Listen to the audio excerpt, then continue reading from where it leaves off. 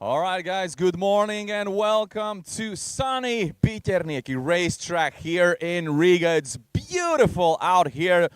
Shout out to all the spectators and everyone behind the monitors watching this live stream from the Baltic Touring Car Championship season finale, the grand finale as we like to call it. And I gotta tell you, it's a completely different day for many, many reasons. First of them being very perfect weather for the racing. Obviously, those who watched the live stream from BaTCC yesterday witnessed the harsh weather conditions, pouring rain, wet and very slippery track. And all of the guys out there in the sprint races yesterday were really fighting for the podiums and for survival. Obviously, we had a lot of action yesterday, a lot of drama as well, and some beautiful victories. But it's a new day, as I said, and it's beautiful. We're gonna be switching from raincoats and umbrellas to t-shirts and shorts. But before we get to that, we should say hello to our drivers and the teams. Obviously, today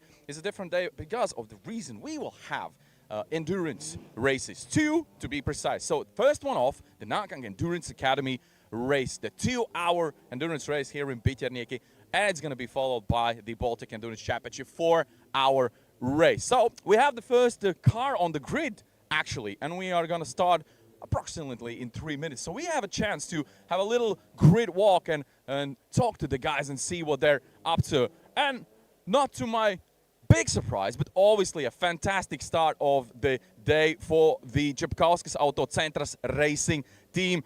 The Lithuanian squad, Titas and Ramūnas, both are ready to rock and roll. Ramūnas is going to be the first one behind the wheel. Good morning, labas rytas, viskas gerai? Labas, yes, viskas gerai, very good. All right, how do you feel before the start? Yeah. It's good? Yes. Okay. Можем по-русски чуть-чуть. Чуть-чуть. Все хорошо. Поедем с Титасом, с сыном. Это гонка такая нам, как тренировка. Будем бороться насчет первого места. Кто в квалификации поставил это хорошее время, чтобы на pole position начинать? Ты. Молодец. Yeah. Ну и теперь, может, для всех литовцев, для всех фанов, которые подключились к прямому эфиру на литовском, тоже поздравить всех и пожелать что-то хорошее. Да, чтобы все доехали до финиша, это самое главное, чтобы была хорошая борьба, чтобы была хорошая скорость, и чтобы в финише всем было приятно. Ačiū, Ramūnas, ačiū. Good luck. So, you heard Ramūnas, obviously he's positive, and both him and Titas are gonna race from the pole position, which is, I would say, a good start of the Nankang Endurance Academy 2-hour race. But obviously it's gonna be a tight battle. Soderus Racing in the BaTCC 4 category are actually side by side. They're gonna start from the P2, which means we're gonna see some racing action in the first few laps for sure. It is an endurance race, which means you gotta play tactics with the tires and obviously not overcook it. But we know how it is. The guys are pretty fast, and all of them want to win, obviously. So while we're waiting for the rest of the field to join us here on the start grid for the Nankang Endurance Academy 2-hour race, I have to say we're gonna be following the action throughout the day. We're gonna be there in the paddocks, obviously talking to the teams during the pit stops and during the drivers change, and we'll see what they say. Obviously, it's definitely good news as we see the tarmac is almost dried out. You can see some little spots of some wet tarmac. That's gonna dry out pretty quickly, as we know from the previous races. And by the way, we're starting the race just as we began the season, so it's a fantastic opportunity to end on a high note here in BaTCC racetrack in Riga, Latvia. So for all the fans and all the racing fans out there in the TV watching us, welcome to the Baltic Touring Car Championship grand finale in Riga. Some beautiful girls here smiling. Good morning to you too. Fantastic to see so many happy people. The cars are slowly arriving. We can see one of the BaTCC 4 category teams, Cupra, Leon Cupra, also joining us here on the start grid. The car number 44, that's Hemi Racing by Stato Menas. And Here we go. Yeah, they're taking their position on the start grid. We're soon getting ready. It's 11 o'clock precisely right now, which means it's barely minutes away from the start. And I will be joining Arturs Virbulis. Shout out to you. Arturs was really working hard yesterday in a commentary box throughout the whole day one and day two, and I'll be joining him so we can both experience the thrill and the action from the endurance races today. As I said, 2-hour Nankang Endurance Academy race now. It's going to be followed by the Baltic Endurance Championship 4-hour race. So lots of racing action today. Make sure you stay tuned and obviously join us wherever you're joining us on social media. It's definitely going to be a fun day, we promise you that. Obviously, the last opportunity for the teams to get some valuable points in the championship overall classifications, which is always really important, so we can see who's going to be on the podium at the prize giving grand prize giving at the end of the season. That's it from us. I think now we're going to be running off the track, and I'll be joining Arturs in the commentary box. And stay tuned. Let's see, after 1 hour of the 2-hour race, we're going to be joining the teams in the paddock, and let's see what the racing action brings us. So, a warm welcome everybody from my side as well. Thank you, Oskars, for the interview and also for the grid walk.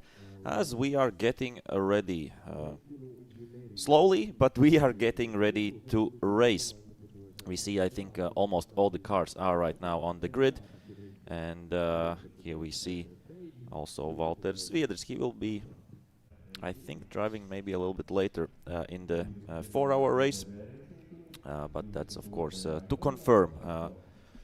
I have the starting list for the 4 hours, and yeah, he will be joining Team Capkauskas a little bit later. The good news, I think, is that we have 24 teams on the grid in, of course, 1, 2, 3, 4, 5, 6, 7 categories. The most competitors we have in 3 to 5 Cup class, 1, 2, 3, 4, 5, 6 drivers. We have 6 teams. We have 5 teams in BaTCC 3. And we have 4 teams in BaTCC 1 as well, so lots of drivers competing there, and I think we will have lots of action to follow, lots of results to follow, and to see who will win at the end of this last round. Who is missing? P4 Lind Racing, so Simo Lind. I don't know why he isn't on his grid spot. Of course, he was competing yesterday in the sprint races, not maybe with the success he's used to. I think, he didn't get to the podium yesterday, but he's still the Baltic champion. So, overall, of course, a good year for him. We can go through the starting grid as well. So, here we see what we are seeing also on the grid. Capkauskas Autocentras racing team will be starting from pole position. The drivers there, of course, we heard from Ramūnas Capkauskas, and he will be driving together with Titas Capkauskas, this beautiful Cupra Leon. Then we have Soderus Racing right beside them, also with the Seat Cupra Leon. So TCR cars, but driving in BaTCC 4 class, so they can be a little bit more powerful, etc., etc. Soderus Racing, we have Darius Zitlinskas, and he'll be joined by Adomas Petrovas, also our good old friend from Lithuania. Then we have number 44 from 3rd place, another Seat Leon. Hemi Racing by Statumenas. There we have Henrikas Statkus and Jurijus Basovas. So 3 Lithuanian teams with Cupras out front in the 2-hour race. So it seems like this is the right formula to compete for the overall wins. Lind Racing, there's only Simo Lind competing, but as I said, we don't see him on the grid. So I don't know. Maybe he wasn't happy with the race yesterday and doesn't want to compete today. But I'm just joking. Maybe he'll start from the box, from the pits. We'll see that a little bit later. Then we have on row 3 EST1 Racing with number 5. no, sorry, number 31, Romet Racing, the winner of yesterday's sprint races in 325 Cup. He did win, of course, both races, and of course he took the top spot of the podium yesterday, so he will be, I think, ready to rock. And then we have right beside them another 325 Cup car, Pavel Beskrovnoy with Mick Martin. Romet Racing, of course, driving with Preet Kadastik together, and they are the leaders in the championship as well in the Nankang Endurance 2 hours 325 Cup class. Then we have from P7, it's Diesel Power, number 30. Who is driving there? BaTCC 3 class. Alvydas Malakauskas and Giedrius Gudaidis with the BMW 320 diesel. And then we have right beside them another 325 Cup car, the team Dream to Drive, number 33. Drivers are Kasparas Kaulius and the team manager Tauras Tunila as well. They are 16 points behind EST1 Racing in the championship standings, so they will try their best to firstly they have to win, and then of course hope that EST1 Racing isn't in second place, so that's the chance to get the championship title in this Nankang Endurance 2-hour race. And then we have from P9 KTK Racing Division another 325 Cup car, Matas Mickevičius and Jānis Hans driving that one, and right beside them we have another 325 Cup car, Jūrmala Papas Racing team, and there's Juris Zalits driving the number 3 car. So that's the top 10, as we are seeing from P16 to P25, so we have a little bit more maybe teams somehow, maybe another team added that I don't see on my screen. Not on my screen, but on my papers. Everybody has to leave, of course, right now the grid as we are getting ready. That was, I think, the 1 minute signal. Going through the other teams, from P11 we have with number 87 RS Racing team competing in BaTCC 3. It's Raigo Sarapu and Peter Kaira as the cars are getting ready for their of course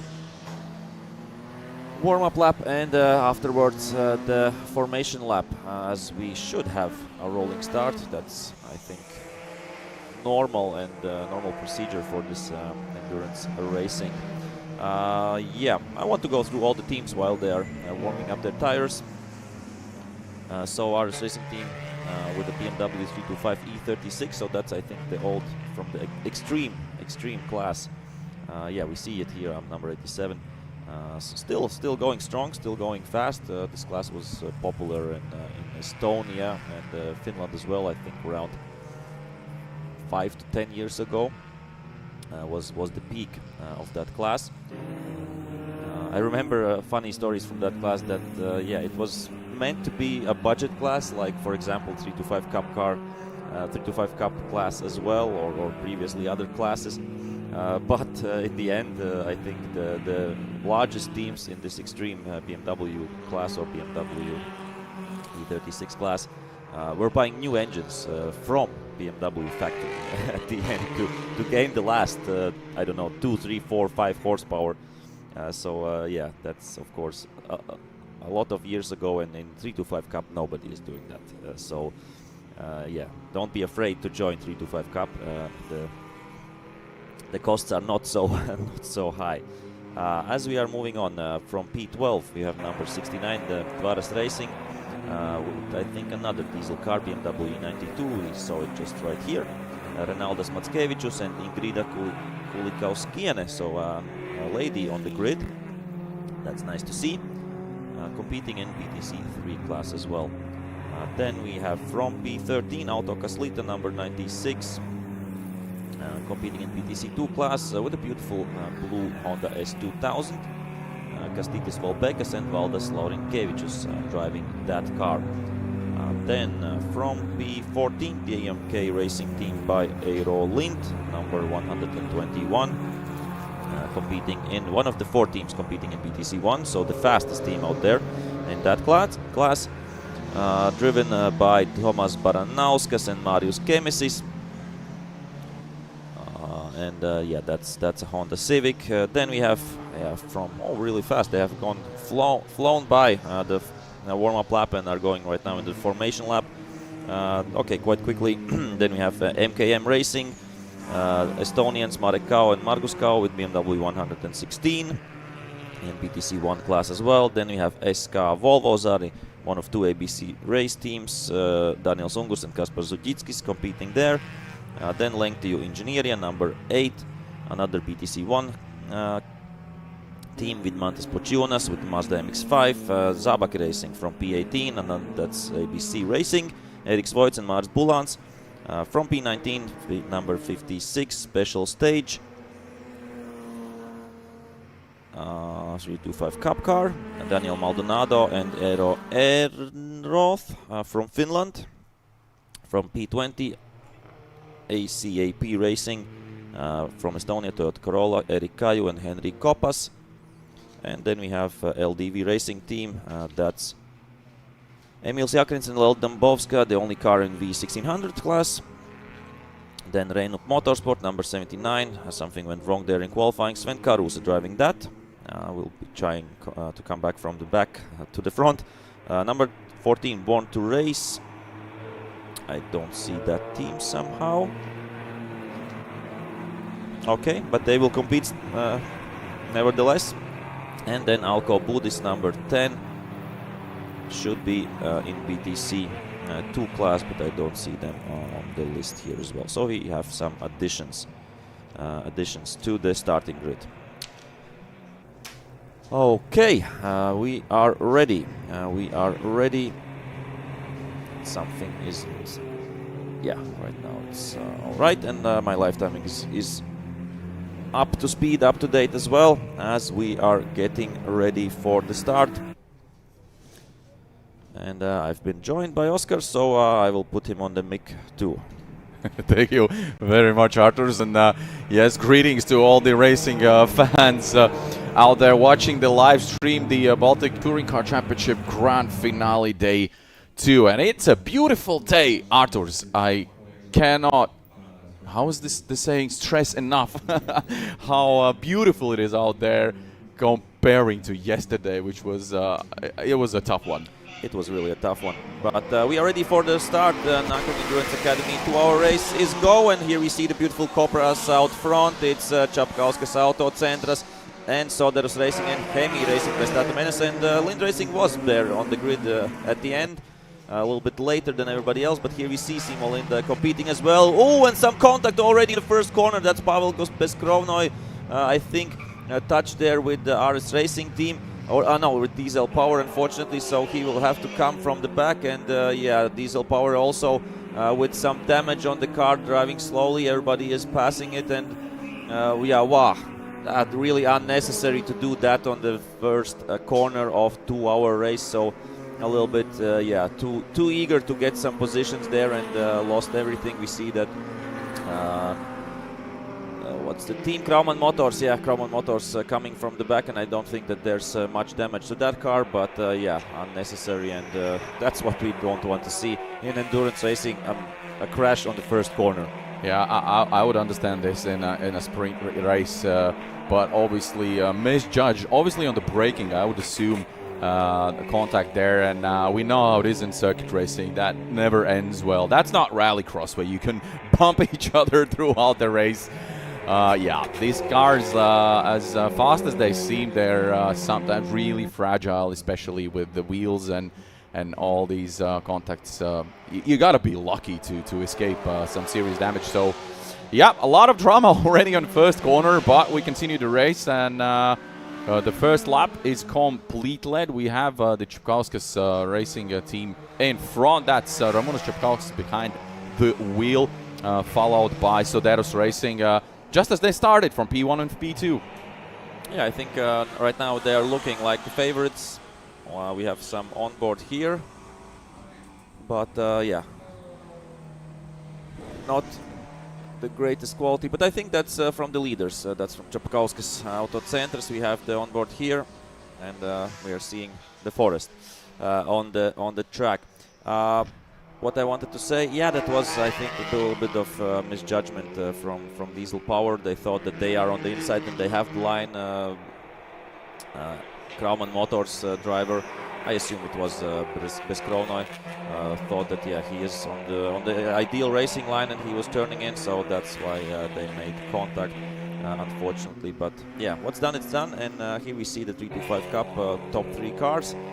That was EST1 Racing, KTK Racing Division with a great start, and Dream to Drive following there. Oh, here we have the footage of the diesel power car coming in. We lost them now. We would love to see them in the paddock right now, just to check what the team is doing. Obviously, they're gonna try to sort it out. And the front left wheel looked a bit out of line, and it was definitely not straight. So it means the team is gonna work hard to put the car back in the racetrack. But fingers crossed they manage. Obviously, the race as it is for them, as at least for a good result, is quite over. But they are how many cars in BTC 3 category? 1, 2, 3, 4, 5 cars in BTC 3 category. One of them being diesel power with Alvydas Malakauskas and Giedrius Gudaidis behind the wheel. Yeah, here we see the team changing the tire. Hopefully it's only the tire, although maybe I'm not an expert, but I definitely think there was much more going on the left side in front than just to change the wheel. We never know. Maybe it was a flat tire. Yeah, I think he broke the rim, and maybe that's why the tire went off. There's some damage on the front bumper as well. But yeah, we saw that Dream to Drive has gone past the KTK Racing Division, so their target, of course, is to win, because that's the fight for the championship title in 325 Cup class. I think in all the other classes it's plus minus sorted, but in 325 Cup class, of course, there's still for the championship. And here we see the fight for the win right now. Capkauskas Autocentras being chased down by Soderus Racing. Soderus Racing as well with the fastest lap right now. And I think, yeah, these two Lithuanian teams won't give each other an inch. So Ramūnas, of course, we know is a good driver, and he will defend. As always, he will be a little bit wider than already wide Cupra on the track. So not easy for Soderus Racing. And I don't know who is behind the wheel. I think maybe it is Adomas Petrovas, knowing his driving skills as well. So these two, yeah, great Lithuanian drivers and fun guys are battling it out right now. Yeah, the fight for the lead is up and running right now. Looks really tense, bumper to bumper. But obviously, if we look at the qualification run, Ramūnas Capkauskas set a pretty fast lap time, and it's really interesting to see that Soderus Racing quali time was more than 4 seconds slower, which is a huge gap. Yeah, I think by the rules, both drivers have to do. So one driver does one quali session, and the other does the other quali session. So maybe, yeah, there's a bit of difference between Soderus Racing drivers, and already we have the first lapping going on. That's really fast, 5 minutes, 6 minutes into the race. Didn't expect that it will be so quick, but yeah, we see the lap times. Let's check out the previous lap. So yeah, they're doing the leaders are doing 1 minute 27, 1 minute 28, and the drivers who were lapped were doing 1 minute 54. So yeah, the difference is almost 30 seconds per lap. And then of course, yeah, in 4 or 5 laps you can already do overtaking. So it will be it will be a busy race for the leaders, and also for the a little bit further down drivers who will have to look and watch in the mirrors when faster cars will be flying by. Exactly. So far, so good. Once again, shout out to all the fans watching, everyone who has just joined us here in Baltic Touring Car Championship Grand Finale in beautiful, sunny BaTCC racetrack in Riga. The track is drying out pretty quickly. The ideal line is basically already dry, so that means cars are going almost at their maximum pace, and the drivers can finally push. As we already mentioned yesterday, all of you that actually witnessed it in the live stream yesterday, that was quite a dramatic day with a lot of action going on the slippery track here in Riga in rainy conditions, and the forecast promised us a good day, and it is fantastic for racing. It definitely, I think we're gonna be enjoying a lot of action. Also in the Baltic Endurance Championship 4-hour race that is gonna start later on in the day. Of course, we will be covering all of the action from paddock as well. Oh, we have the R1C1 in the paddocks.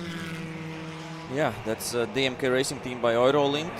They were the fastest BTC1 team in the qualifying, so that's a shame for them, of course. Already within 5 minutes or 7 minutes we have technical issues for them. And I just thought of why the gap in the qualifying was so big between these two leaders. It was rainy yesterday, so I assume that the qualifying yesterday was in rainy conditions as well. And then, of course, if you're not 100% comfortable with the car, then you can't extract all the performance. But right now in the dry, it looks like these two will have a nice fight. And what will be, of course, crucial will be the pit stop in the middle of the race, because there you can lose a lot and, of course, gain a lot if you're really close to the 5-minute mandatory pit stop time. And if you lose even 5 seconds to get that back on the track, it is really difficult. Yeah, but it's beautiful to watch the race for the lead right now. Let's see what the tactics be. I think the most important thing right now is make sure that there is no. Ooh, that is. Yeah, exactly. That was a sketchy moment, of course. And yeah, the most important thing right now is not to basically do any stupid mistakes. You know, these guys sometimes, as calm and steady as they seem, they're still hotheads. They're still racing drivers. So yeah, Ramonas was really calm and focused before the start. He was confident. Also, he mentioned that it's more or less just sort of a practice race for them, if you can say that. I mean, it's still a race, but I think that the most important reason they're doing this is just to get some laps in the seat and before the 4-hour race. Exactly, before the 4-hour race. So that means they're going to be warm and ready, fired up before the Baltic Endurance Championship season final race. Yeah, we will take a look, of course, at the championship standings of the 4-hour race a little bit later. We have had only one 4-hour race in the previous round in Pärnu, and right now this will be the second one, and the titles will be decided today. That's for sure. But yeah, I really love this, that we don't have one car just flying away from everybody else. We have this battle for the win, and right now they will be lapping out. Oh, that's a sketchy one right now. Yep. And yeah, because these cars are not slow that they are lapping these PTC2 cars, for example. That was Autokas Lita, and yeah, there's 10-second difference right now on the lap times, as of course, and sometimes we have a little bit less experienced drivers behind the wheel in these Nankang endurance races, because I think, and we have talked about it, that this is a great way to start your racing career, to get a lot of laps in, to get a lot of experience in, without the sprint race drama all around you. Just get used to the car, but not only on practice time, on practice laps, but also in like a racing atmosphere. Yeah, that's the whole idea behind the Nankang Endurance 2-hour race, the academy race. So obviously it's a chance for experienced drivers to get their laps and prepare for other races, and a good experience for the I wouldn't say for beginners, just the guys and actually ladies as well that are just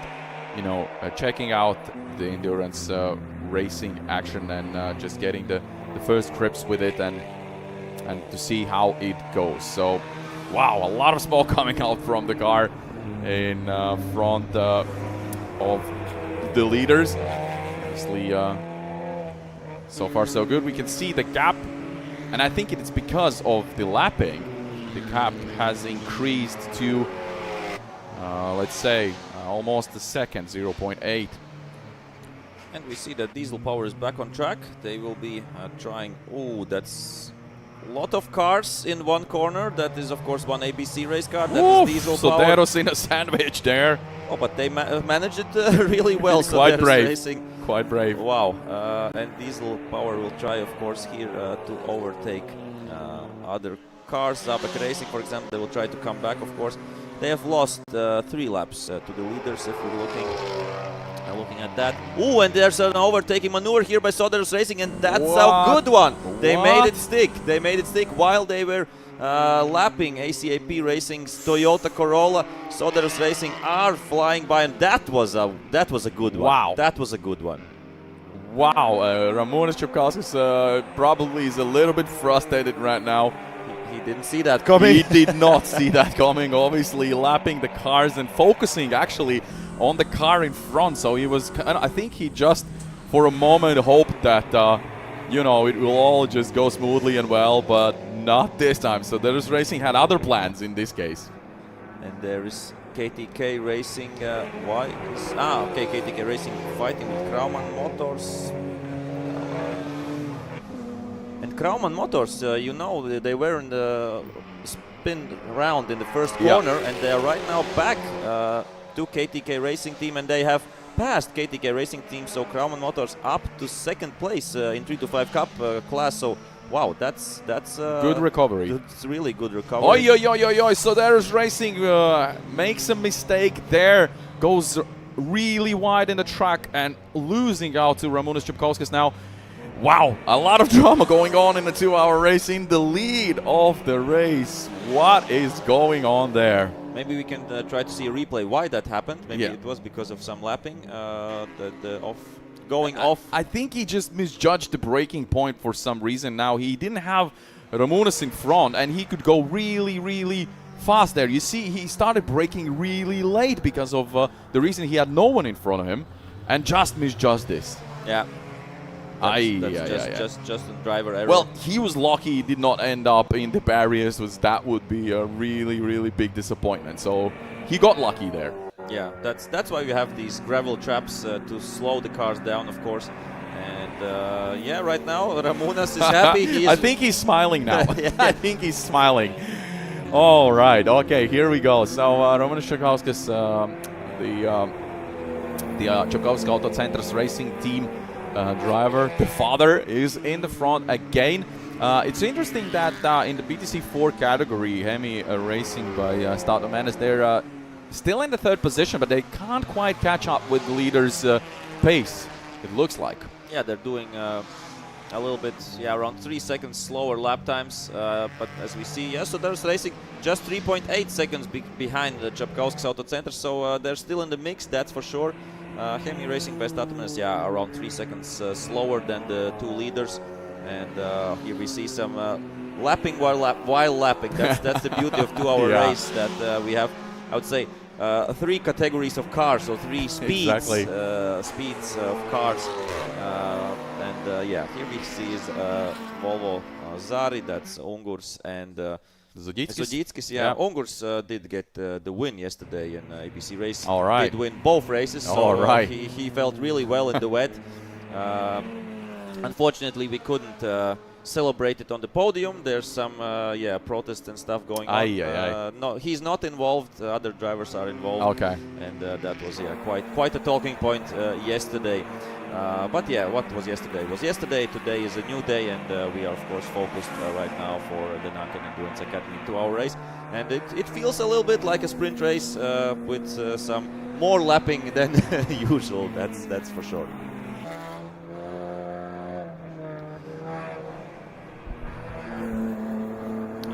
Okay, so what is happening here? 56 going really slow, so special stage motorsport also with some some issues there. Oh, that's, let's try is it Mick Martin or Beskrovnoy? Can we try to see from the visor? It's hard to judge, but it was quite the slide on the exit on the last corner of the BaTCC racing circuit. He saved it, but hard to tell. Okay, when the pit stop changes, you will check that. We'll definitely. We can see the diesel power car is back in the race. Obviously losing a lot of time there, changing the wheel, but they're still racing. That's the good news for the team. And we have the Honda Civic, the MK Racing team by Autolink, also back on track. They have lost out, I think, 1 lap only. But still, that means right now last place for BaTCC 1 class. as we are moving towards the 20-minute mark, and let's try quickly to go through the classes, what's happening there, the results there. So BTC 4 and the overall leaders, we have Capkauskas Autocentras, Soderus Racing and Heavy Racing by Statomenas, so that's the top 3 in overall, and then BTC 4. Simolin doing a stellar job right now with his BTC 2 car in 4th position. Let's check out. He started from P4 actually, Yeah. from the start, so he's keeping his position. But he's faster than theoretically faster cars or faster classes, so Yeah. that's a good job by him. He has only one opponent in BTC 2 class, that's Autocentras, and they are a little bit further down in P12 overall. In BTC 3 class, number 79 Reino Motorsport are out front, followed by RS Racing team and the Soderus Racing. So that's top 3 in that class. BMW 325 Cup. We have EST1 Racing out front, Dream to Drive behind them. 15 seconds between them, so not catching up right now, Dream to Drive. And in 3rd place we have Krauman Motors, who just made their personal best lap, 1:35.2. That's a good lap, actually.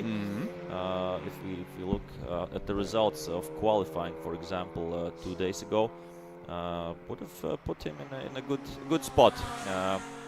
I assume that maybe it is Mick Martin right now behind the wheel. And then what classes do we have left? We have BTC 1 class left here. MKM Racing with the BMW 116 are in 1st position, followed by Lenktyniu Inzinerija, so the Mazda MX-5, and then we have ACAP Racing with the Toyota Corolla in P3.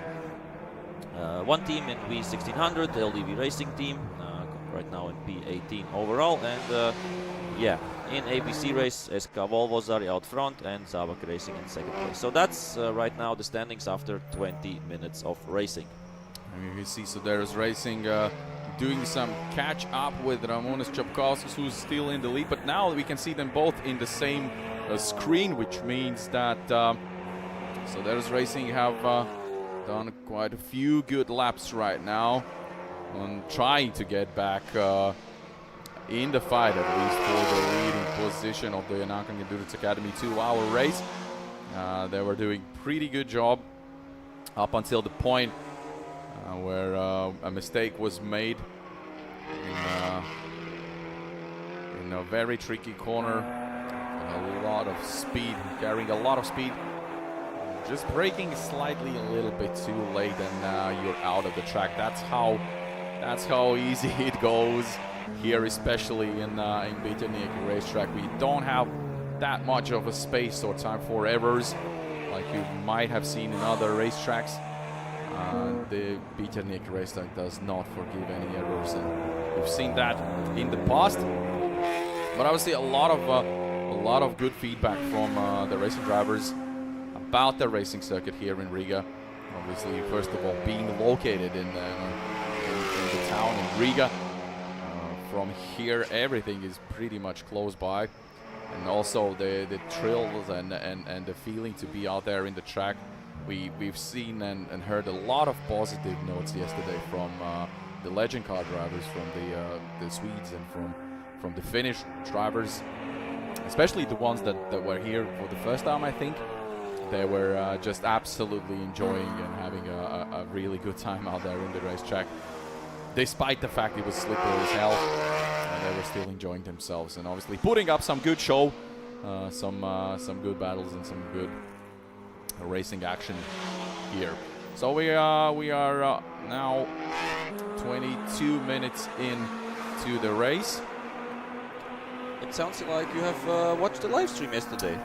You know how it is. You know how it is to racing. You can never have a break from racing. And myself actually being in a racing seat in a racing car yesterday, but in a different category, in a rally. I still had a lot of time because we had such long these service parks that obviously I have all these push notifications turned on for the Baltic Touring Car Championship, and they're just popping up one after another on the screen. So I just couldn't help myself to just join you watching the live stream and with you commentating here. And obviously I did have some idea of what was going on here yesterday. So it's really amazing. Okay, great to hear. Oh, that is a little bit of damage there for number 79. I don't know if it has happened during the race right now or it's a previous race. But if it would have been a previous race, the rear light of a E36 costs nothing. So exactly. So maybe it is some issue. Yeah, but of course, right now we don't have so many E36 anymore in the paddock. So well, they're hanging out like dinosaurs outside. Yeah, slowly but surely. For example, we don't have any E30s anymore. In Baltic Touring that's Car a rare Championship. one. That's a rare one. We had them, lots of them, 10 years ago. Oh yes. But, right. And not so many years ago. I even remember. I think Garis Roškons even was racing an E36, right? I think E30. that's correct. Oh, E30. Sorry, E30. Yeah. So that was not that long ago. But Yeah. I think he was the only one in the racetrack with an E30. Yeah, at that time, yeah. I also owned the E30 race car for 3 months, I think, or 4 months, something like that. Okay. I did one practice and that was that, sold it away. Okay. Yeah. I think, the most popular car, of course, is 325 Cup E90 or E92, but you have still a lot of E46s on the track. In different categories. For example, yesterday in BTC 3 class, all the leaders are driving E46s. Yeah, it was a dramatic race in the BTC race, especially for BTC 3 class. I was calculating the points all the time, and it was switching back and forth and penalties and everything. It was the most exciting BTC 3 race I've ever witnessed and commentated. Okay. So if you want to relive that, just check out yesterday's live stream in BaTCC YouTube account or Facebook. If you're listening to us, you know where to look. So Yeah, for sure. For sure. So check that out. It was really amazing. So the whole day yesterday was action-packed, and it's worth to watch it again. So Soderus Racing is back in the action. They're approximately 2-point-something seconds behind the Capkauskas Autocentras racing team. Driver Ramūnas Capkauskas behind the wheel right now, probably looking in the mirrors and thinking, are we doing this all over again? Yeah, not again. But no, you have to admit that the pace and the speed out there for the Soderus Racing right now is definitely much higher, much better. They're well in the grips with the track right now. So I think for us, at least for us, it's good news. You know, this is just exciting to watch. Yeah, that's for sure, because the gap was 4 seconds something at some point. Now it's 2.8. Okay, in the previous lap it was 2.6, I think. Yeah, so a little bit 2/10 gain there for Capkauskas. But let's see, there's some lapping again going on in the lead. So this means that there's pretty a lot of cars out there to get past, and Yeah, he's it's stuck. double lapping. It's double lapping right now. He's stuck, and I think that was it Lind? Yeah, but Lind Racing is lapping other cars as well. Exactly. So he also has to push. Yeah. And right now, 25 minutes into the race, Capkauskas Autocentras is lapping Lind Racing, the 4th place car. So of course the speed difference is there, but. Yeah, I think the Nankang Endurance Academy 2-hour race is a really nice format. I've been thinking about it myself. Just have to put together a little bit of a budget to race here. But as we have speak about it, that you can divide the cost to 2 drivers, and then of course it's not so huge anymore. And what we talked also a little bit earlier that it's not only good for first steps in endurance racing, but it's also a good way to prepare you for sprint race. We have a lot of examples who started this Nankang Endurance Academy race. For example, Leo Messenger did start in the Nankang Endurance Academy race 2 years ago in 2021, and this year he's a champion in the BMW 325 Cup. Yeah. Yeah, and I mean, and I think the best starter pack would be obviously some reliable car with low cost, which is basically ABC racing car, right? That would be a good option for someone at least who hasn't had like that much experience in the racing circuit. So you don't have these high speeds, and you just have to really like focus on the line and focus on the driving. And as you said, if you split the cost between two drivers, it's also not that much of a cost. But meanwhile, Soderus Racing is closing in now already less than 2 seconds behind Capkauskas. So let's see what happens. I've also been thinking about circuit racing, and I gotta tell you, there is something about having that many cars around you, that just triggers me. I don't know why. I've also always thought about rallycross, and that's even crazier. But I think that the thing that is stopping me is the idea that I actually have to deal with all these guys out there. I don't know why. Maybe I should try once, and then for real. I think, Oscars, we should try just next year, maybe one round. I don't know who will speak instead of us, but we'll just switch, you know? Yeah, switch, of course. We'll just switch. Yeah. So yeah, this is why I love rallying. It's just you out there with your car and your co-driver and doing what you can, you know. And it's really rarely that in rally someone actually is in front or behind you. If it is the case, then something is terribly wrong. Yeah, but from the opposite side, me as a not rally driver, as a circuit racing driver, I was thinking, yeah, but you have trees right beside you, 2 meters, yes. so that's stupid. So I don't, yeah, it's not making sense to me to fly with 200 kilometers with trees right beside you. So everybody has a different point of view. It's his own thing, of course, and obviously, if you would ask me, I don't see the trees. I just don't pay attention to them. Okay. I go sideways with my BMW in the middle of the forest. And I'm happy about it. I'm just enjoying it. Okay. I love to have 10 or 15 cars around me. So okay, that's a deal. We understand each other. This is good.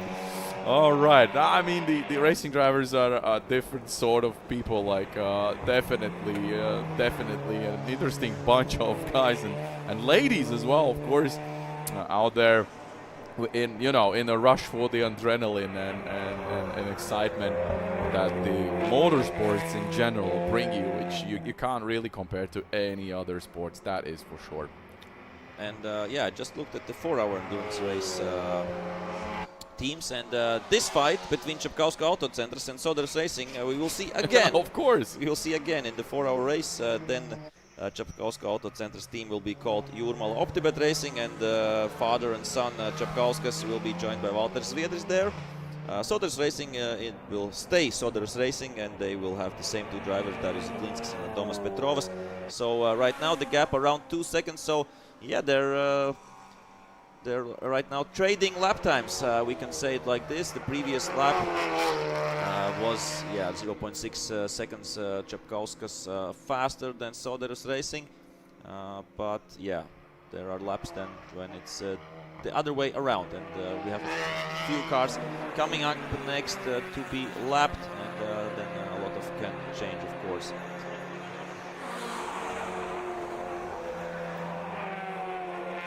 So we are 30 minutes in. I will check when the pit window will open. I think we should have a precise time for that.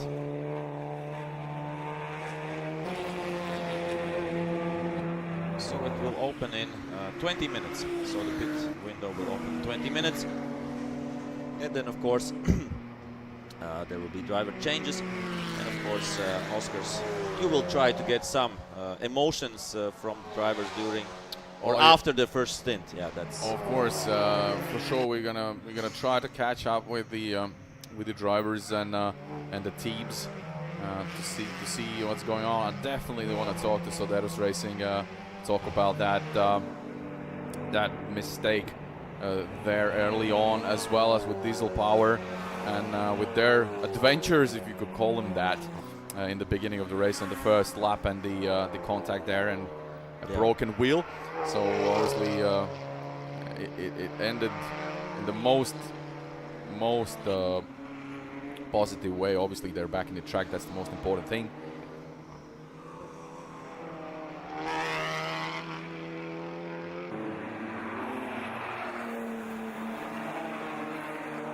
So we have 22 teams right now on the live timing. That means that we are missing some teams, and try to check which teams we are missing. I think, yeah, the number 10 Alko Budis is not on the grid, and 14 North, I think it's also not there because yeah, we haven't seen that car.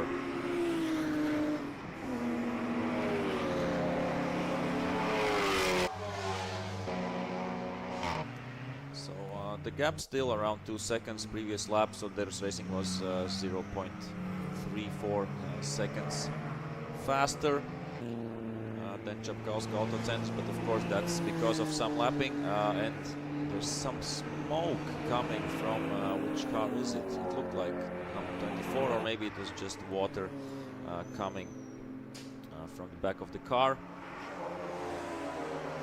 Was it number 56? I think number 56 that was. Not with the best lap times right now. Should be, yeah, if we're looking at the best 3 to 5 company lap times, should be a few seconds faster.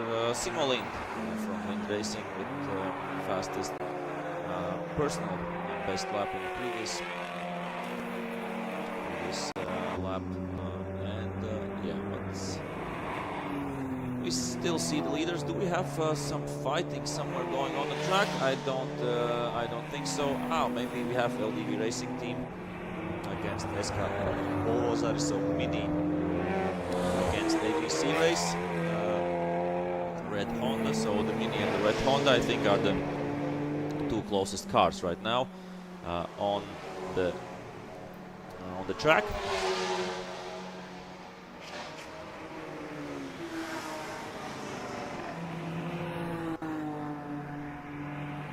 As we are still having a great battle and great overtakings and lappings and everything. Yeah, it's quite stressful on the track. 3.6 kilometers here, BaTCC circuit. And here we see this battle, not in the same class, but still, and we have, I don't know what's that's, a lot of GoPros on the car of, Yeah, of BaTCC Racing. It looks really interesting. Is that allowed? I am definitely not sure about how legal is all the equipment that is on the car. They have 1, 2, 3, 4 or 5 cameras, and It's unbelievable. I don't know what they're streaming there, but it looks really serious. The guys have put a lot of effort in that. So it would be actually interesting to talk to the guys and ask them what is going on there in that. What is that? Yeah. On that Honda Civic. Let's see. Right now, yeah, lost out a little bit because had to let faster cars pass BaTCC Racing and Mini, the LDV Racing team, but have also to let by some cars, so maybe it's a chance there to catch up a little bit. And BaTCC Racing, yeah, with a little bit slower lap times than compared to their opponents, so I don't know if something is wrong with the car or just going a bit more steady there. Of course, we have to appreciate every car and every competitor that competes, so that's why we are showing these cars here as well, as they have the closest fight. And we will get back to faster cars, of course, a little bit later, but right now this is an interesting battle. Of course, LDV Racing team with a V1600 car, it is theoretically a little bit of a faster car, and we have Soderus Racing coming in, and already, but it's before the mandatory pit stop I time. think the paddock, the pit lane is not open at this point. It must. Oh, and we have the trees just in front of the. And that's Hemi Racing by Stato Menes. Okay, sorry, sorry. all right, Yeah, so they both white Cupras, so yeah, that's Hemi Racing by Stato Menes. I'm pretty much sure the pit lane is not open for. Soderus Racing with a really bad lap time, 2 minutes 11 seconds previously. They have lost 40 seconds to Capkauskas Autocentras. Were they in the pits as well, or what? I don't think so. Or maybe they went off somewhere again. So something, or maybe it's a glitch. No, it's not a glitch in timing. I'm looking at the start-finish line and I don't see them. So something has gone wrong there for Soderus Racing. Let's check out. Maybe they are in the pits. I don't know. Let's check out if they will be flying by on the start-finish line.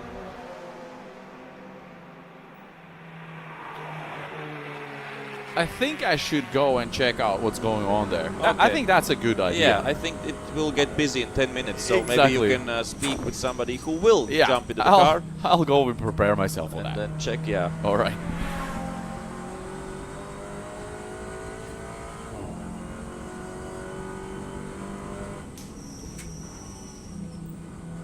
So there is some talks that the tire went off for Soderus Racing, and that they, some rubber coming off from the tire, and they haven't crossed the start-finish line yet. So issues for both teams, I think, Soderus Racing and Chemi Racing. Right now, that was Chemi Racing on the track, and I think they are going well. That it was Soderus Racing who came into the pits, it seems. So unfortunately, they were maybe a little bit of overshooting, over pushing with the car, and that's why the tire said, "Okay, I'm leaving the chat. Bye bye." And yeah, it was such a great fight. Only 2 seconds between them, between Capkauskas Autocentras and Soderus Racing. But right now, it's I wouldn't say game over, but it's not the fight for the win that we wanted to see and that we saw for a long time in this Nankang Endurance 2-hour race. As we are looking at the onboard of Capkauskas Autocentras, lapping some cars. That is Soderus Racing, who are right now, let's check out, in P11 overall, and I think 1, 2, 3, third in BaTCC 3 class.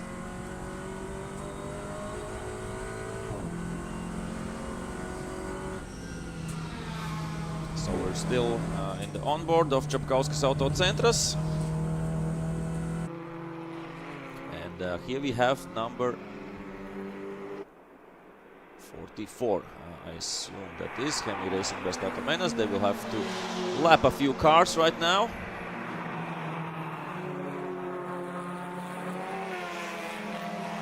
Oh no, it's 1-1-1. It's Soderus Racing back on track, and they have a little bit damage. So it was probably some issue with the wheel, something flying off there. Yeah, so when the rubber disintegrated from the tire, then it took out a little bit of the front left wing and bumper as well, or maybe there was some touch and brush or something. Lots of happening, and still, they are maintaining third position.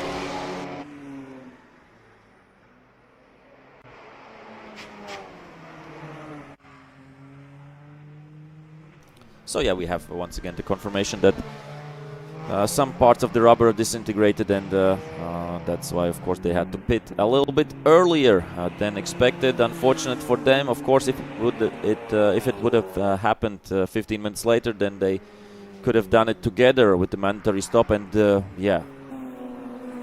don't lose any time. Unfortunate, but that's endurance racing, and that can happen on the track.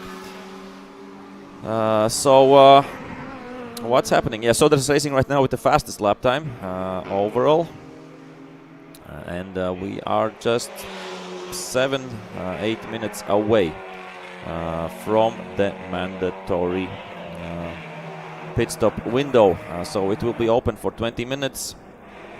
You can drive in at 12:02, or you can drive in at 12:21. That's your choice, which driver will be going longer or if you split it equally. And, yeah, I don't know if I told that before, but I did 1 week ago a smaller endurance race, 100-minute endurance race, together with Raivis Meilans, the champion, the new Baltic champion of V1600 class. We did it together with his Ford Fiesta, and yeah, that's why I'm saying I love endurance racing, the team spirit, and that's why. Let's cross the fingers for next year, as I would love to be back on track a little bit more and a little bit, yeah, more consistently, and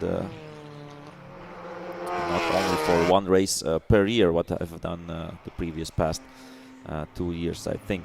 But yeah, that's enough about me. Let's see what happens on the track. Here we have two diesel cars, I think, chasing each other. Number 30 Diesel Power and the Dvaras Racing, but I think they are 1 lap apart, and Dvaras Racing are catching Diesel Power to lap them. So Diesel Power at 1 minute 30, or maybe not. I think Diesel Power have lapped themselves back, and are right now, yeah, 1 lap or less than 1 lap behind Dvaras Racing. Both, of course, competing in BaTCC 3 class, and yeah, still a long way to go. If we compare the lap times, Dvaras Racing doing 3-4 seconds slower lap times than Diesel Power. So within the next 1 minute and 1 hour and 15 minutes, it is possible, of course, to catch them. So that's not game over. And here we see Soderus Racing lapping Dvaras Racing, as they will have to come back or together with everybody else in the pits. Right now they are 30 seconds behind Hemi Racing by Stato Menas, but looking at the lap times, they are around 5 seconds faster per lap, so they should catch them up within the next 6-7 laps and get back to second position. But the gap to Capkauskas Autocentras, of course, is much bigger right now, so we will see if there is a chance to fight for the win. I don't think so. But as we have talked, everything can happen in racing, in circuit racing, especially in endurance racing.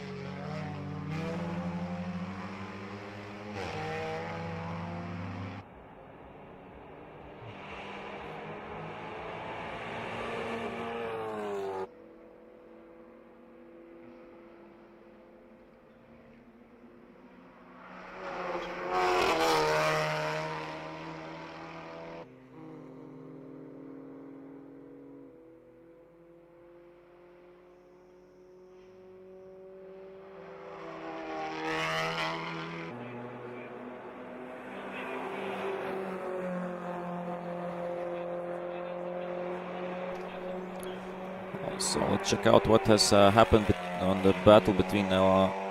Okay, there's no battle anymore between LDV Racing Team and SK Volvozar. And here we see the leaders, Capkauskas Autocentras, are going to lap second placed Hemi Racing by Stato Menas. So right now, up until this moment, dominant display there by Capkauskas Autocentras. But yeah, they're letting them by.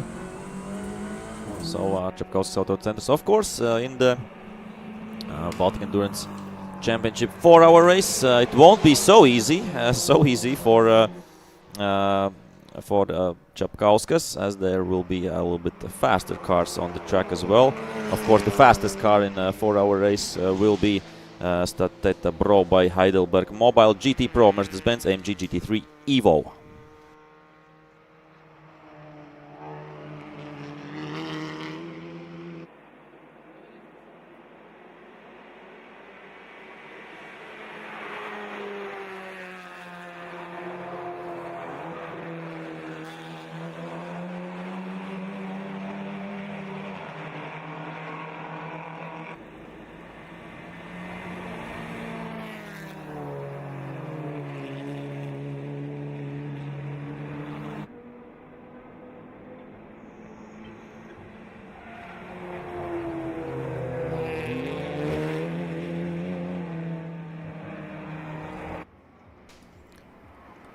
And yeah, so here we see both leaders right behind each other, but 1 lap apart if you're looking at the live timing.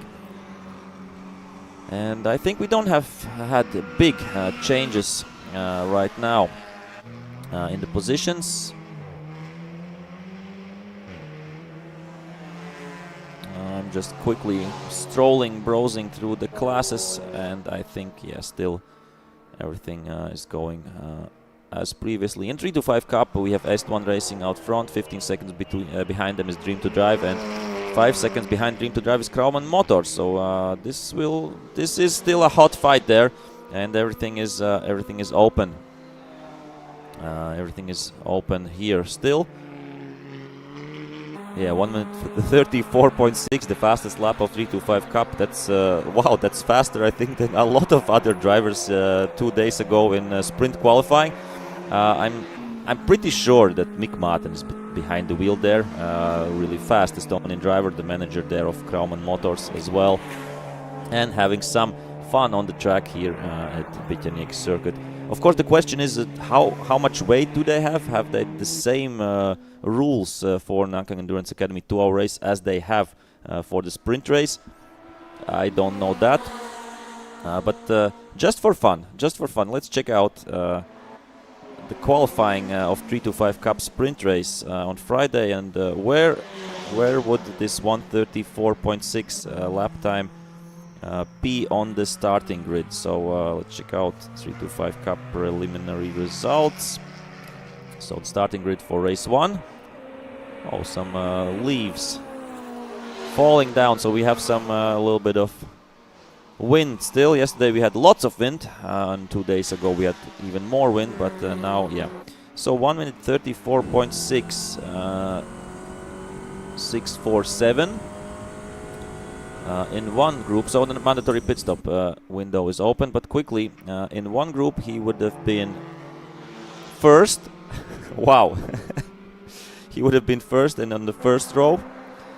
In the other group with this lap time he would have been in the third row or at P5. So yeah, such is the time, such great is the time here by Kraumann Motors, and maybe that's a thing we can ask later Kraumann Motors, who was here there behind the wheel.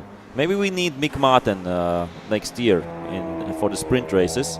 So if Mick is watching and hearing me, and maybe after the race watching the replay, we would love to see you in sprint racing, back in sprint racing. As the pit window is open, so we will see the first action in the pits, and yeah, in just a few moments I will hand over to Oskars, who will do a pit walk and try to catch up with what's happening there and get some emotions, and we will have there, of course, the camera with him, and yeah, we have lots of action on the track, and I think we are ready. Yeah, not yet, just a few minutes away, and then we will have, yeah, nobody is rushing anything, nobody is coming still into the pits, so that's why we are still having a lot of action on the track and not so much action off the track. Of course, the mandatory pit stop window is open for 20 minutes, and they have to be in the pits there for I'm saying 5 minutes, but I have to check out maybe quickly on the regulations, if I'm not mistaking that.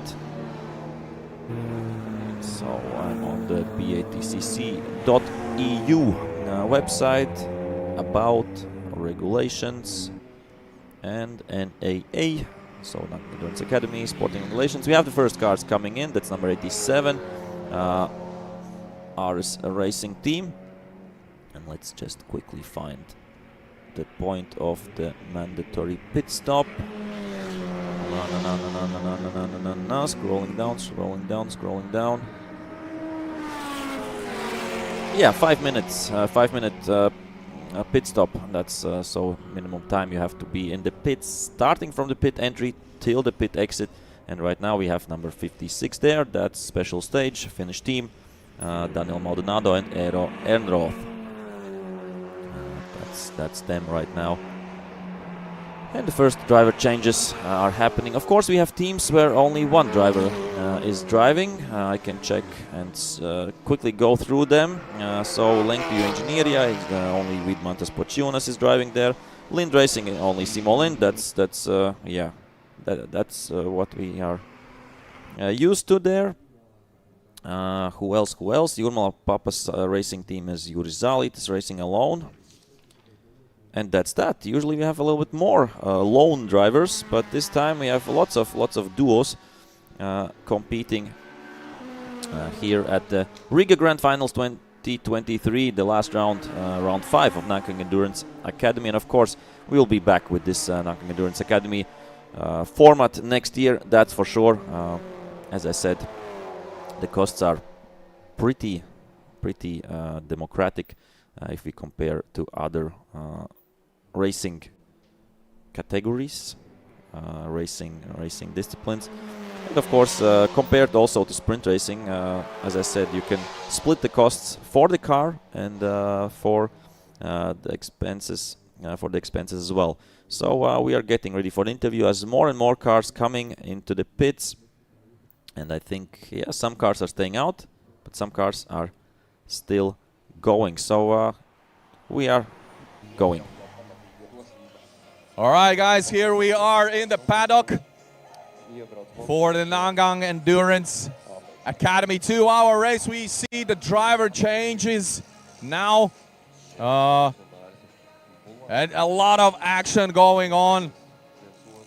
That is the EST1 Racing BMW in your screens right now.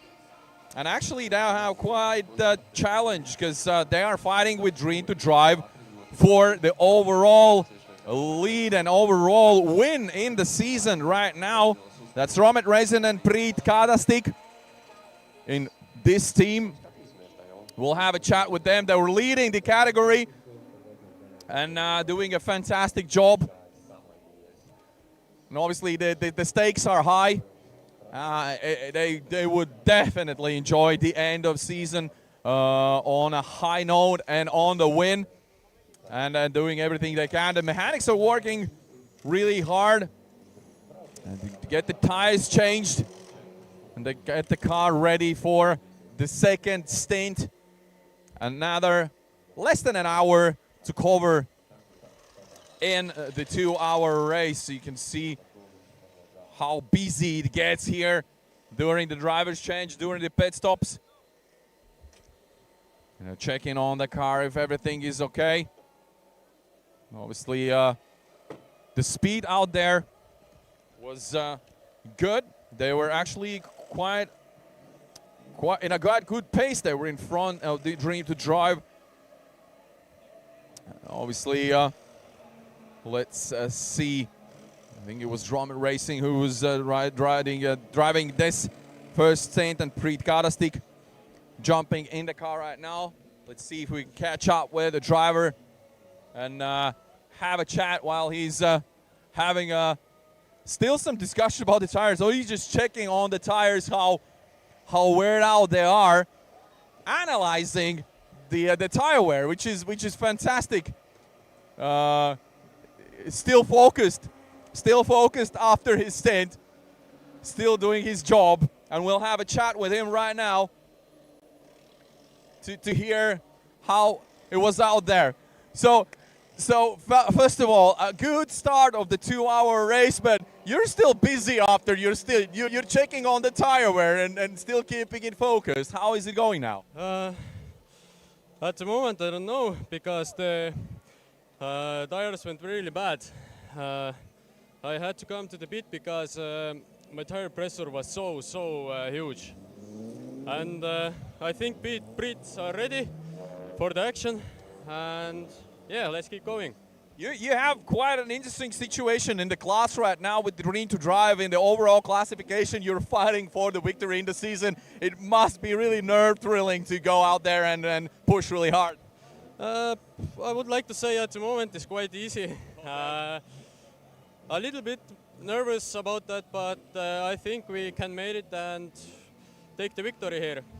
Okay, you're doing a fantastic job right now. Now Brady's going out there in seconds. The car is feeling good, everything apart from the tires? Yeah, I think so. The car was good, power is really good, and handling and everything works, so it's perfect. And I think the weather comes in hand as well today compared to yesterday when it was pouring rain and wet track. It's beautiful out there right now. Yeah, it's beautiful. The track is, in the morning it was a little bit slippery, but at the moment it's really good, and track temperature is going up higher. I would like to say I like rain more. So Really? You like slippery conditions more? yeah, slippery conditions is for me, I think. All right, what's the reason for that? Because I can find every time really good car setup, and I like it because you need to be brave on the rain, because you need more handling with car and everything. So yeah, I like it so much. So basically, you have to be hell of a driver to actually go flat out in the rain, obviously. Yeah, of course. All right, keep pushing, guys. See you after the race. Obviously, good luck to you. Good job, guys, everyone. Perfect.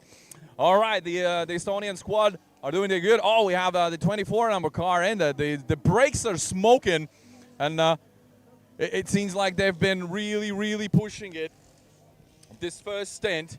You can see how much smoke is coming out from that brake system right there.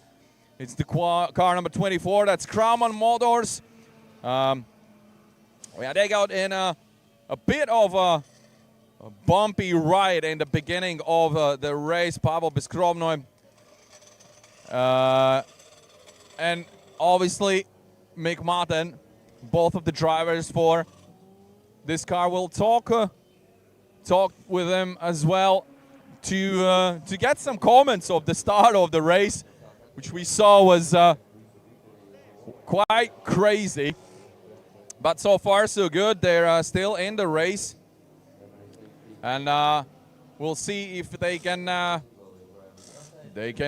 make a good second stint. Like more and more cars coming in the paddock. We have Hemi Racing as well, the BaTCC 4 category. And actually, Hemi Racing jumped a position. They took over the second place from Soderus Racing, obviously due to a pit stop we saw earlier, and that was a position change right there. We'll talk to them, we'll catch up with them as well to see what was going on there, and to have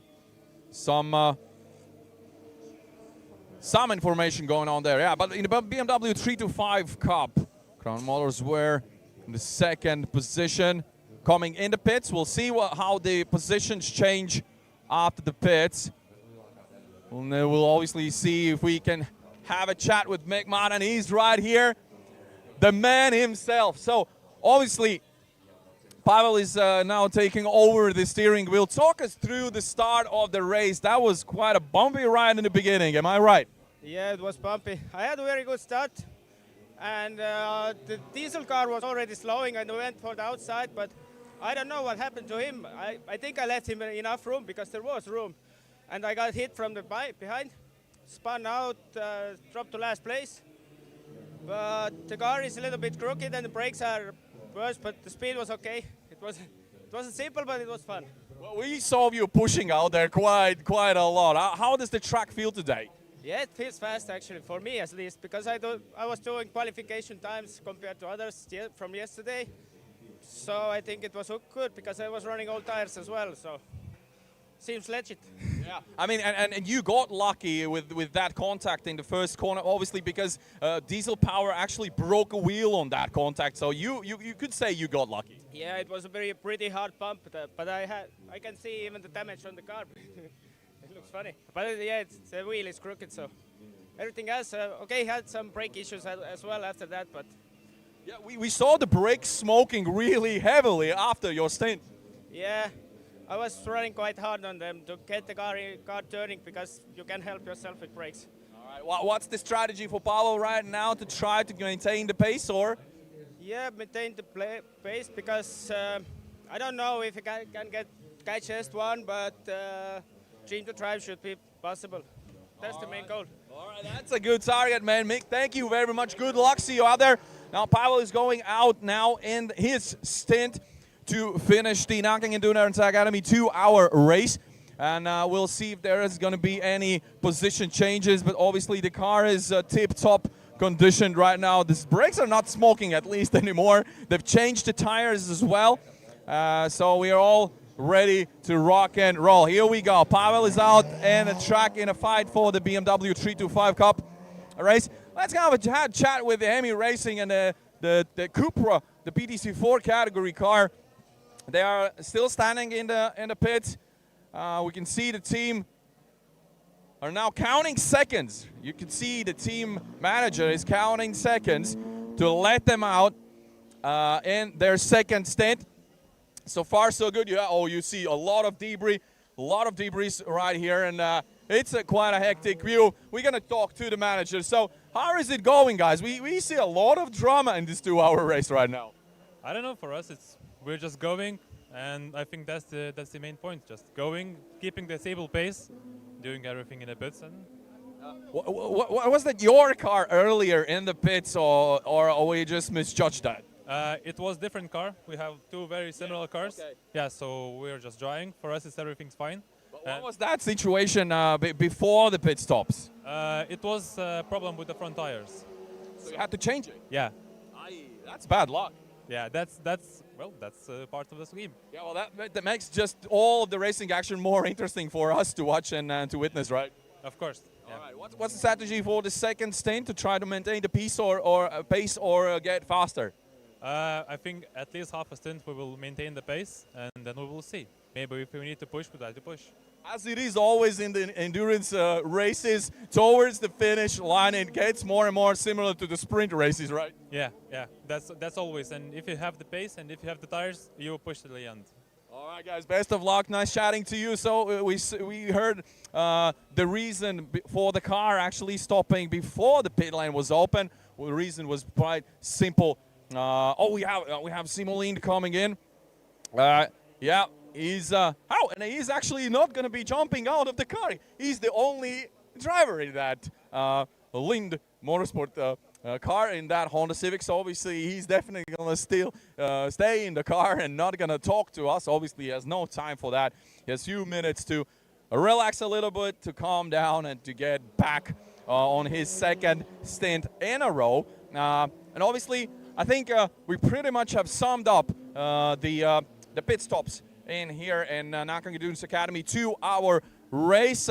We're back in the action. We're back in the racing circuit. Let's follow the results. Let's see how the results have changed after the pit stops, and obviously, let's wait for the last few laps to see if there's gonna be any changes. And yeah, we see the Capkauskas. Sorry, no, that's not Capkauskas. That's Soderus Racing team coming in. We'll just quickly watch the live results and see where they were in the BaTCC category. They were in second position in the BaTCC category. The drivers are changing right now. The team mechanics are working really hard. And Darius Zidlinskas, Adamas Petrovas are also doing a fantastic job. As we saw early on in the race, they're a really challenging Capkauskas racing team, and even took over the lead at some point. And then it was followed by a driver error, a driver mistake out there, going really wide after a late braking in this tricky corner after the long straight, and collecting a lot of stones and debris out there. Let's see if we can chat with the driver. I'll just go and fetch him in a second to get some comments straight away. Sorry, Braliukas. Let's have a chat. So quite a dramatic start of the race. First of all, a beautiful battle for the lead, and then you took over the lead. And then what happened? You went wide, late braking, and out of the track. No, it's I think it's Nankang tire. It's just because of the tire. Because it's the second time it happens. Okay. Yeah. All right. Well, it is racing, but obviously you recovered pretty good after that. Talk us through the whole stint. How did it go? It's for me. It's okay. It's fun for drive, fast drive, and no, we're enjoying. Do you think you could beat Capkauskas team? Hard, but I think we can. It's possible. Yeah. Ah, this is beautiful. I love that. Thank you very much. Good luck to all of you guys. That's good news. So we'll see some racing action for sure in a while for the lead of the race, and let's see if it is possible at the end of the 2-hour Nankang Endurance Academy race. I think that's it from us here in the paddocks. We've covered most of the action, and we'll get back to Artur's in the studio, and then we'll follow the race and the results. Stay tuned. Thank you, Oskars, for the great pit walk and the great interviews with the drivers. Some interesting things we heard, and right now we still have 1 minute left in the mandatory pit stop window. Here we see the Capkauskas Autocentras racing team. The leaders are in the pits and are doing the driver changes. So right now they're of course also counting the seconds, counting down the seconds, and to be right on the right time out of the pits. And I think that is we're seeing Walter Zviedrs there as well as the team manager right now, because the usual team manager Titas Capkauskas is driving. So they have switched a little bit of positions, and of course they're knowing each other very well, as Walter Zviedrs was driving in their team with their Porsche 911 GT3 Cup car in the Porsche Sprint Challenge North European Zone, and he and they together, of course, won the championship title this year. So that's the connection between them. Yeah, we don't know still the 100% right results, because everybody or a lot of cars are still in the pits, and we will know that in, I would say, in a few minutes, approximately 3 minutes. We should know the right classifications back on the screen, because right now, as you see, some cars are still in the pits and some cars are already out there driving back out of the pits. And yeah, what was interesting, of course, what we heard from Mick Martin, that he was doing these lap times, these 1 minute 34.6 and a little bit slower times with used tires. So he said, yeah, that's a pretty legit lap time, and that's what I said before. So with this pace, Mick Martin should be driving in the sprint. Of course, that's always the thing of budget and everything. But yeah, nice to see the lap times coming. And he said that their main goal is to try to catch Dream to Drive and to be in second position. If they can catch EST1 Racing, he said, nah, not sure. But the possibility to catch Dream to Drive is there for Krauman Motors. So let's see how this all will play out in, of course, overall, and of course in the classes as well. So let's stay with these pictures a little bit while the changes are still happening, and then we will try to get the right classification and to see what is happening on track and what we can still await in the next upcoming, yeah, not hour, 48 minutes.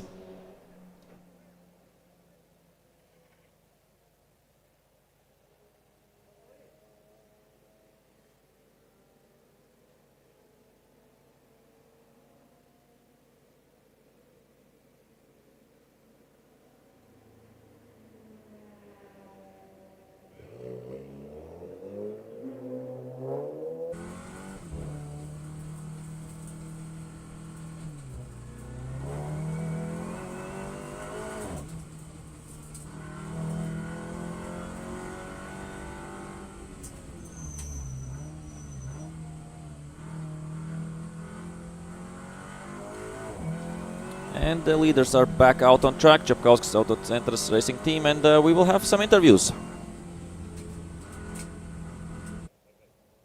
All right, guys. guys, we are here still in the paddocks, and I'm joined here by Valter Zviedris, the one and only, actually being in a function of the team manager right now in the 2-hour race. Is that true?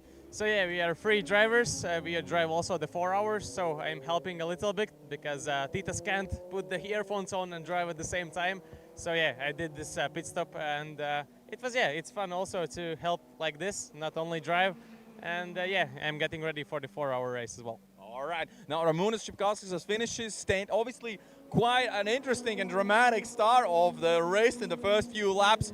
Obviously, losing out the lead position, then getting it back after a mistake from the other guys. But so far, so good. I mean, it looks like it's a good pace out there, good speed. The track is dry. How is it going so far? Yeah, in the endurance race, it's the main thing is to keep the constant times, and so far it's really good. Ramūnas did a very good job this time, and just constant lap times without any mistakes. Good overtakes as well for slower cars, and yeah, we're doing good so far. And just keep the speed. Titas now is in the car, and he's feeling good. He haven't driven BaTCC, I think, 2 years. He told me, so it's a challenge for him, but he will do it very well. I believe in him. I mean, father and son team, it's so lovely. It's absolutely fantastic to see both of them out there racing and actually fighting for the lead. Now, so you're saying the strategy right now is to keep the pace and try to maintain it, right? Not to push like to the max. Yeah, of course. There's no reason to over push the car. But yeah, about the team, it's great to work together with Capkauskas, and they have always been icons of the sport. They have always been on the top as well. So it has been a great season together with them. They're really amazing people to work with and to have races together. And yes, I'm really happy to be here in this team and also competing later.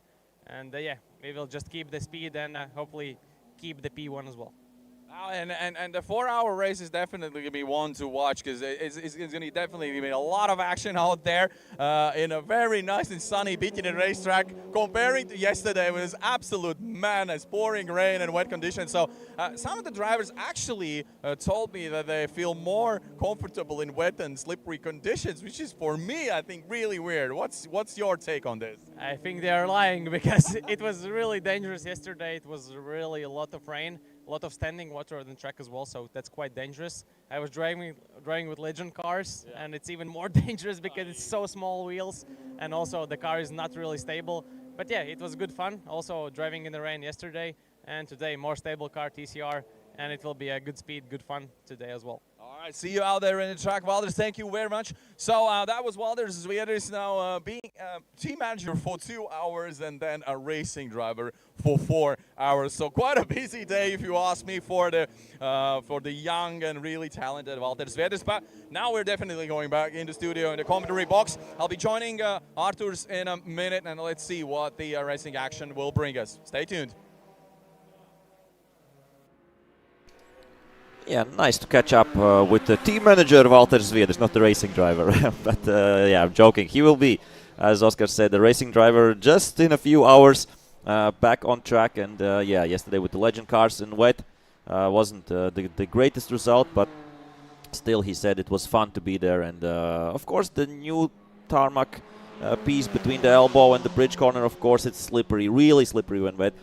And for sure, it was a bit dangerous at some points, but racing is dangerous in general. So you have to. Everybody has the same conditions. You just have to stay on track and be as fast as possible. So easy, so easy.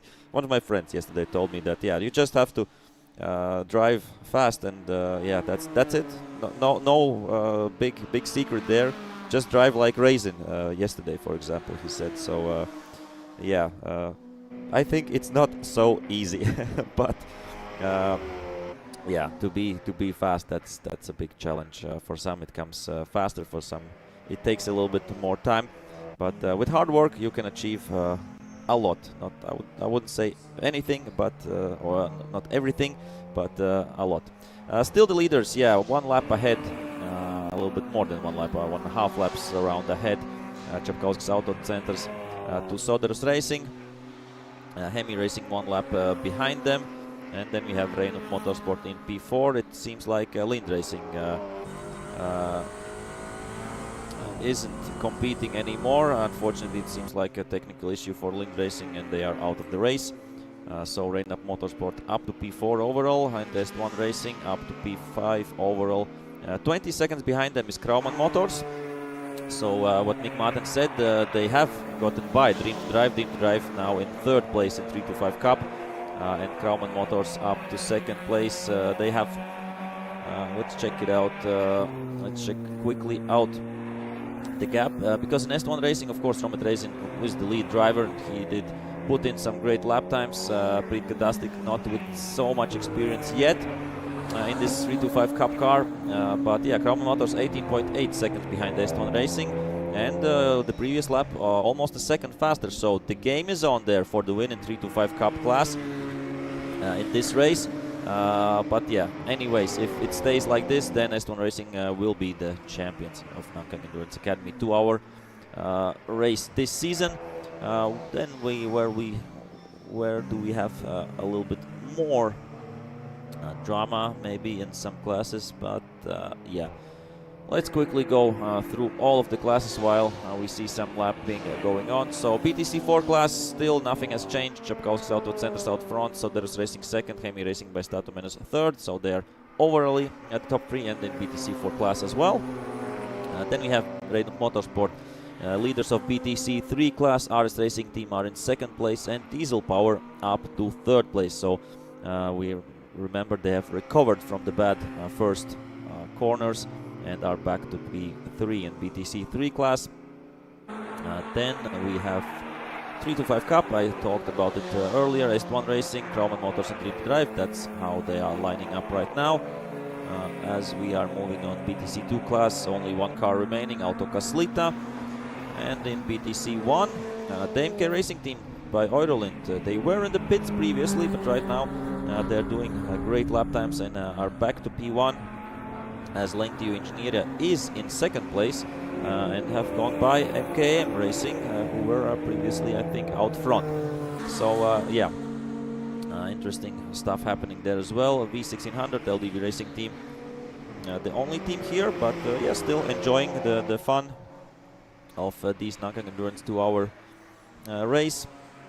And in APC race we have SK Volvozari out front, one lap at least out front of Zabaki Racing. So that's the classification, and we see of course it as well on the screen. 40 minutes left in this race, and I think the game is on between EST1 Racing and Krauman Motors. The previous lap, 0.7 seconds, Krauman Motors with Pavel Beskrovno behind the wheel was faster than Prit Kadastik. So a lot to come, and I think that will be the main battle to watch out for. But here we have the leaders, and I think we can usually stay with the leaders, at least for now, because they're fast and they're lapping other cars, so we're seeing other cars as well when we are looking at the leaders. So yeah, 40 minutes, oh no, 39 minutes still left in this Nankang Endurance Academy 2-hour race.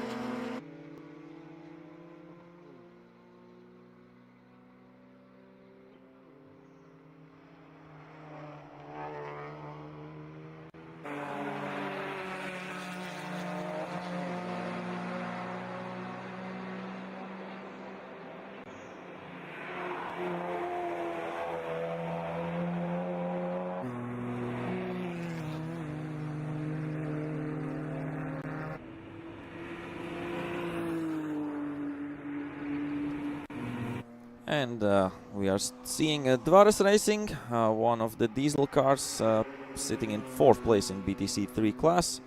Nice looking car, but yeah, lacking a little bit of speed compared to Diesel Power, for example, who have a faster car. That's quite sure, I think. Number 44 behind them, Hemi Racing by Statomenas in 3rd place overall. We spoke with their manager previously. And yeah, let's see what is happening between the gap between EST1 Racing and Krauman Motors. Yeah, is getting a little bit smaller, but not much. 0.5 seconds the previous lap. Krauman Motor was faster, but it's still 17.9 seconds. 36 minutes to go. We can quickly do the math. Of course, we have some decisions. Number 31, EST1 Racing. Violation of mandatory pit stop time. Drive-through penalty for EST1 Racing 325 Cup car. And that's why I saw another team's manager rushing to the race control. So, of course, they're checking their opponents, their main opponents in the, of course, championship standings. And if this is a drive-through penalty, then EST1 Racing, it is a decision. So they have to accept it, EST1 Racing. And so with a drive-through penalty, they would, I think, lose around 3 minutes. That's around 2 laps, and they would go behind Krauman Motors, behind Dream to Drive, and maybe behind KTK Racing division as well. That would put them in, and Krauman Motors. Okay, they are already in the pits, driving through. Let's see. Right now, Krauman Motors is past them. Let's see if Dream to Drive will pass them as well, and where EST1 Racing will be. And EST1 Racing is a professional team, of course, and that's, I would say, that's just a mistake by a second or something, or 2 seconds. Yeah, so that's a huge blow for them, of course. Huge disappointment, of course, and especially because this is the deciding race, and to make such an error in the most important race of the season is just really frustrating. But yeah, that's why every single person in the racing team is as important as the drivers as well, because you have to be on the top game of your job. Like you have to do everything perfect to make the result come in, and in this case, obviously, a little miscalculation, probably, and that's the result ruined for them. But the race is definitely still not over. We have more than half an hour left in the Nankang Endurance Academy 2-hour race, so never say never. Never say never. Yeah, we have to wait for the next lap, but I think EST1 Racing will be in 2nd place and Dream to Drive still in 3rd place, so that's not enough for Dream to Drive. But yeah, position, of course, lost there by EST1 Racing. And they are only 0.2 seconds behind Krauman Motors, so they did lose only 20 seconds with the drive-through penalty. Impressive. Yeah, of course, yeah, it could be like that. So let's try to find them. The EST1 Racing, Krauman Motors and EST1 Racing, the 325 Cup cars right behind each other. The blue and orange BMW 325 and numbers 31 and number 24. And 24 is a white yellow-ish 325 Cup car. I don't know where they are on the track right now, but I'm sure we will find them. Yes. Here we have them and Krauman Motors right now out front, and EST1 Racing behind them. So this is the fight for the win of this 325 Cup class race. In this final, of course, EST1 Racing still would be champions anyway if they're staying 2nd. That's, I think, yeah, that's quite sure.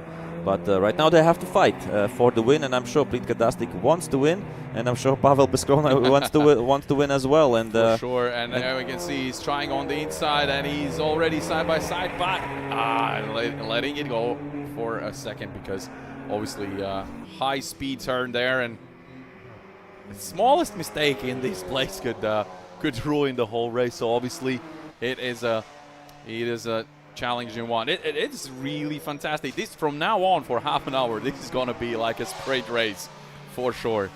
And of course, EST1 Racing and BaTCC behind the wheel, they don't have to risk anything, because if they crash together and if they're out of the race or lose a lot of positions, then they're out of the championship. So that's what BaTCC has to understand. Of course, you always want to win, you always want to be first if you have the chance.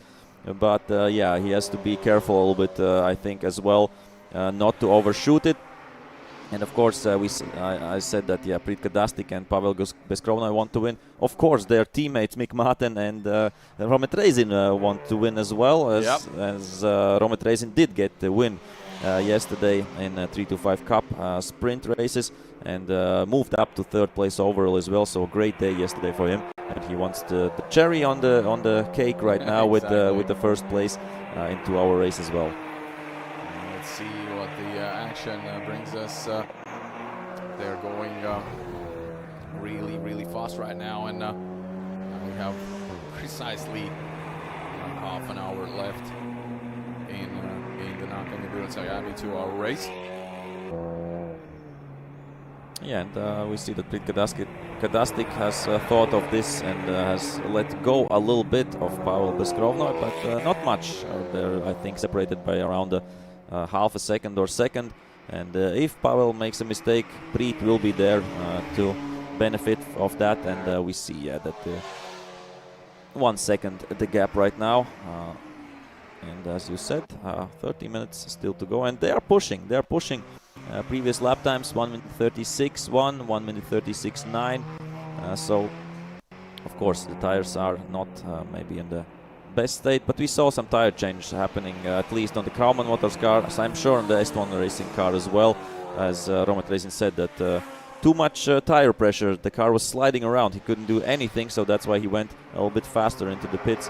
Because, of course, if you have too much tire pressure, the tire can start to disintegrate. Exactly. What happened to this team, number 111 Soderus Racing previously. That's true. Oh, the right front. They're going slow. They're going slow, Soderus Racing. Yeah, the right front left fender is also trying to detach from the car. I know. Okay, I thought that these two cars were catching up with Soderus Racing. It was the other way around, of course. Soderus Racing catching up with them. But that's that was because of the tire, or parts of the tire going off that hit the fender there. But that's been like this for 20-30 minutes. So. And here we see Pavel Beskrovnoy letting Soderus Racing by.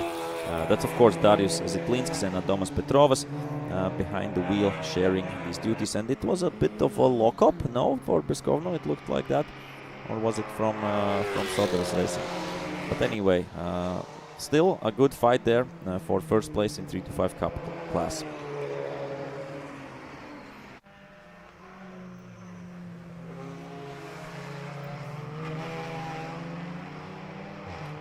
We have some new decisions. Let's check it out. Number 33. Trim to drive, Kasparas Kaulius. Violation of track limits. There's a warning, so that's not a penalty. It's just a warning there, and maybe you have some other decisions as well. I think no. No, so these are the only two decisions, and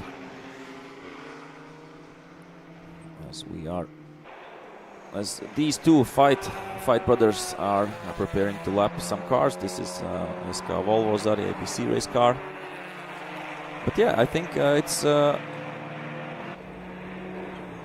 within the rules, what I want to say, because they haven't been showed the black flag with the orange sun in it, so it seems like everything is according to rules, and you can drive like that, at least in endurance racing. I'm sure in sprint racing that wouldn't be allowed, but in endurance racing, if it's nicely fixed, then you can do it like that. Yeah, it's a shame I couldn't catch up with them. We got really busy in the paddocks to try and find out What is the whole? Number 56. That's in the first corner. I think it's in the elbow corner. Technically, I think it's second corner. Yeah, second corner. Yeah. But yeah, that's race special over. stage. Yeah. That's race over for them. That's bad luck, and obviously another driver error we've witnessed here in the 2-hour race. He's quite far there near the barriers. The car looks undamaged, but it is the usual case when you get stuck there and you just can't get the car out on your own, and that's it. You from that point on, you're just a spectator of the race. Yeah, because if you're braking and you think you won't, make it, there's always the possibility to go straight there in the elbow corner. So he turned in, the car didn't turn somehow, and he went through the gravel. And we saw previously that you can drive through it if you don't slow down too much and drive off it. You have to keep the momentum. Yeah, you have to keep the momentum, as Soderus Racing was doing, for example, earlier. But no chance there for special stage. Unfortunately, the Finnish team, Daniel Maldonado and Eero Ehrnrooth, unfortunately, out of the race right now. And I'm sure that there will be yellow flags for some time, but the car is so far away that I think it could be a lot. And the yellow flag, I think, is still there, but the car is so far away that maybe there.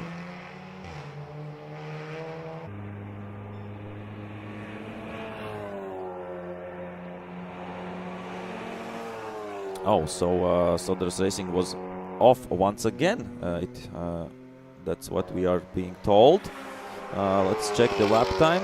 The previous lap, 1:32. Yeah, maybe. And here we see the first and second place, but one lap apart.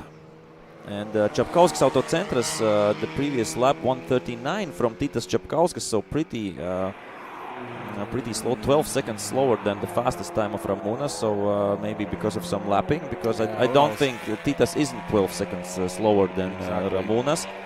But that's why Soderus Racing has a chance, it looks like, to lap themselves back. And with 25 minutes left, I don't think there's a big chance to catching Capkauskas Autocentras, so they will unlap themselves. It looks like that. Yeah, you never know. Maybe this is like a tire strategy thing, not to put too much of a pressure on the tires, because they know they have the gap. They know they're in comfortable lead, which means they can maintain the tires. And if it comes to a point they really have to race it, the tires will be in a good condition to do so. And the last lap time around for Capkauskas Autocentras 1:32.6, so that's more like it. Soderus Racing 1:30.6, so 2 seconds faster. And I think they will unlap themselves, but they will still, Capkauskas still will be one lap, basically ahead. So to catch that in 23 minutes, it will be hard, but of course it's not impossible. And of course, everything can happen. Everything can happen with tires and everything. So we'll see how that will end.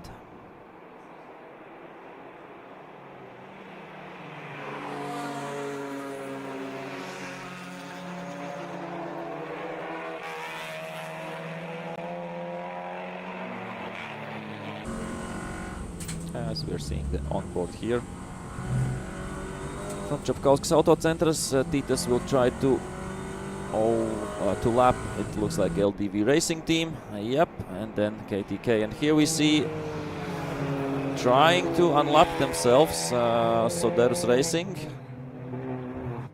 Going side by side over there. Titas Capkauskas let them pass like a gentleman. Yeah,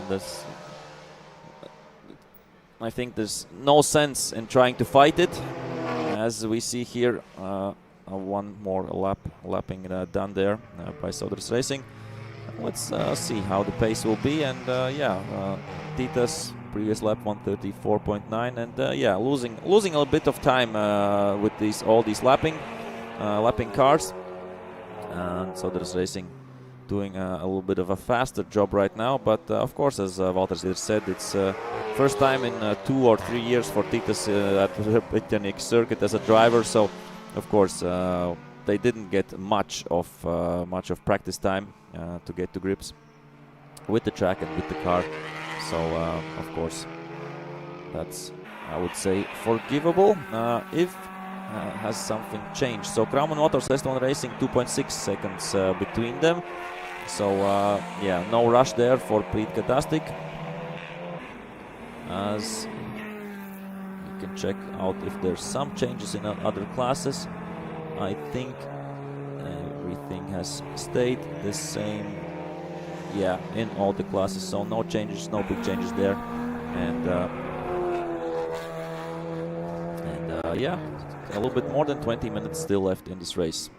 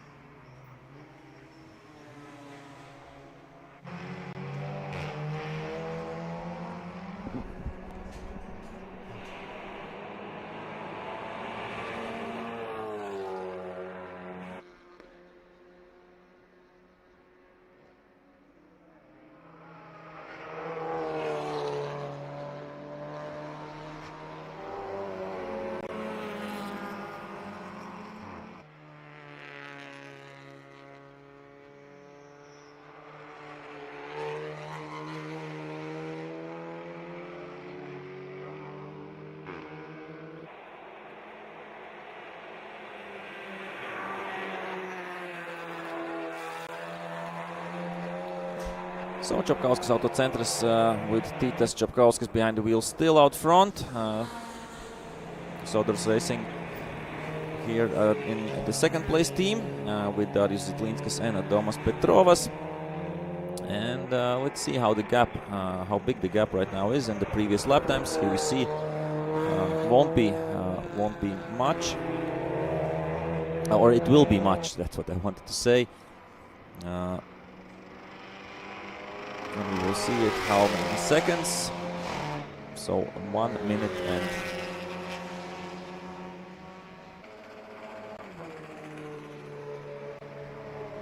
okay, there's still one lap. Okay, they were. And why is Soderus Racing slowing down so much right now? I thought they were one lap behind it. Something is gone wrong there for Soderus Racing, going really slow. I thought that they were one lap back, but in reality they were 2 laps back. Looked like that, and some issues there, some issue there for Soderus Racing. Is there something wrong with the tire once again, or so?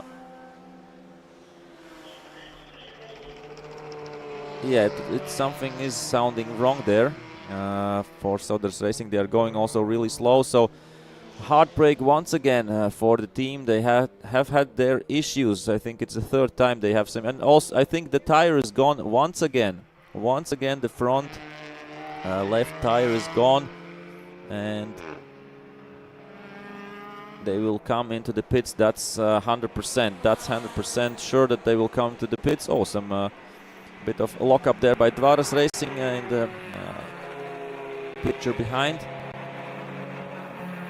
So yeah, unfortunate events, unfortunate race, 2-hour race for Soderus Racing. We know they have still the 4-hour race to come, so maybe, I don't know, they will maybe come into the pits, try to fix it, and maybe try to come back, or maybe they will retire from this 2-hour race. We don't know that, and to give themselves more time to prepare for the 4-hour race, maybe we can try to check with our cameras then what will happen in the pits. So yeah, the front wing is disintegrating and trying to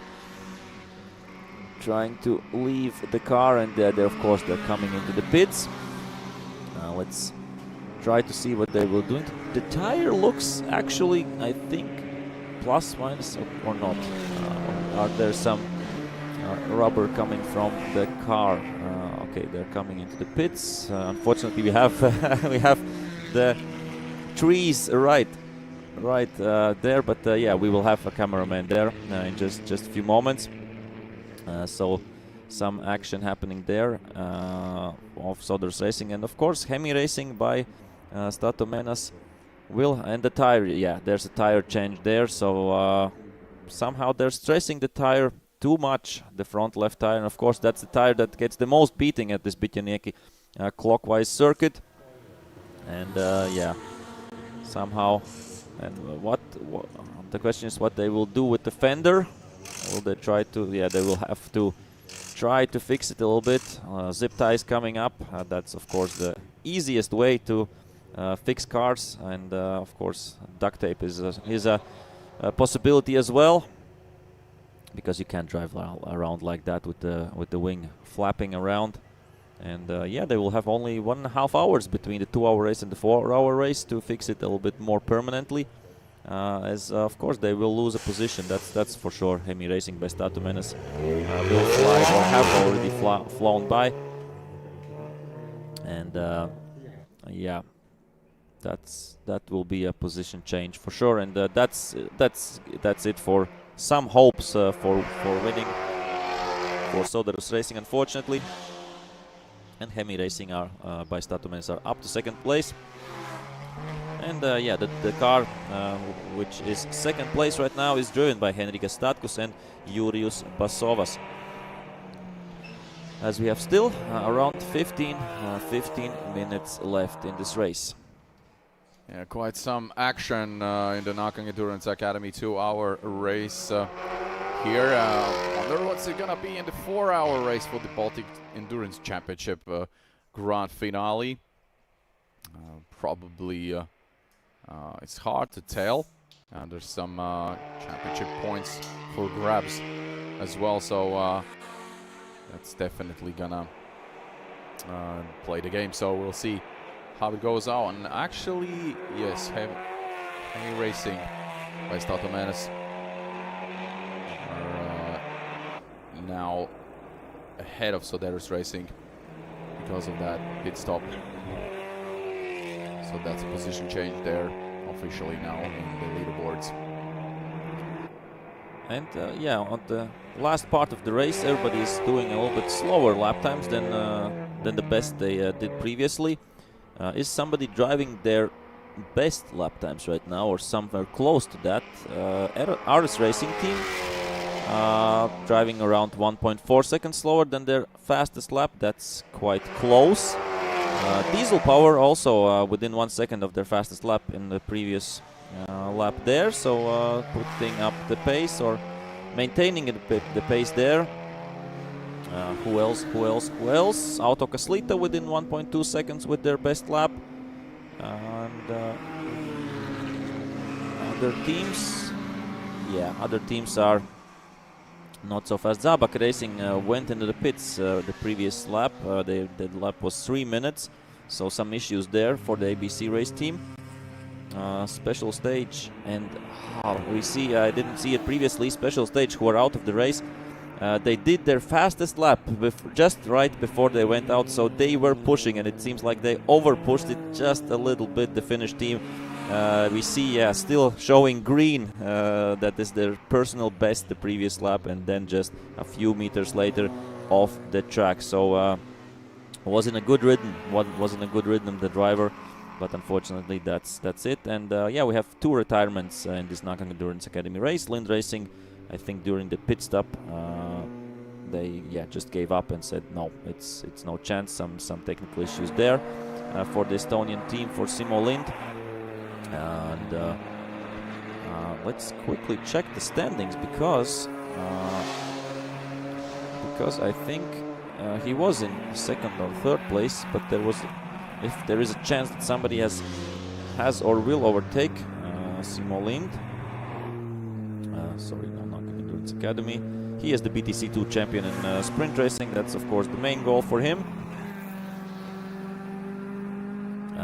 Okay, no, nobody can overtake Lind Racing. They will be, or he will be, he and his team will be in third place in BTC2 overall standings in Nankang Endurance Academy. Okay, so Looks like they just didn't want to blow up an engine and gearbox or something like that, because we remember the drama of Lind in the previous race, in his home race in Pärnu summer race. He had big issues with the gearbox, and that's where he lost out as well.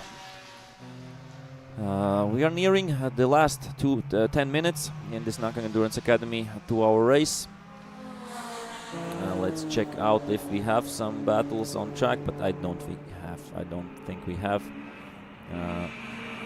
This is lapping the MK Racing team by Eurolind, lapping the car of MKM Racing. They are in one class, but really different pace, and the Honda is a much faster car, that's for sure.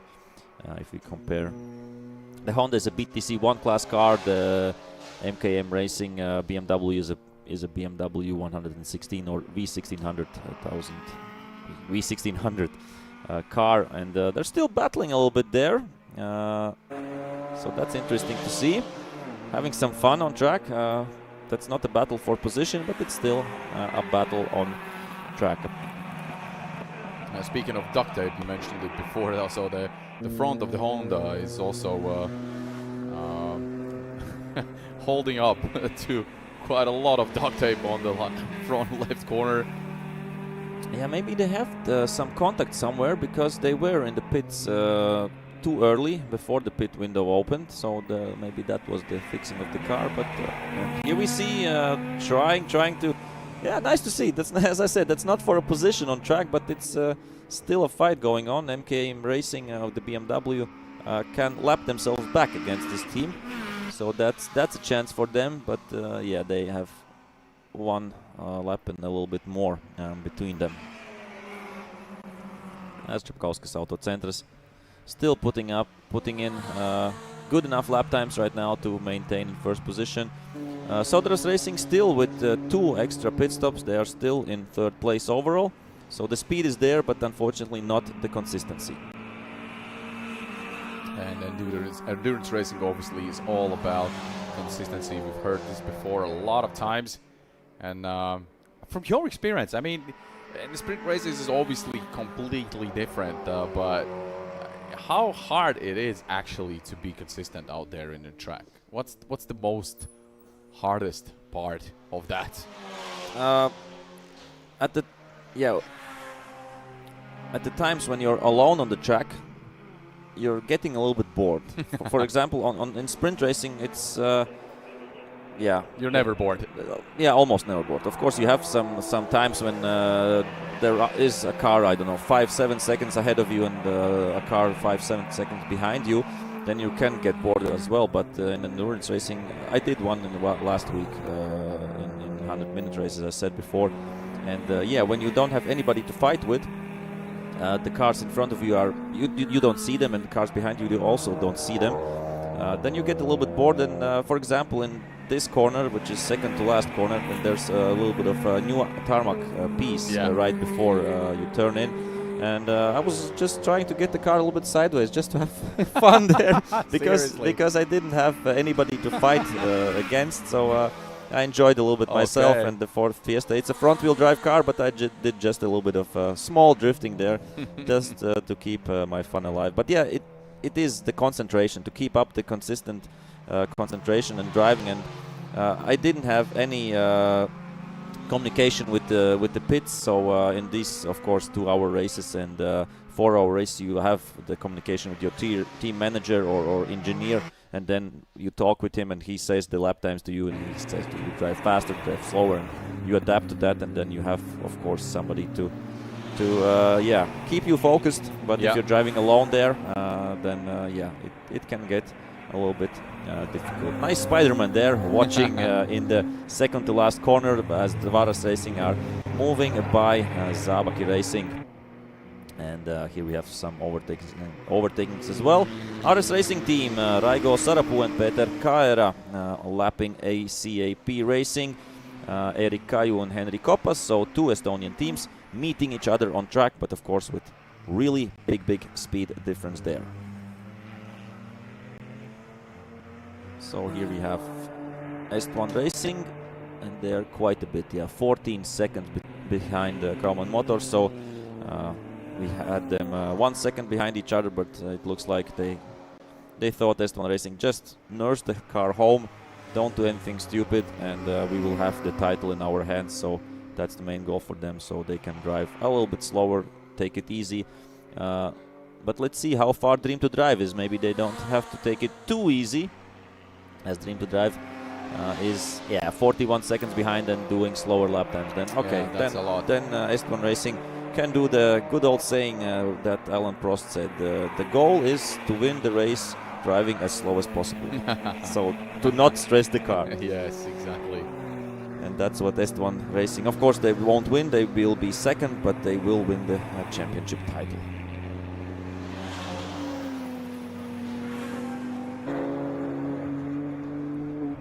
You have to say a solid job by Reynolds Motorsport as well. For sure, yeah. Fastest BTC3 car and fourth overall, only 26 minutes. 26 seconds behind Soderus Racing. Of course, Soderus Racing driving faster with their TCR car, but Reynolds Motorsport holding up, number 79.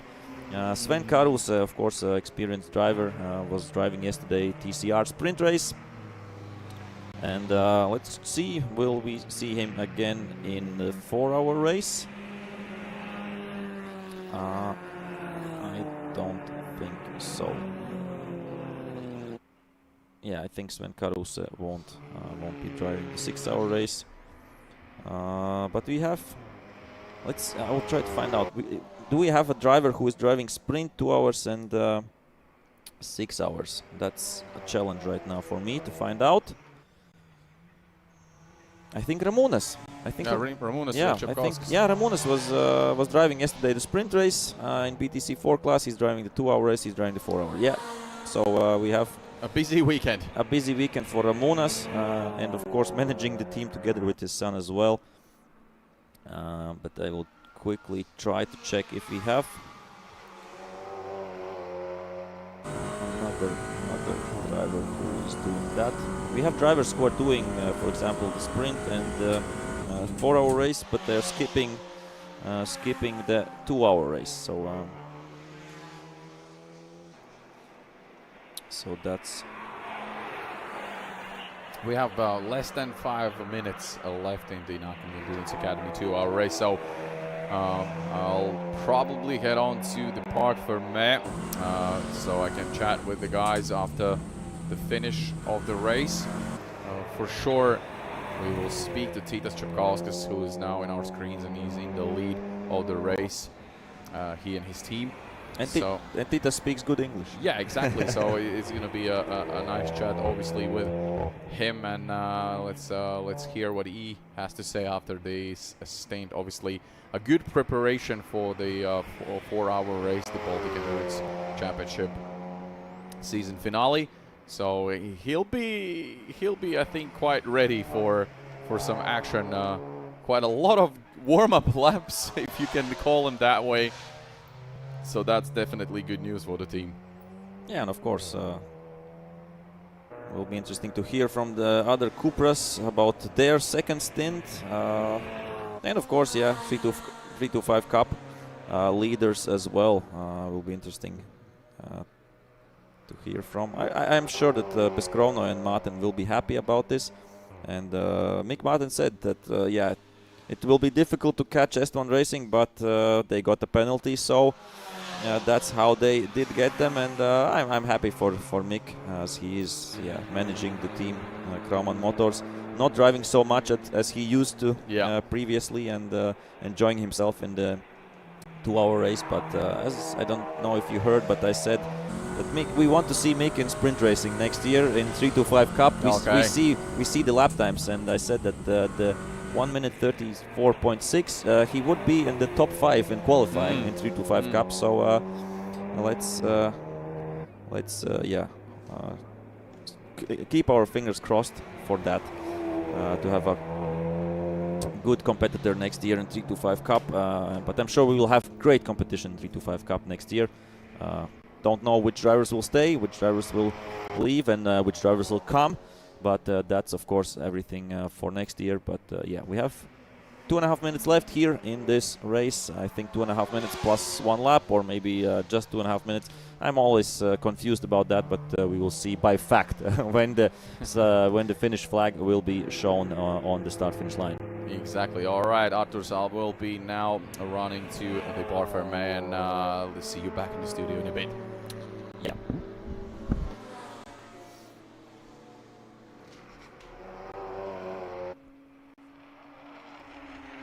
And here we see Soderus Racing will be lapping the car of Lenktyniu Inzinerija. And here we have the race leaders.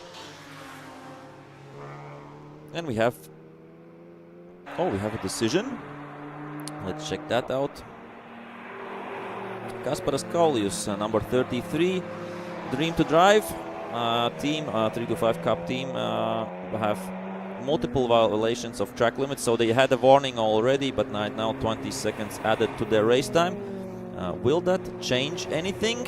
I don't think so, because the closest 325 Cup team is KTK Racing Division, and they are 2 laps behind, 1 or 2 laps behind, so that won't change a thing at this point. So yeah, just a penalty for penalty's sake, we would say, because he was violating track limits multiple times. So 1 minute left, and we'll have a winner of this Nankang Endurance Academy 2-hour race, and it looks like it will be Capkauskas Autocentras. They had to fight at the beginning really hard against Soderus Racing, but after that they were consistent. The other team had some issues, had some mistakes, and they blamed the tires, Soderus Racing, but in the end, unfortunate for them that they had to do 2 extra tire changes, and that's why they are not fighting for the win, but are in 3rd place. And in 2nd place, Hemi Racing by Stato Menas, so that's the top 3 of the Nankang Endurance Academy 2-hour race, and of course Baltic Touring Car 4 category. And will we have time left? Yeah, 3, 2, 1.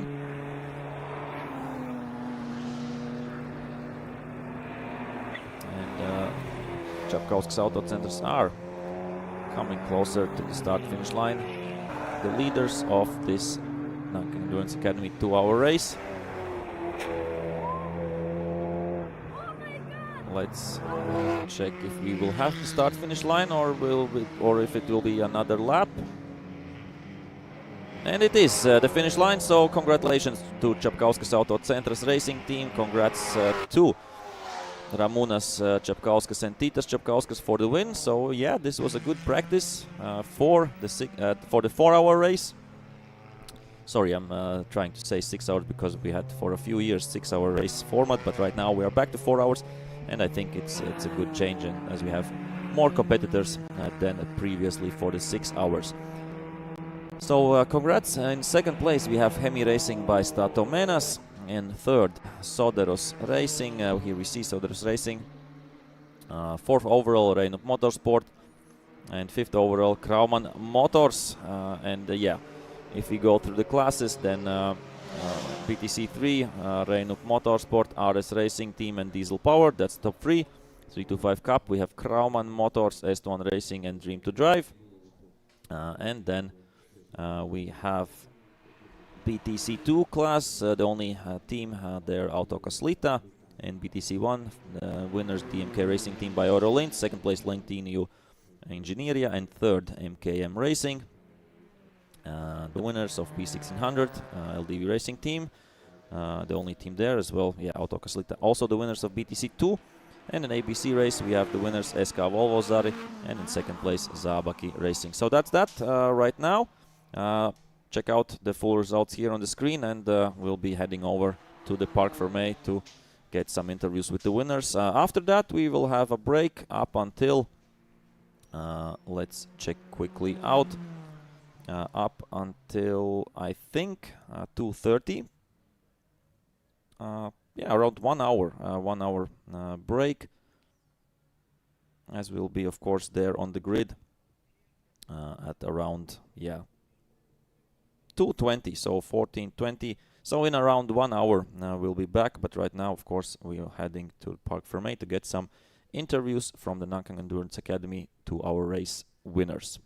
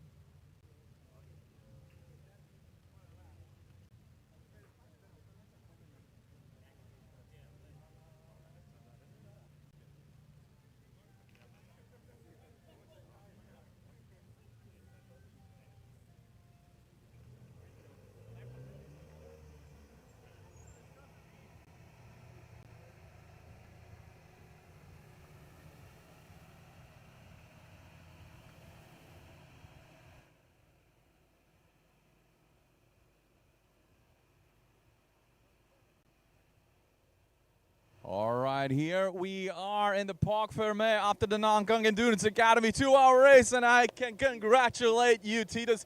Fantastic job by the team, by your father and yourself. How was the second stint, and how did it feel out there?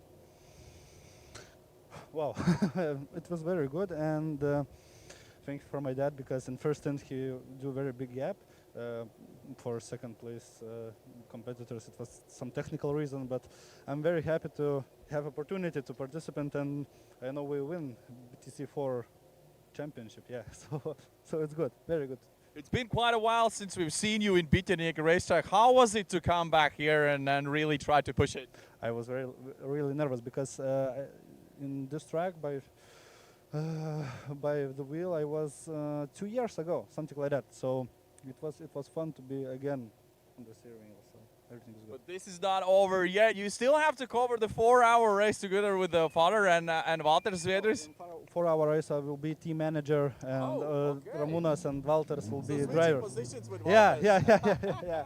All right, congratulations once again. Good job done. So that's Capkauskas Autocentras racing team winning the BaTCC4 category, and obviously the overall classification in the race. That's a happy ending for the team, and obviously a lot of celebration, but we will not celebrate yet, ladies and gentlemen, because obviously we're now going to be preparing for the Baltic Endurance Championship for our race, so we have to get ready for that, and there's quite a lot of time between these two races, which means you got to stay tuned. We'll come back shortly after 2 o'clock. We'll be back with some racing action and the decider of the season, the grand finale of the Baltic Touring Car Championship. The sun is shining, the track is beautiful, the fans are out there, they're loving it. You can see Titus with his father Ramūnas right now making some photo sessions after the finish, and of course the media straight away will take over and do all the interviews and talking. So let's see what the racing action brings. I think it's going to be definitely a thrilling one since it is the last race of the season for the 4-hour championship. So stay tuned. Now it's some time to rest a bit, and we'll be back.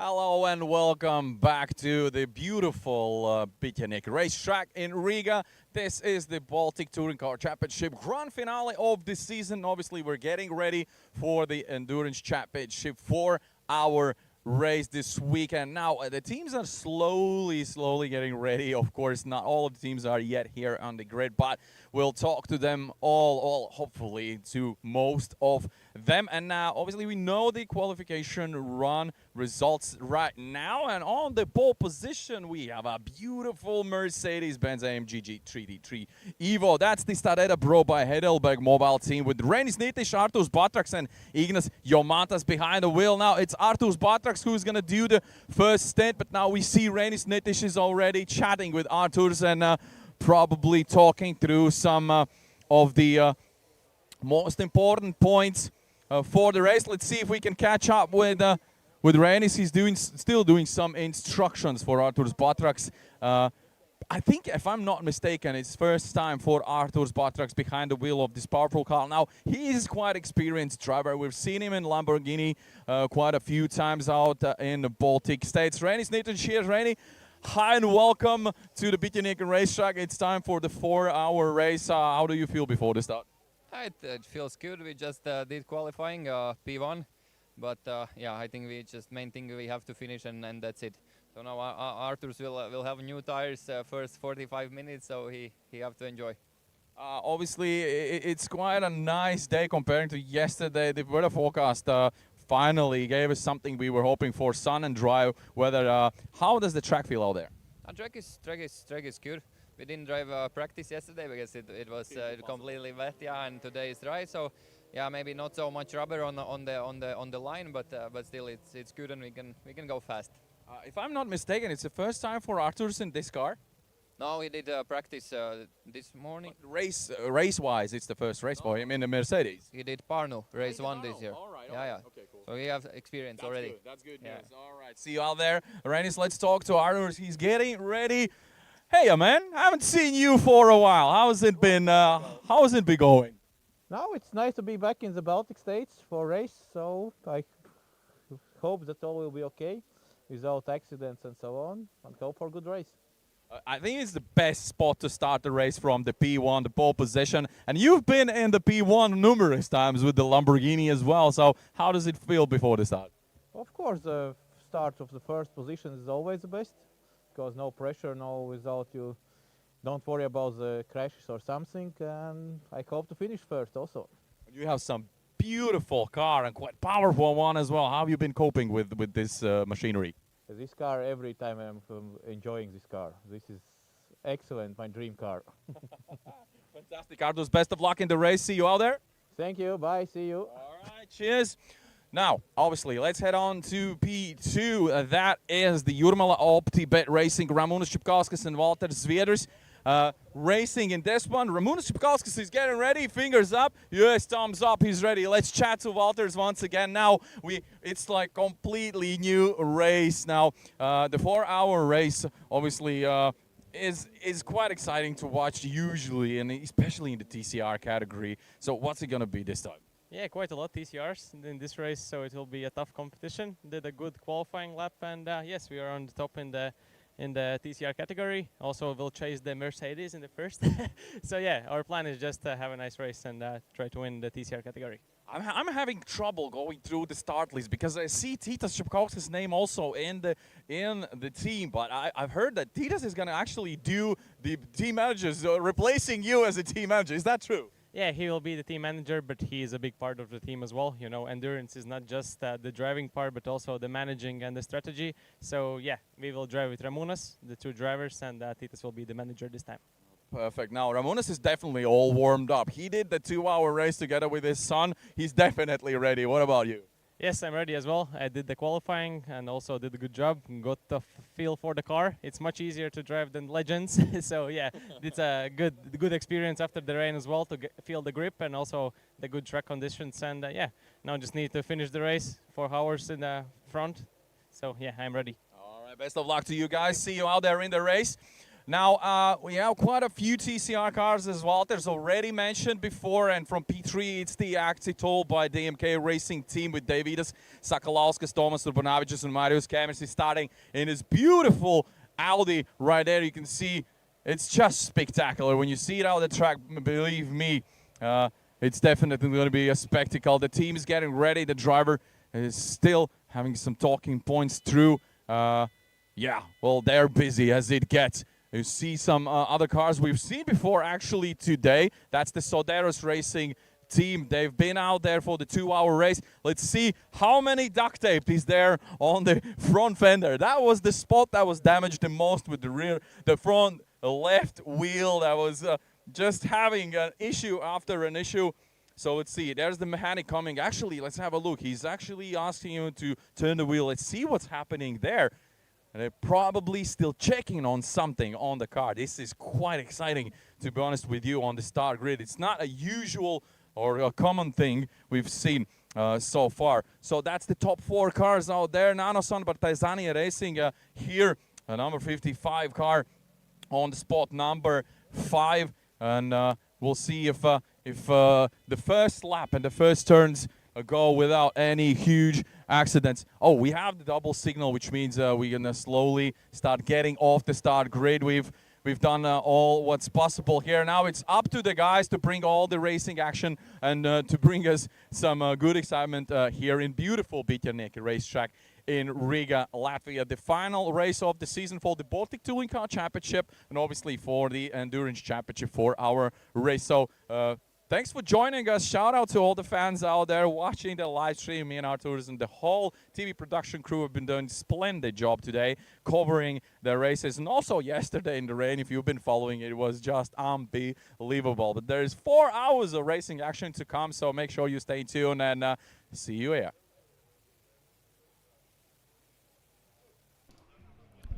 Yeah, thank you, Oskars, for the insight and the interviews with the drivers. Of course, yeah, what Reinis Nitish said about their goal for the race. They are, of course, the fastest car by a lot of seconds. This morning they had qualifying, or just right now they had qualifying, and the team Stateta Bro by Heidelberg Mobile driving the beautiful factory Mercedes-Benz AMG GT3 Evo. Nitish did a new track record right now during qualifying. 1 minute 16.3. Of course, that's a track record for cars. Yeah, we have had, I think, formulas here, which I think Harald Schegelmilch did. I don't remember what time, but he did a really good lap time. A lot of years ago, 10 or even more. But yeah, for cars, this is a new track record. Ignacio Mantas did yesterday the track record. Already, or the day before, maybe on Friday already in qualifying. And right now Arturs Batraks will have new tires for the first stint, and he has no traffic ahead of him for the first few laps, so there's a chance there, of course, for Arturs Batraks maybe to beat this track record, this new track record, which was 1 minute 16.3 by Reinis Nitish. So that will be one thing to watch out. Otherwise, yeah, clean race, and they should be the favorites, of course, to win it. We have 13 cars on the grid, 2, 4, 6, 8, 10, no 12, so 1 car is missing. The special stage motorsport car unfortunately is missing there. That's because they had this issue in the 2-hour race. And yeah, let's check. Let's go back to the live timing. A little bit about the format, as we have right now 1 warm-up lap and 1 formation lap. A little bit about the format. We have 4 hours of racing, and we have mandatory pit windows and mandatory pit stop or minimum pit stop time. So we have 5 pit stop windows during these 4 hours. First one will come already up after 35 to 45 minutes, and then every 30 minutes, so every half an hour, we will have another pit stop. Up until the last pit stop will be from at the point of 3 hours 15 minutes to 3 hours and 25 minutes, and then afterwards they have 35 minutes of racing. 12 cars, yeah, now on the grid, as I said, Special Stage Motorsport not competing, unfortunately, or maybe they will start from pit lane. I don't know what's the case here. But yeah, as Walter Zwieders said, they have a few TCR cars here. They have a few faster cars behind them, or similarly fast cars behind them. And we will see what will happen in the fights for overall, of course, in the fights in the classes. So we have TC2 class, one car there competing. That's Orlan Lietuva Mažeikių ASK, Artur Šimins with Egidius Gelunas and Vitalijus Plastininas, Peugeot 308 GTI. We have TC3 class, where the TCR cars are competing. That's acitool.com by the MKM Racing team with Audi RS3 LMS, Davidus Sakalauskas, Tomas Urbanavičius and Marius Kemesis. Then you have Jūrmala OptiBet Racing, team of Capkauskas, where Ramūnas Capkauskas and Walter Zwieders will be driving, so Titas Capkauskas will be the manager, he will not drive. Then we have Hemi Racing by Stato Menas, Henrikas Statkus, Andrius Baublis and Jonas Jancevičius will be driving there. TCR Cupra, another TCR Cupra for Soderus Racing, Darius Zitlinskis and Adomas Petrovas. We have seen them in the previous 2-hour race, these two teams. And then we have the diesel class, 4 teams there, Anteja Racing team with the BMW 135D, Rimas Cesiulis, Vitas Gedutis and Vaidotas Mitkus. Special Stage Motorsport, unfortunately, it seems like they're not on the starting grid. And yeah, I don't know exactly the reason there, but they're not, they cannot be seen there. And they haven't joined of the pits there as well.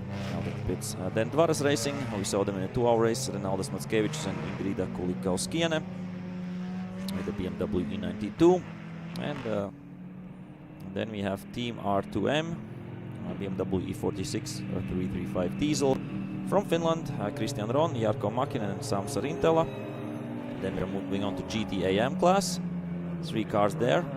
DHR RC Cola Auto Vesta, the Ginetta GT4 of Dave Holland, Drew Holland and Mick Holland. So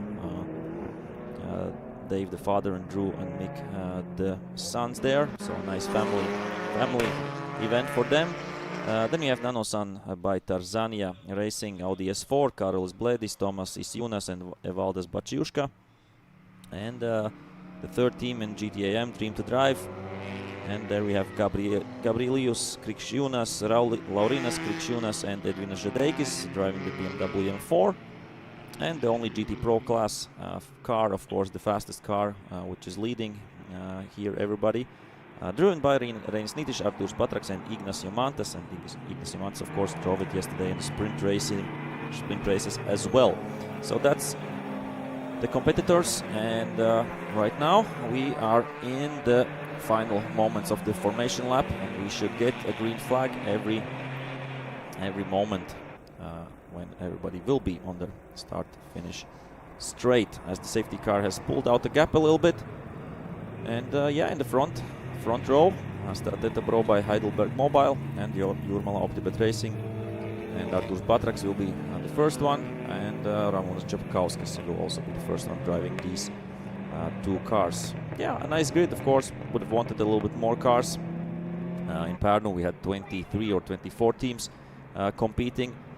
This time a little bit less, but still, let's hope for some action, and we will have, I assume, a few guests also during these 4 hours, and have a nice chat with them about endurance racing and racing, circuit racing in general. So everybody is lining up, and we should be having a green light. I think everybody is behaving quite okay. And it's green, green, green. Let's go. Of course, a big power there for the Mercedes, and yeah, Artūrs Patraks will try to pull a gap, and will try maybe to go for the track record, which was set in qualifying by Reinis Nitiš. But as Reinis said, Artūrs will have new tires on right now for the first stint, and yeah, a little bit of lock up there by some drivers, but still at least no crashes, no contacts, like we had in Nankang Endurance Academy 2-hour race.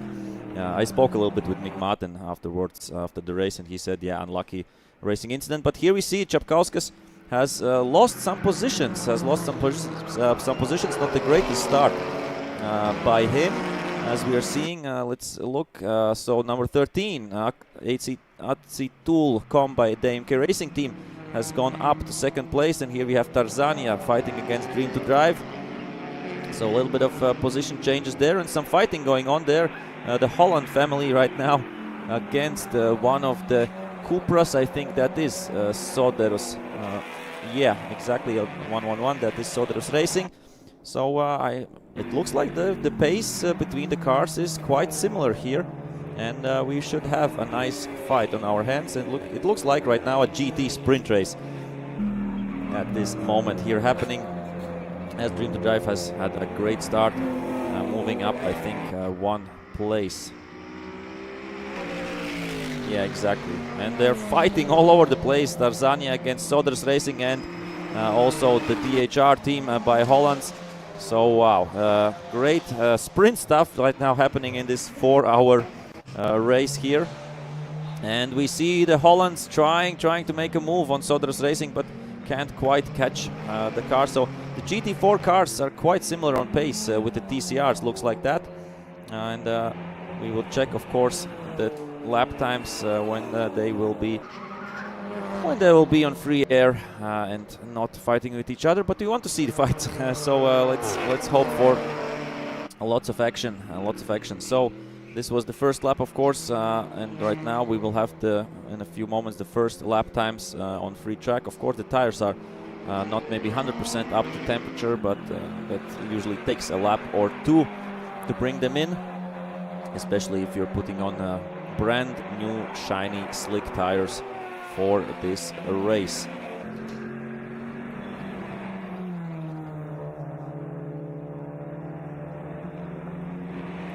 So Dream to Drive are still up front of Soderus Racing, and Tarzania, or Nanosan by Tarzania Racing in front of the DHR RC Cola Auto Vesta team. And here we have Soderus Racing trying to make a move on Dream to Drive, but on the straight, the M4 should be a bit faster, and it is. In the corners, looks like the TCR has more grip, but on the straights, the M4 is pulling away. So, yeah, of course, that is a bit of frustrating in the TCR car. You think that you have over a lap a little bit more pace, but you can't quite overtake the car, because in the corner, yeah, it's not so easy. You have to brake much later to jump in there, but on the exit, M4 just accelerates away from you. And we have some... Okay, the start was at 2:34, so that's from the time from where we will calculate all the pit stop times. And here we have Tarzania Racing making a move on Soderus Racing, and making a move on the inside, so trying to overtake, and it's yeah, sticks. It sticks good overtaking there by Tarzania. And we see that Drew Holland, or one of the Hollands tries to overtake Soderus Racing as well. And that's a nice fight. That's a nice fight right now going on between these few cars. 1, 2, 3, 4 cars. Almost, yeah, driving on the same pace here. Arturs Badraks 1 minute 19.2. So I don't know, will he go for the lap record or not? And we have, of course, a nice fight for second overall and first in the TC. Oh, and that's a mistake there by Tarzania Racing. I don't think he was touched. He just snapped the car and went off and lost at least one, maybe two positions there. But yeah, behind him we have Orlen Lietu Maža ASK. Yeah, Tarzania Racing with the speed. Oh, and a little bit of drift here as well. I think it should be a four-wheel drive car, but it behaves like a rear-wheel drive. Maybe some issues there, but Soderus Racing going a bit slowly and losing time, and that's not great to see. Soderus Racing maybe with some issues. Tarzania Racing flying by like Soderus was standing, and right now it looks like maybe it was just a mistake somehow from Soderus Racing, as we are on the Motor Museum Aces, and here we have the battle for second place overall and first place in TC3 class.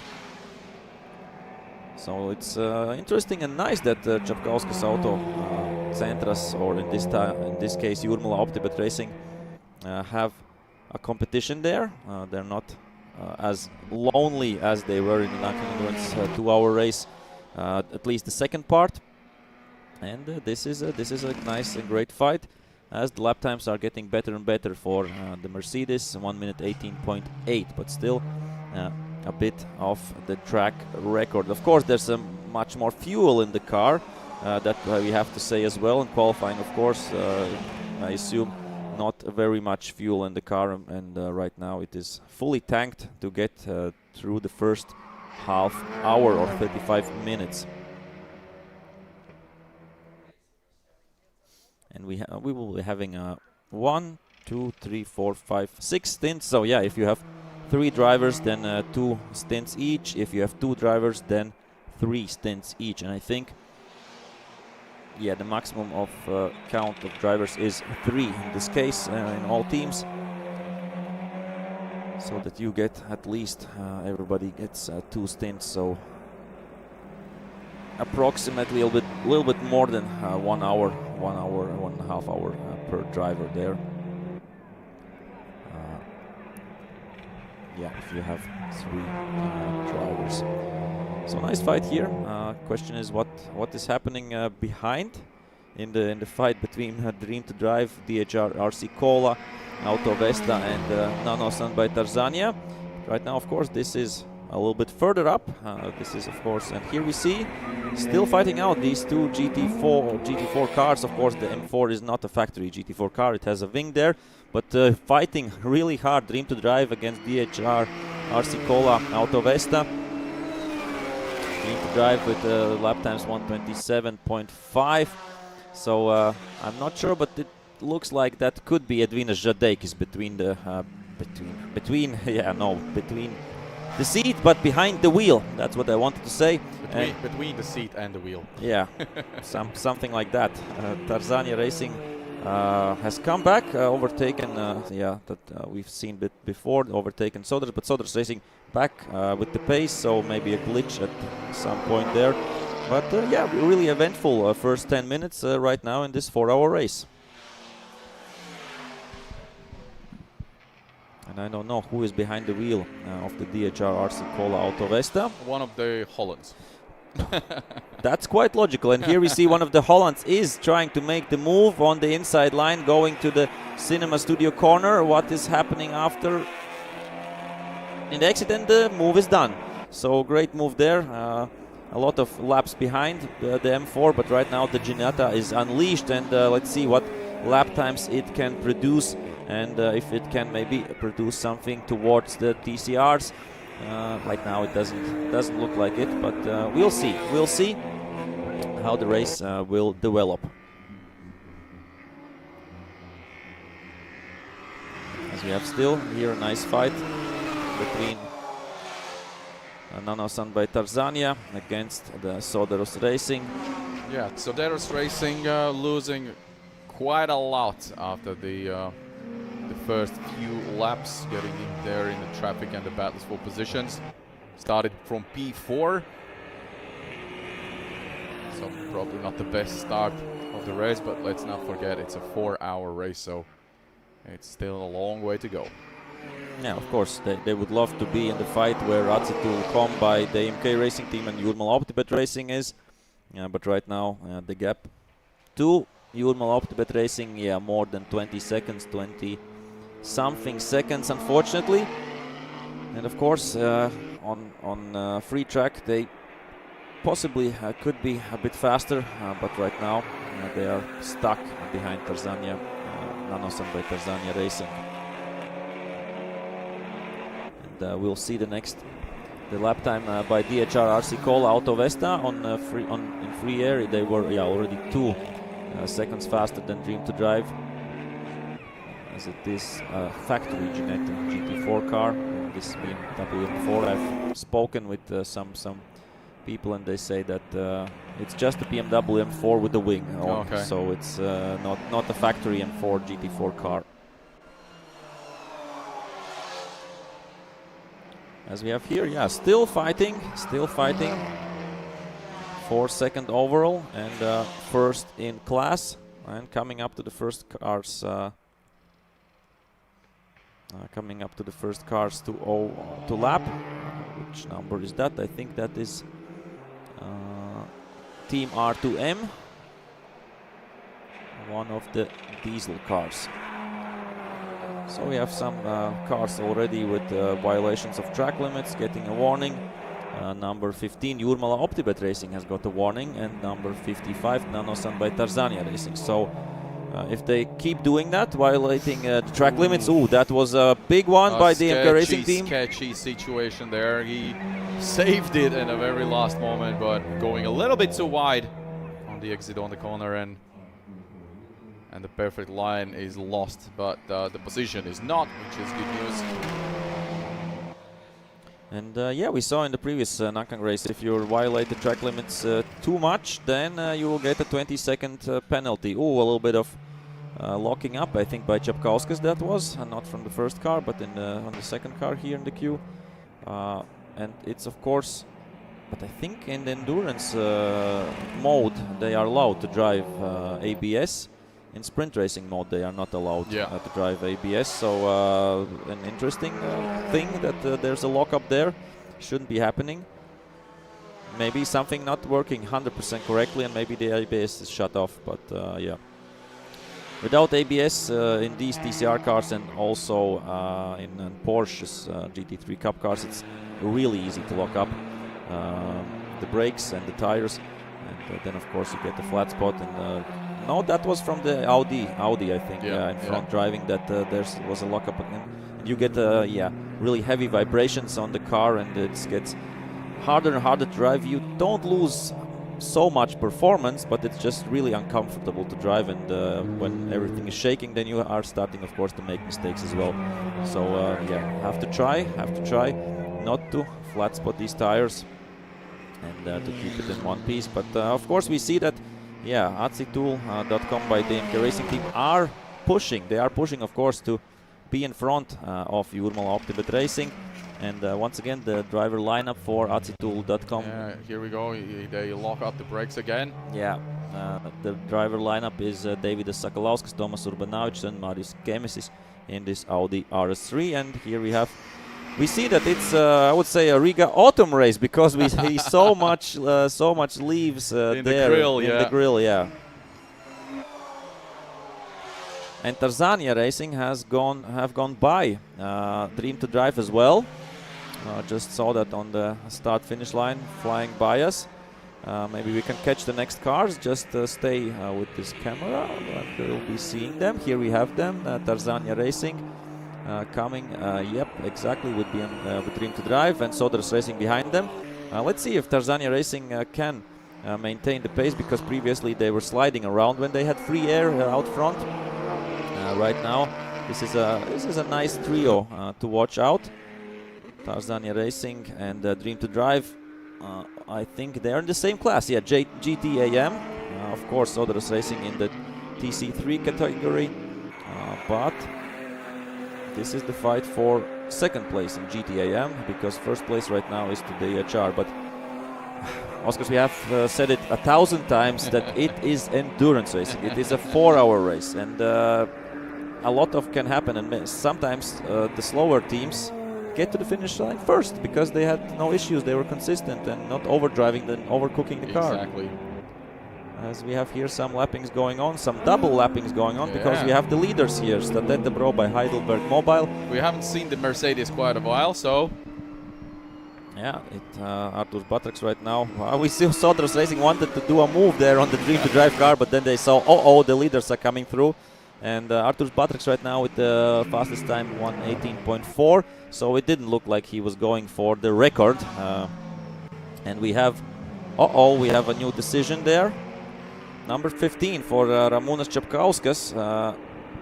Multiple violation of track limits. That's what I said. He will get a penalty. So 5-second penalty for Ramūnas Capkauskas. I don't know if he has to be longer in the pits, the 5 seconds, or if it will be added to his time.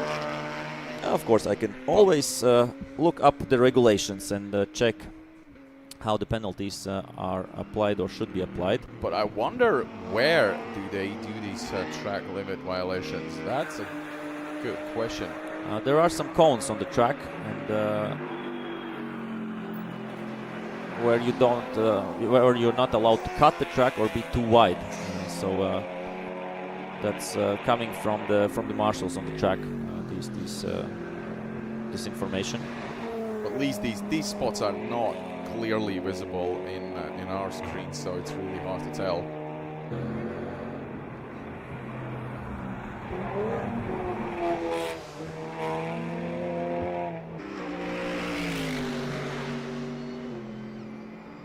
Trying to find. Oh, and we have an overtake there. So Soderus Racing move him up opposition over Dream to Drive. A nice move on the last corner of the BaTCC Racing circuit.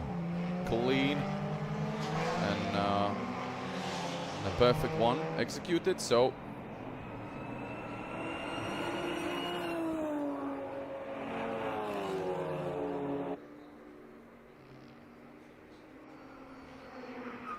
okay, I don't see both the penalties.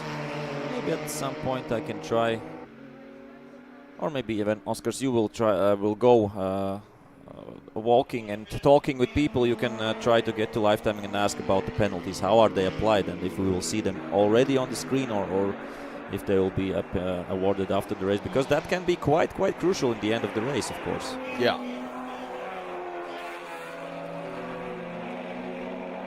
So we see that still Acetool.com by the MK Racing team are out front in second place overall and first in class. 1.6 seconds behind them is Jurmal OptiBet Racing. And speaking of Jurmal OptiBet Racing and Capkauskas, now we do actually have a walkie-talkie system, a radio here in the studio, in the commentary box. So we've heard the car number 15 being called out there quite a few times already, which means that the marshals are really keeping an eye on this one. And I wonder if Ramūnas Capkauskas is aware of the fact that unfortunately he's obviously doing something wrong there out there in the track, so someone should tell him. That's what I was I'm sure, yeah, that implying. That Titas knows about the penalties, that's for sure. And of course in the driver's briefing it was mentioned already yesterday in the sprint briefing, or the day before, and of course for the endurance briefing as well, that there are track limits and you have to abide by them. And still nice racing here going on between Nankang by Tarzania Racing, Soderus Racing. Soderus Racing with their personal best lap time. Dream to Drive following there. And the leaders already have done 14 laps. I don't know, have they? They haven't, I think, lapped everybody yet. Let's check that. They have lapped these cars definitely. That's for sure. But the question is, have they lapped the second and third placed cars? We will see that on live timing. But yeah, good to see Soderus Racing catching up with Nankang by Tarzania Racing. So we have a fight here as well.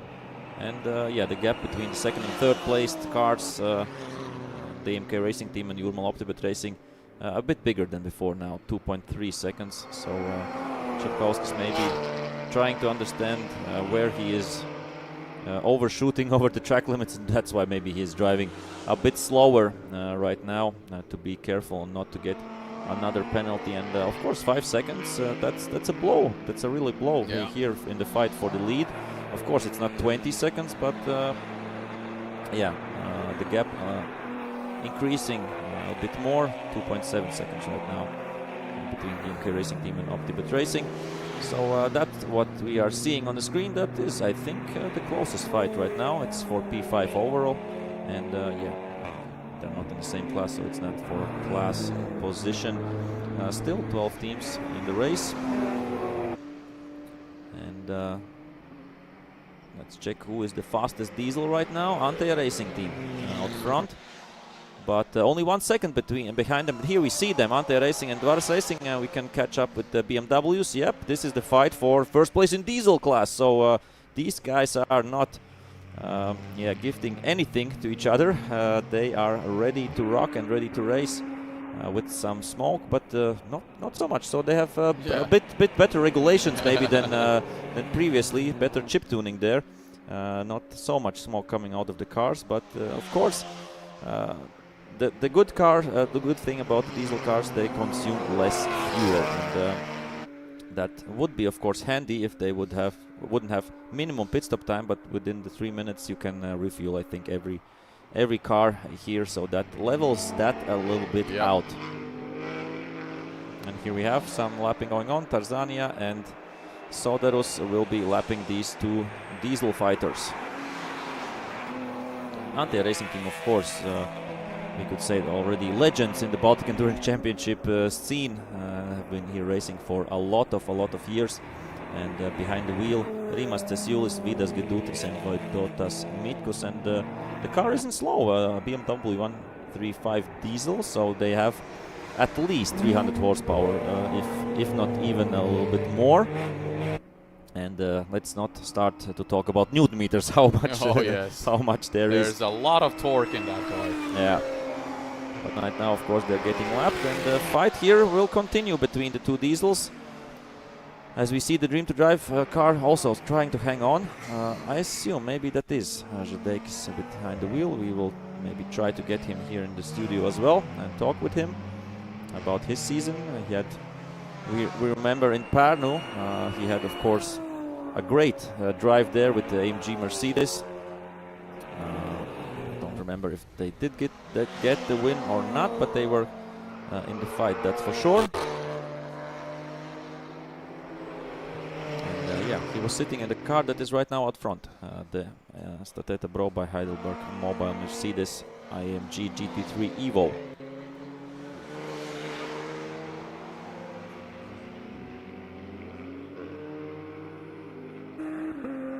And we see on the straight the diesel can quite keep up with the BMW M4. So yeah, the power and the torque is there, but of course the M4 has better suspension and everything, so it's of course faster in the corners and on the brakes, I assume, as well. But this is great. Soderus Racing coming closer with their BMW E92. I assume the same 3-liter BMW turbo diesel engine there. And here we see, yes, a bit of struggling there by Antti Racing. Not the ideal racing line here, coming onto the start-finish line, and that's a chance maybe here for Soderus Racing. But yeah, it seems like maybe on the straights, Antti Racing is a bit faster right now than Soderus Racing, who are, of course, trying to get this first place, and that's. Well, yeah, we are already 25 minutes into the race, but still having some great fights on track as we are coming closer and closer to the first pit stop window, and that will be in almost 10 minutes. In almost 10 minutes, we will have the first pit window open.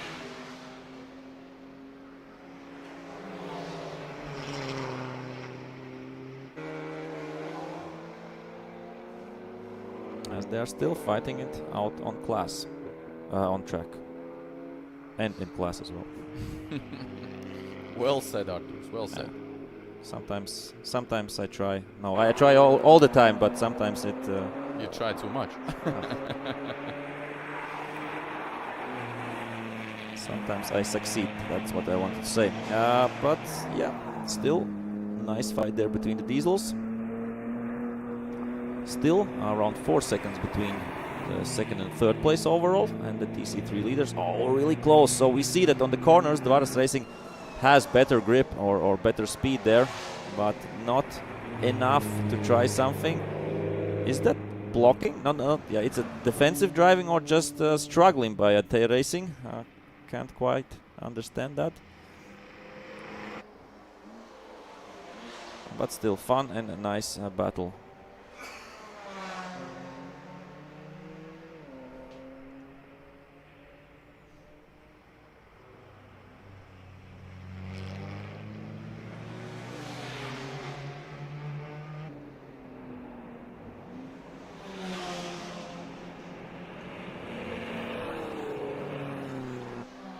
it seems like Orlen Lietuva Mažeikių SK will be coming up to lap these cars in just a few moments.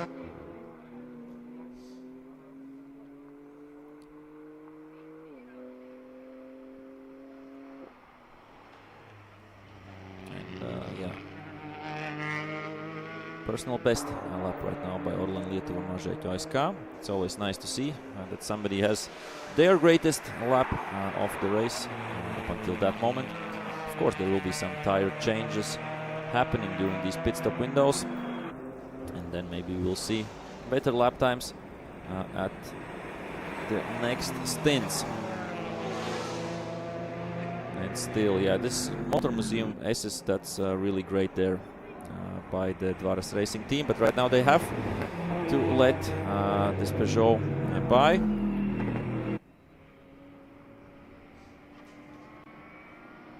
I have to let the Peugeot by, and that's what Dvaras Racing is doing, and Ante Racing will do the same.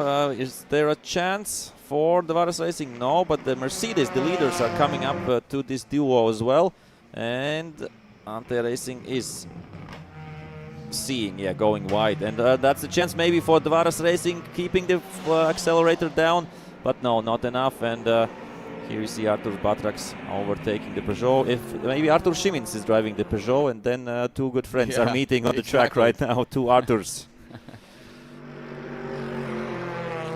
As they are, yeah, good buddies outside of the track, of course. And yeah, here we see they going by. What do you think? What will happen in this battle? Oh, what? Oh! Just as soon as you asked the question, we have an answer. Wow, overshooting there at the racing team. He saved it, but that cost him a position. Ay. Yeah. That was commentator's curse. That's one thing, but it was a scary moment. See, if he couldn't like have it turning towards the track, he would end up in the wall, which would be game over for the Antalya team. Yeah, that was some quick work with the hands there, definitely, to catch the car. And yeah, lucky escape, there. Drama. And we got lucky. We saw that situation there. And we see a little bit of handshaking, I assume, in the Antalya Racing team car, because the gap right now to Dvaras Racing has gone up to 2.4 seconds. And here we see the gap between the second and third place, still around few seconds. As we are getting ready for the first pit stops, of course. In 7 minutes the window will be open. It will be open for 10 minutes, so it will be a busy time in the pit lane, all the 13 cars. And yeah, the pit lane in BaTCC here isn't so long as in Pärnu, of course, so it will be much busier here. But we remember in Pärnu it was busy as well, with the 20 plus teams there. A lot of traffic in the track, of course.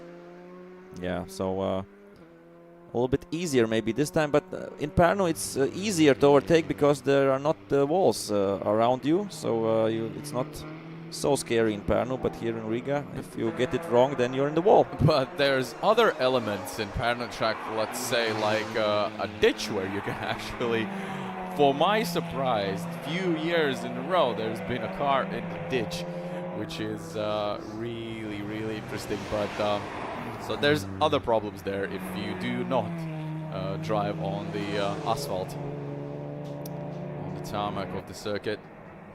All right, I think I should be getting ready for the pit stops. Yeah, the teams are getting ready, so you are getting ready as well. Yeah, exactly. So let's see if we can catch up with some of the guys. I definitely want to talk to Artur Batrax and get his feelings and impressions of the car and the track on the first stint. And obviously they're leading the race, but let's try to catch up with many drivers as possible. So let's see what happens.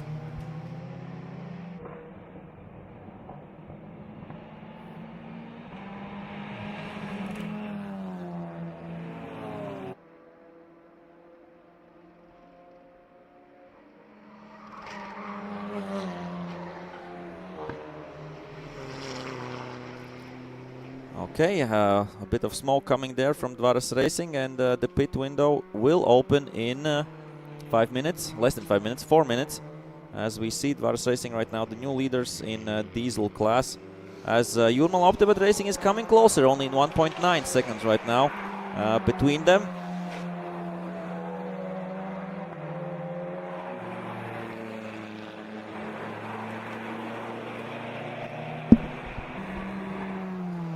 So yeah, 1.9 between the second and third place overall, and first place in TC3 category. As we right now, yeah, the gap I think is getting bigger between these two diesel cars, 3.7 seconds.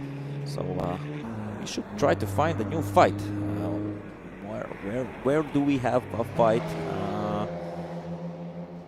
Yeah, I think Acitul, the RS3 and TCR Cupra, second and third place.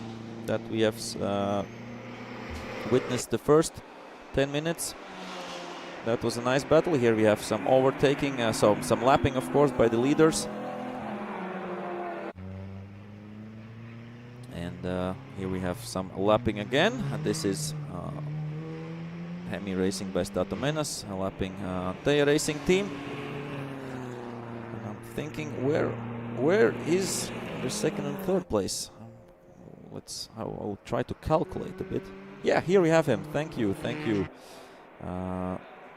We see them here, so that is second and third place, and they're still really close. They have to lap another car right now, going into the... is it the Cinema Studio corner? Yes, it is. And here we see Capkauskas will try to get by there as well. So it's not so easy to lap cars. You have to trust them that they see you. And yeah, great shots. I really like the leaves there in the front bumper. Of course, it's a bit sad. It's autumn. That means the summer is over. The summer racing season will be over. Of course, we have in other racing disciplines still some races to come, but in the Baltic circuit racing season will be over, and that's what the leaves are saying us. And a little bit of yeah, flat spotting the tires again by the Acitul.com, by the MK Racing team. So yeah, overshooting the braking.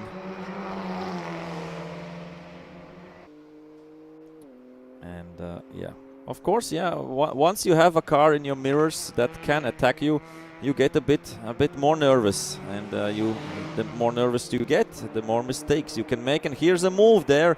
No, that's not blue flags, guys. That's not blue flags. That's a position fight there, and really close through the Cinema Studio corner. And Capkauskas will be on the inside, but the racing line is the Audi RS3, and yeah, Audi RS3 still maintains the lead in the class. And yeah, Capkauskas is getting desperate a little bit. Oh, and that was a glitch. I thought that the Peugeot is standing in the middle of the track, but no, that was a little bit of a contact glitch there. It's still driving, but they will be lapping it. So in 30 seconds, the first pit stop window will open, and it will be open for 10 minutes. So we will have a lot of action and a bit of braking there. Yeah, locking the brakes. That's what I meant. A bit there. I think that this time was by Capkauskas, but maybe from the Audi again. So when we can do a countdown, 3, 2, 1, and the pit stop window is open. Pit stop window is open, and it will be open for 10 minutes. So we will have lots of actions during the next 10 minutes, not on track, but in the pits, in the pit lane, where the driver changes will happen, refueling, maybe some tire changes as well, and they have to be in the pits 3 minutes. So starting from the pit entry till the pit exit, they have to be 3 minutes there. If they're not 3 minutes there, so maybe less than 3 minutes, then they will have a penalty. I think it's a drive-through penalty through the pit lane. And of course, if you are in the pits only for a minute or something, you will definitely get a bigger penalty. That's for sure. Yeah. The teams are usually really clever, and they read all the regulations and they check if there is some loophole we can benefit from. And right now they will be lapping the car. So the MKM Racing team already flashing the lights, trying to get by as fast as possible of the Orlen Lietuva Mažeikių ASK Peugeot.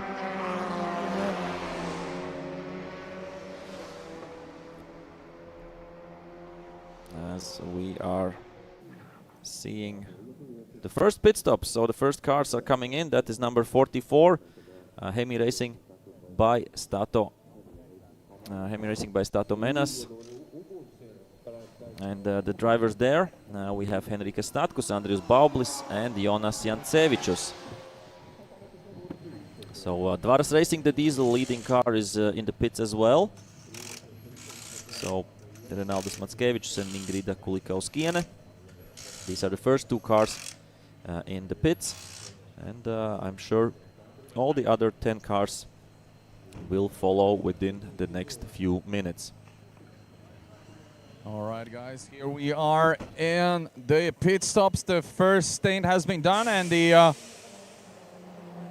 the Baltic Endurance Championship 4-hour race. First pit stop is on. The teams are working really hard. The cars are coming in one by one. And obviously, yeah, we have quite a small gap, only 10 minutes of the pit time. So obviously, it's going to be really busy here. A lot of action, and all the mechanics and drivers, of course, as well, working really hard. We have the race leaders also coming in with a beautiful Mercedes. I wonder if we can go and have a chat with Artur's Batrax right now to see what they're up to. Oh, and yes, Artur's Virbuls, another Artur's. We were wrong. Actually, Artur Šimins is right here. Best of luck to you, mate. Have a fantastic stint. Are you ready? Sure, yeah, I'm ready. You were born ready. Probably, yeah. So I think it's going to be great. So, yeah. See you in the track. Everything's perfect. The weather's perfect. The car's working good. Yeah. The weather's great. Yesterday I drove the sprint races. It was terrible rain, but I need this experience as well. Today I'm going to just relax and have a great feeling. All right, best of luck, mate. Cheers. So we'll go and speak to his mate, to his buddy, as you, Artur, said. So that's Artur's Batrax. He has finished the stint, and obviously they're in the lead of the race. They're quite far from each other. So we say the Ginetta back there, the Holland team, we're going to go back all the way to talk to them, obviously. And let's see what they're up to. But yeah, as you can see, we're now having the refuel. This is really important. We can't really get any closer than that, as this is a danger area, danger zone, to be honest. Because obviously it involves racing fuel, and if that goes into flames, and if we've seen this happening, then it's really a terrible situation, a terrible view. But meanwhile, while they're refueling, I'll go and fetch Artur's Batrax. He's now talking to his father right now.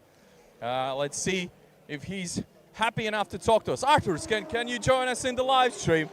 Let's have a chat with you, mate. So, a beautiful suit. By the way, I have to tell you, you look stunning. You could go to an evening after dinner party with that as well. Of course. Casual. All right. How did you go in the first stint? Oh, very well. Get some space and relaxing for driving. Just going fast and confident. Yeah, making no mistakes and enjoying the ride. All right. Who's going to be the next one actually behind the wheel? Next one is Ignas. Oh, okay. All right. Yeah. There's something changed in strategy, because in first must be Nitish, but now I saw it Ignas came inside the car. Some strategy going on there. Yeah, I think so. All right. A lot of traffic out there, or is it quite easy? First 20 minutes was okay, but after that, every lap, some 3 cars you need to pass, traffic is heavy.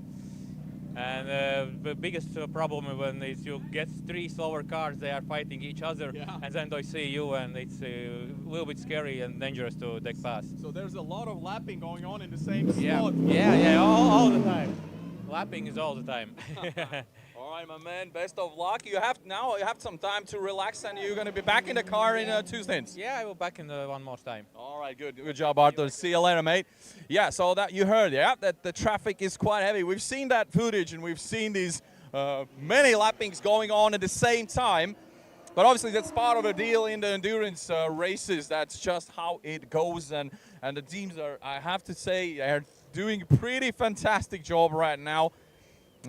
Here we have the Audi. They've been really fast out there on the first stint. And let's just have a look quickly in the results.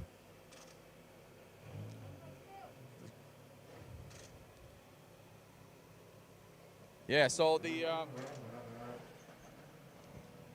the Attitude team was in the lead for the TCR category.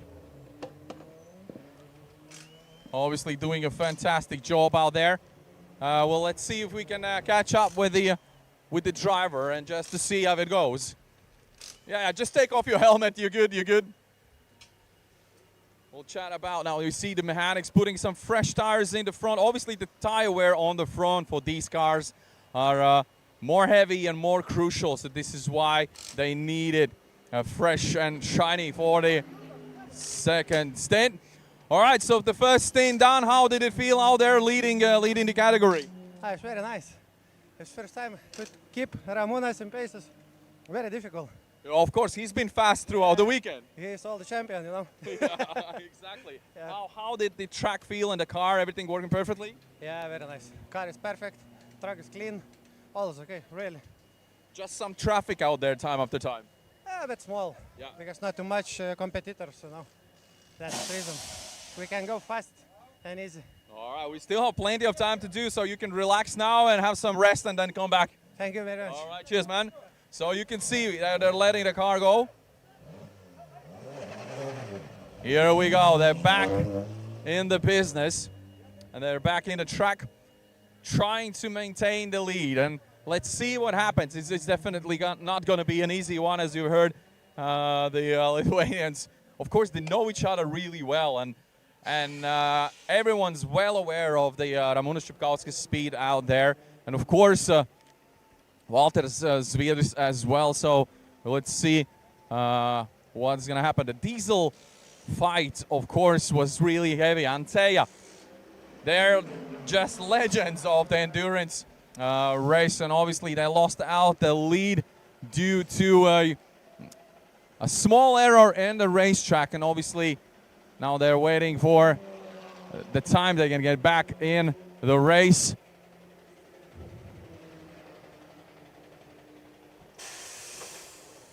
Here we have the Soderus Racing team. So the bonnet is open, and I wonder why. Is it just because it gets more air and just to cool down a little bit more?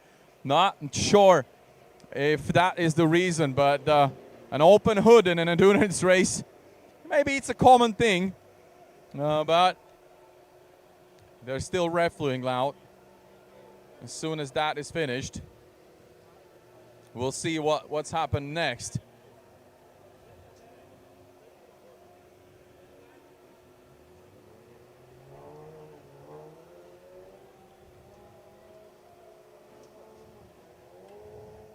All right, the hood can be closed now. So that's all sorted. There's no issues there, and he's free to go. All right. Sounds good to me. That's music to my ears, if you ask me. For all of those of you that are watching the live stream, shout out to all the spectators. Thanks for joining us on all the social media platforms. There's the Audi Quattro going out as well. The Estonian Racing team are also doing a really good job. We've seen some good battles, some good sliding from them as well. They were going sideways on a few of the laps. Maybe some error or glitch there, we don't know. Let's go and catch up with the Holland crew. There's always a fun bunch to talk to those guys. And just to get the, the emotions, the first emotions of the first stint. It's always fantastic to chat with the guys. And they're always having a good time here or in the Baltics, wherever they go, to Estonia, to Lithuania as well. And I totally can understand them, because that's always a fun thing to do. Hello, guys. You seem all chilled. Sitting in front of the fan. Tell me, you warmed up a little bit. Yeah, it was quite an intense few laps, but yeah, it was a perfect start for us, so yeah, sure. We were just watching the live stream, and I gotta tell you, it was a fun start of the 4-hour race. Yeah, it was quite interesting, bit of a good four-way battle going on, but yeah.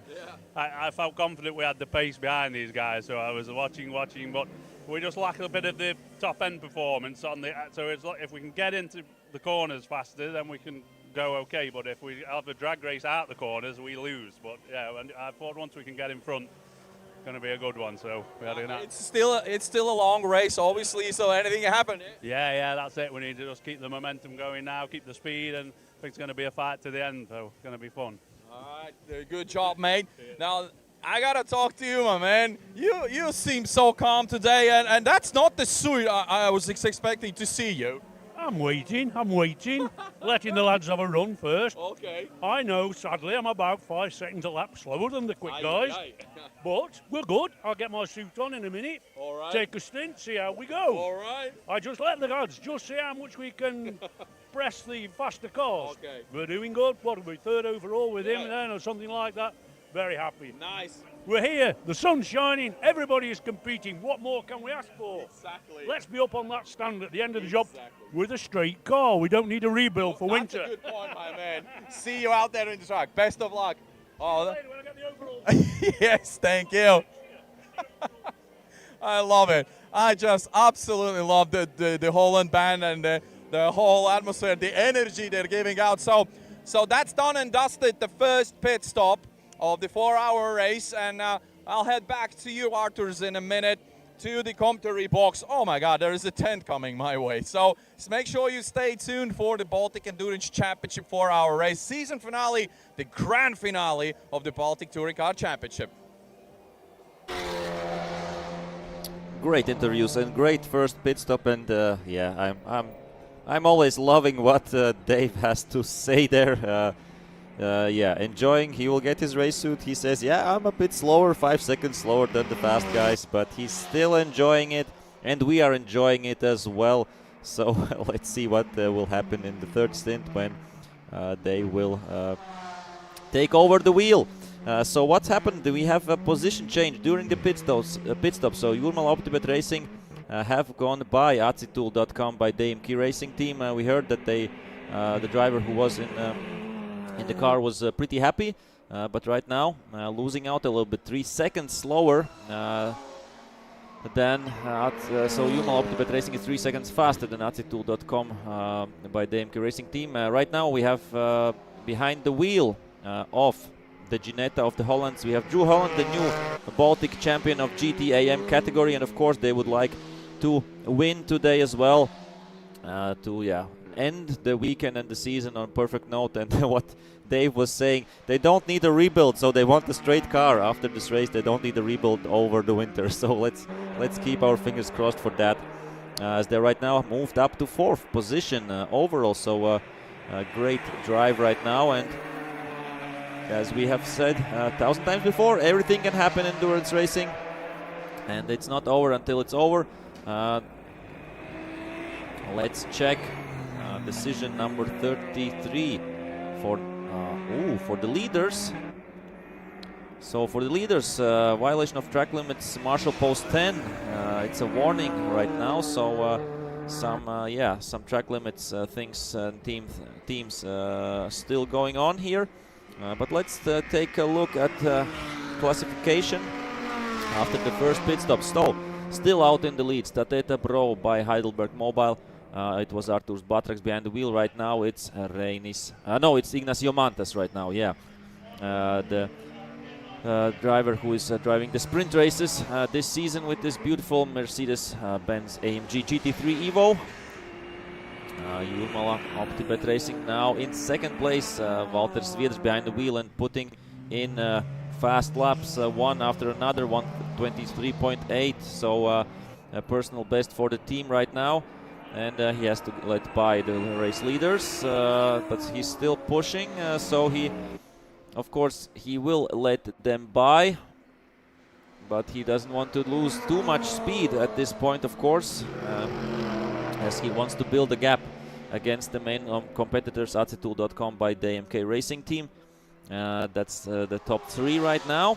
Then, if you're looking at the TC3 category, then yeah, Jurmal Optibet Racing first, AC2.com by the MK Racing team second, and in third we have Soderus Racing a bit further down.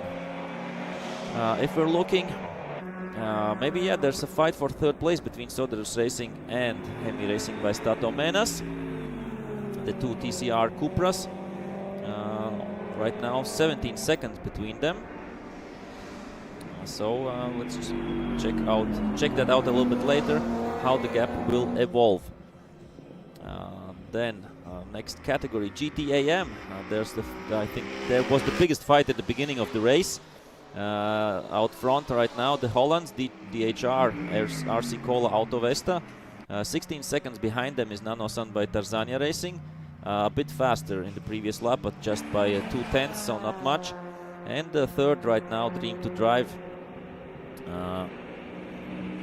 Yeah, Dream to Drive. I don't know how far away are they. Right now it shows 1 lap, but let's check. Maybe there we will get some seconds on that. And yeah, 28 seconds. So behind Nanosan by Tarzania Racing, and driving a little bit faster, but just only 1 second. So that's in these categories. And for the diesels, Soderus Racing still out front, 12.8 seconds ahead. And in third place we have Team R2M, who have had some issues, it seems, because they are 8 laps down from the second placed diesel team. So that's the update. That's the update on the classification by the classes. So we have another decision.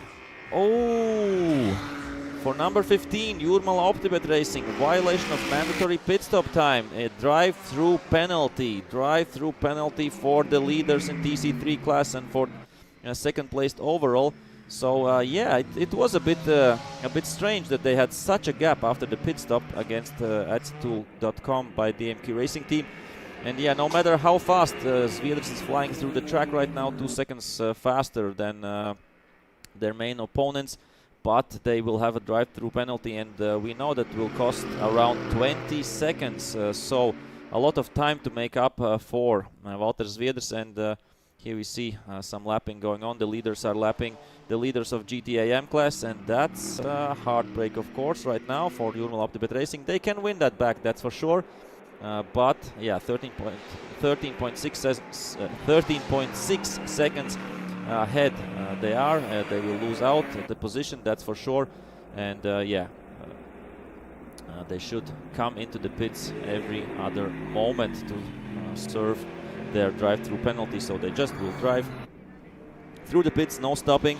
But as we said before, it'll cost around 20 seconds, that's for sure. And yeah, the job will be much tougher right now, as we are seeing. Yeah, we should see them coming in right now. Or will they drive another lap? Okay, they will drive another lap right now. We'll try to extract the maximum maybe out of the tires right now, and maybe to try to build a gap. To be out front when they come back. But I think they have to come into the pits within a few laps from the decision. So that's crazy stuff. But that is endurance racing. A lot of people say endurance racing is boring, nothing is happening. You have to try it to check it out sometime, and the more you know, the more interesting it gets.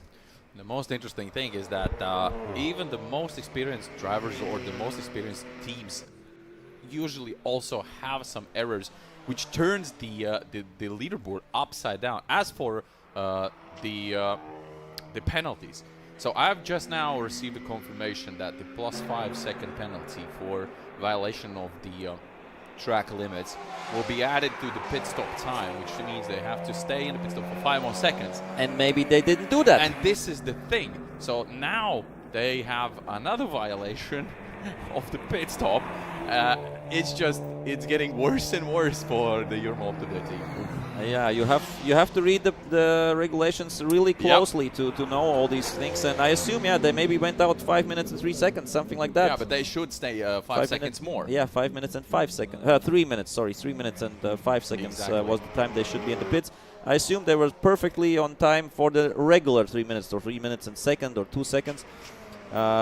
Of course, as I said, nothing is lost. They have really great pace, and they'll be able to catch up if they lose the position. But they should come. We see 15 seconds, between them. But I think there is a rule as well that you have to serve the penalty within a few laps of the decision made. And it doesn't look like Walter Zveders is getting any close to stopping in a pit lane. Yeah, let's see also, how that will develop. The Nanason by Tarzania Racing, as I don't know if you mentioned, they also got the penalty for violation of the track limits, and they also received the 5-second penalty, which is added to the pit stop time, the mandatory pit stop time they have to spend there. So, the marshals are doing a good job. This is what I can truly say. Marshals are definitely on the top spot of their game. So.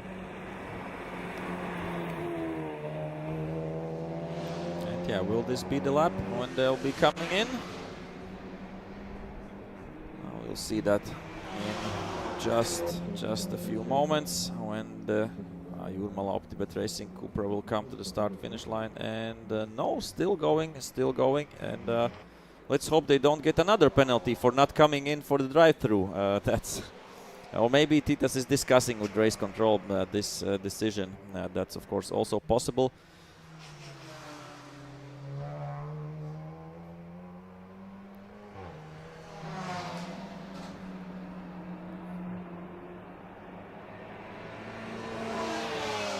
So yeah, we have almost 1 hour done, 3 hours left, and of course you see the results also there on the screen.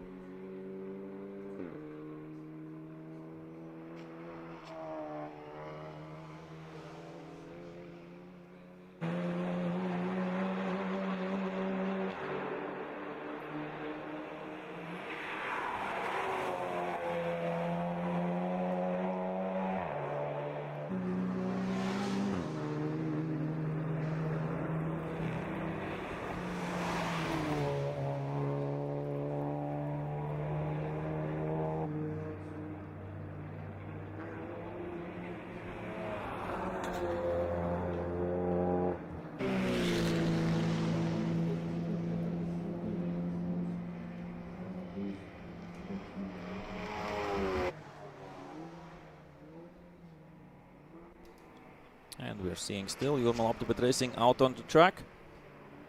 Still haven't been for their drive-through penalty. I don't know why.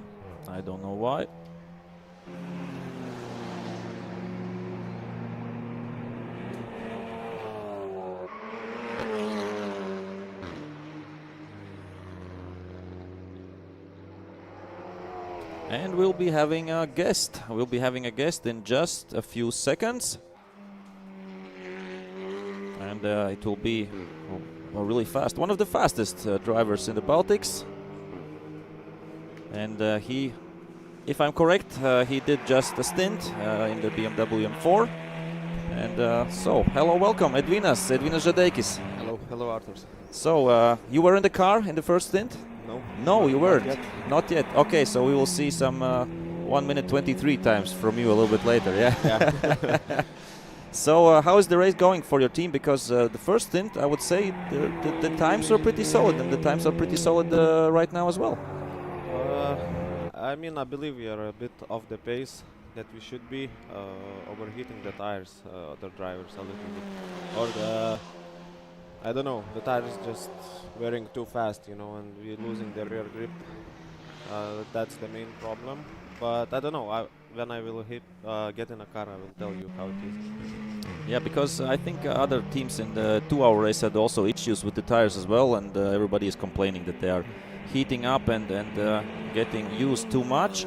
Of course, yeah, Edvinas Žadeikis is driving in the Dream to Drive team this race in the BMW M4. And how are you getting prepared? How are you getting ready? And the next stint will be yours, right? I don't know yet which stint gonna be. The owners of this car will tell how they feeling. Do we need to catch the opponents or how it's gonna be? Maybe I will be next or the stint after. So we will see. Okay, and of course you love sprint racing, but endurance racing has its charm as well. You did also the 4-hour race in Pärnu. What do you like most about this endurance racing? You know, you need to be consistent, like 40 minutes. That's nice to keep the pace. It's not so hard, you know, and to manage the tires, to be fast all the time you're driving.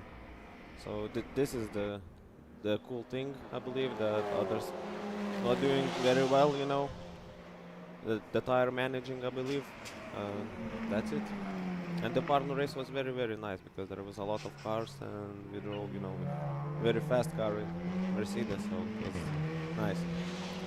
About managing the tires, what does that mean driving-wise? How do you properly manage the tires during these stints?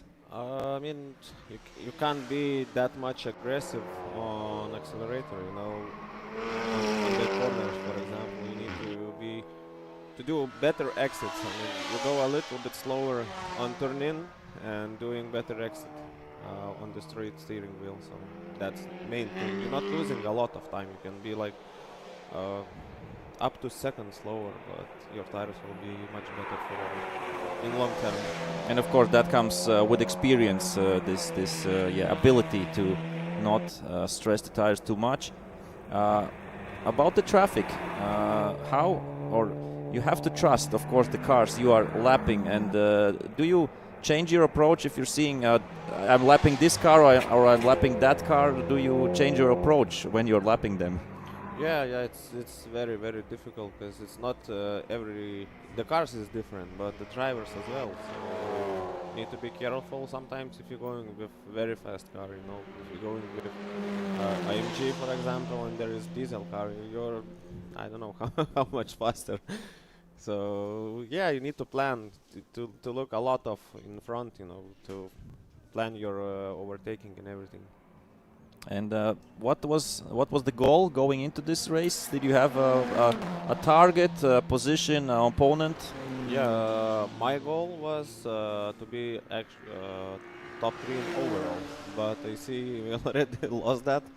But you know, a lot of can happen. So right now we need to catch Audi, Nanoson by Tarzani, and so to get the class win at least, yeah. Yeah. So that's the goal right now. And I see the pace is similar right now of the drivers and the cars. Yeah, so 19 seconds, yeah, between you and the Audis. So that's doable, yeah, I think. It's doable. I don't know what's my lap time is gonna be because I didn't know actually. Just in the wet. Yesterday, yeah. Today in the wet. Morning. In the morning, yeah. And how was the car behaving in the wet? Did you drive the wet tires or wet the wet tires? It was completely wet in the morning. I was able to set third lap time overall, so it's pretty good. So I don't know how it's gonna be on the slicks. And of course, another question: the car from outside looks really beautiful, BMW M4. How is it to drive compared to to a 325 Cup car you have driven a lot? It's much stiffer than 325, of course. It's much faster on the straights, but it's very friendly car and very comfortable to drive. If anyone wants to try it, come to us. Come to Dream to Drive, of yeah. course, doing test sessions to try that car. Okay, I will call you a little bit later on that. But yeah, looks great, the car. We don't have yesterday or we lost front lip, so so we have a little bit more understeer in the front because we just have back spoiler. Yeah. Which helps to gives more air on the back, and the front goes higher, so you don't have that much speed, that much grip on the front. What happened to the splitter? Just broke. Just broke. Yeah, no, Okay. it was accident. Okay. Some grass or gravel, I don't remember. Okay, the racing season is coming to an end, of course, right now in the Baltic States. You have driven a few races this year, not maybe a full campaign, but still you had some success. You did the Palanga, and you did win Palanga right now, right? That's, I think, every Lithuanian circuit racing driver dream, right? Yeah, that's like a big check in Yeah, your life. like winning Le Mans, yeah. Yeah. Coming back to that, how was that experience for you? That was the biggest experience in my life, I believe, because the teammates was just from another level. Magnussen, F1 driver, and Anders Fjordbach is really, just super fast. Never been with that kind of drivers together.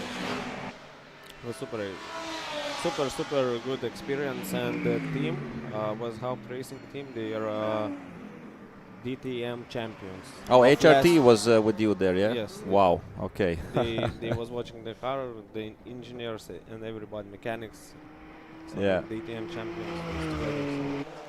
How much did you learn that week? A lot. Now I'm expensive coach. And here we see the car you will be driving in a few moments. I really love the leaves and everything. That's an autumn-like feeling here. Yeah. And it looks white, but looks good. Yeah, just simple, but with the carbon hood and everything, clean look there. Yeah, of course, a nice season. Are you thinking about something for next year? Something is cooking? Yeah, I really want to go to 3 to 5 Cup actually, because at the moment I still don't see anything better than 3 to 5 about competition. In the Baltic States, yeah. Of course. It's still high level, and we have about level of the drivers. Yeah, there's good races, a lot of course. And we saw yesterday the championship title showdown. It was great to watch from the sides, right? As well, right? Yeah, of course. We saw in the 2-hour race your team manager Taurus was doing great lap times. Mick Martin were doing great lap times. Maybe they should also join the sprint races, or can Taurus manage to manage and to drive in the same time? Yeah, I believe he can, but at the moment he's trying to do business. That's to have a race team, it's a business. So. Of course, but yeah, he wants to drive. Every time he comes to the track, he tells that I really want to drive. That's for sure. Everybody who is at the track would love to drive. So okay, thank you, Edvinas, for joining. Let's have a good race. Let's see how far you and the team can get, and we hope to see some fights on the track. Okay, bye. So yeah, that was Edvinas Žadeikis, of course, one of the fastest drivers in the Baltic States in the 3 to 5 Cup, and we see and hear that he would love to come back to sprint racing, as we see here some lapping going on. And Jurmo Optibet Racing, it looks like, have they been in the pits? Haven't they been in the pits? I didn't see. They were in pits. Okay, thank you for the update. So they did serve their drive-through penalty, and they're still 12.4 seconds ahead. So okay, great pace there by Valtters Viedrs at this point. And yeah, because the gap was, I think, bigger previously. But okay, and Nanosan by Tarzania Racing have gone by DHR RC Cola by Auto Vesta, and they were fighting 0.0 just over the. Maybe we can try to find the Ginetta somewhere at the first part of the track. Ginetta and the Audi S4. They are here. They are fighting. Yeah. And yeah, the Audi has gone by with better pace in the previous lap. 2.5 seconds faster, 2.7. So something not maybe 100% on the Ginetta. Maybe some not great lapping of other cars. And right now here we see as the Holland Mick, I think, was telling that they have really great corner speeds, but in the exits they don't have the power to keep up. And let's see if they can manage to battle the Audi. It's of course for the win in GTAM class, so that was an overtake for the first place in the class, and right now they will try to keep up and try to, of course, put some pressure on the Nanosan by Tarzania Racing. As the next one up should be Dave Holland, the father, stepping into the Ginetta. Yeah, he had a really beautiful red shirt on him while he was talking with Oskars. But right now he should be in his race suit, and it was nice talking right now with Edvinas Žadeikis as well, who will be driving the white BMW M4 from Dream to Drive. So that's the update from my side right now. Let's see when will be the next pit stop. Oh, already in 4 minutes. Already in 4 minutes we'll have the next pit stop. And that means that Oskars will be getting ready. He was beside me, but he is getting ready to get back. He's getting ready to get back to the pit lane. And of course get some news what is happening with the penalties and everything. That will be interesting to hear as well. And stay tuned, we will be telling you everything you need to know about this 4-hour race, and we are a little bit over 1 hour. We have 2 hours and 15 minutes to go, and we have the next pit stops coming up in just a few minutes.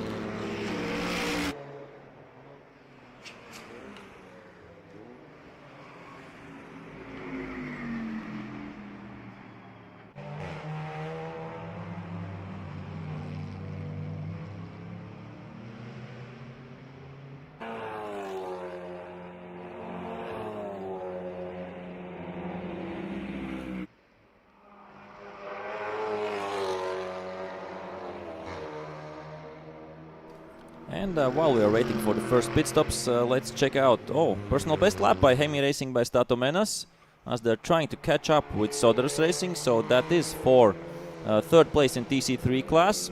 Of course, they want to be on the podium, so they are doing some catching up. 1 second faster than Soderus Racing in the previous lap, as we have a lot of still time in this race. 2 hours and 45 minutes to be precise.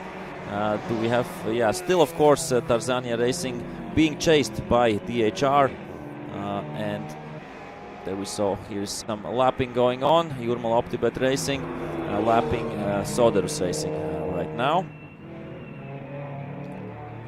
And what is happening in the other classes? Do we have some fight? Yeah, no, Tvares Racing 41 seconds ahead of Ante Racing Team, so the fight there we saw previously is not happening at the moment on the track. And Statete Pro by Heidelberg Mobile cruising along on a, not cruising speed, 122.5. That's of course a really a great lap time if we compare to other cars and other classes. 122.5 is flying around the track.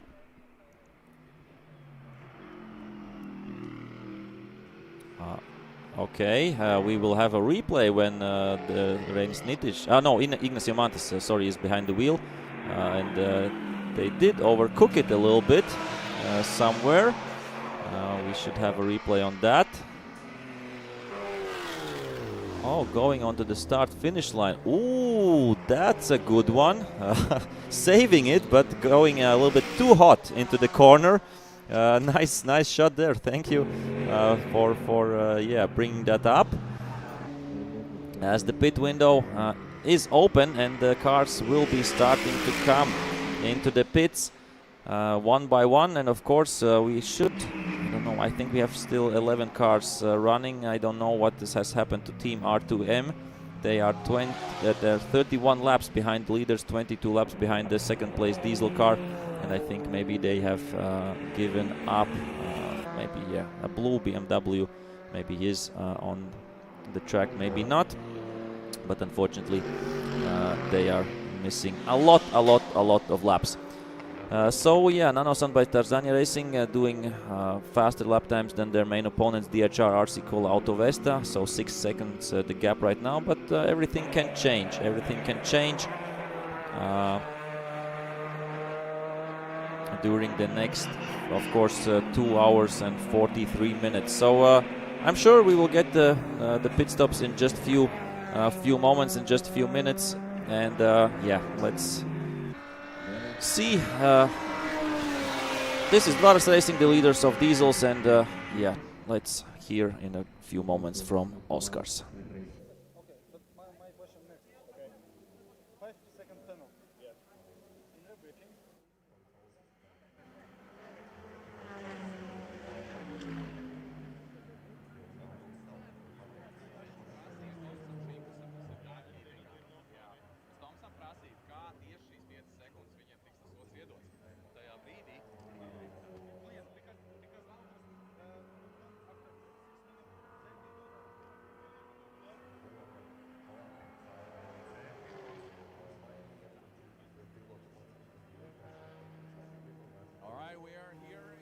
Pit stop, so obviously the diesel cars coming first ones in, which is really interesting, but obviously they have quite a fight in the diesel category right now. They are already changing the tires, changing the drivers, and we'll soon see the leaders of the race coming in. Now, due to the fact we have only 10 minutes cap for all of the teams to come to the pit stop, it's gonna get even busier. The Holland family is doing their job. Now the father is behind the wheel. Dave Holland taking over the Ginetta, the DHR RC Cola Auto Vesta team with Dave Drew and Mick Holland all together in the beautiful Ginetta GT4 G55.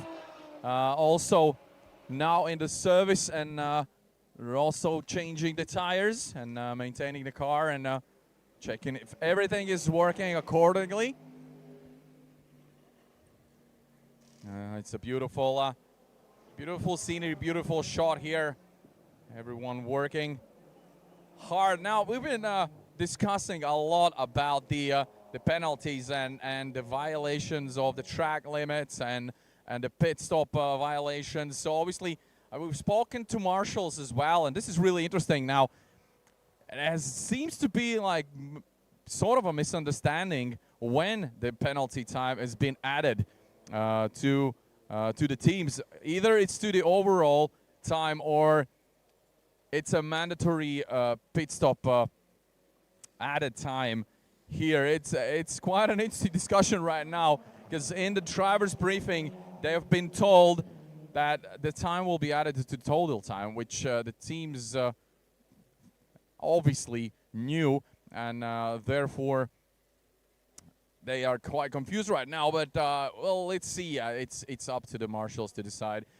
Anyway, we just found out. Actually, the news came in that the Jurmala Optibet Racing team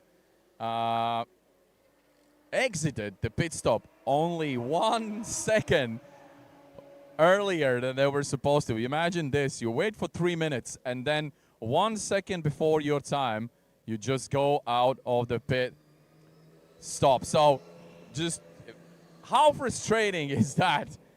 1 second decided And then they obviously had another penalty. Now we see the leaders coming in. So that's Lenktyniu now jumping in the car. And he's gonna do his stint finally. Let's go and have a look how the car looks. You can see the brakes smoking heavily, of course.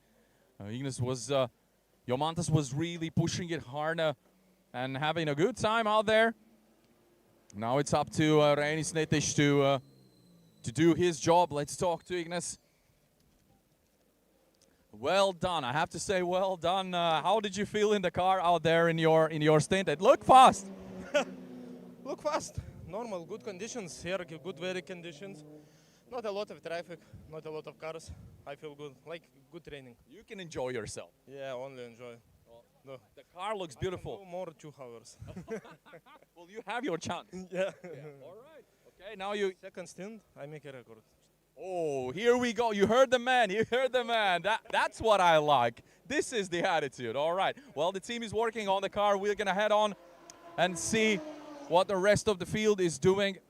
Now, the car number 13 as well has come in. Atsitalk.com by the MKM Racing team. The Lithuanian squad are out there. The front tires have been changed as well. Again, the same as in the previous stint. And they lost out to Jurmal Optibet Racing team. And now they currently sit in the second position. Well, let's see if they can get any higher and at least try to claim the top spot of the podium. Davidas Sakalauskas, Tomas Urbanavičius, and Marius Kemesis in that team. You can see the drivers helping each other. That's all of the 3 drivers in one shot right there. Trying to do this as fast as possible. Now we know that it's 3-minute pit stop, but to make sure everything goes according to plan, they're still keeping the pressure on, and they're still helping each other out. That's the strategy there while the drivers change. Soderus Racing, meanwhile, are leaving the pit stop. And Orlen Lietuva Mežeģiu Autosporto Klubas, the team with the Peugeot 308 GTI car, are now in the pit stops as well, with Artur Šimins completing his stint. And having a good time out there. Let's see if we can have a chat with the driver. He's now finally taking his helmet off. Laba diena. Viskas gerai. So how did it go out there? Good, quite good. Very nice car, very fast. And in the end of the stint, my tires went bad, and yeah, the temp is going down. So now we must push. Yeah. Obviously, the stakes are high. You're actually battling for the first position. What do you think? What are your chances to grab the first spot? The first not, but the second, yeah. Second, definitely. Yes.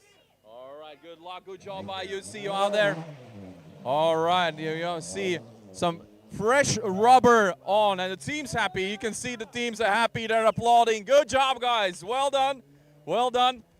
They're celebrating. Now we have the leaders of the TCR category coming in, and they are now in the pit stops, getting serviced, getting the driver changed. Walter Zveders is out of the car.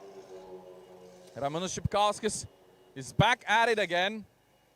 The front tires have been changed.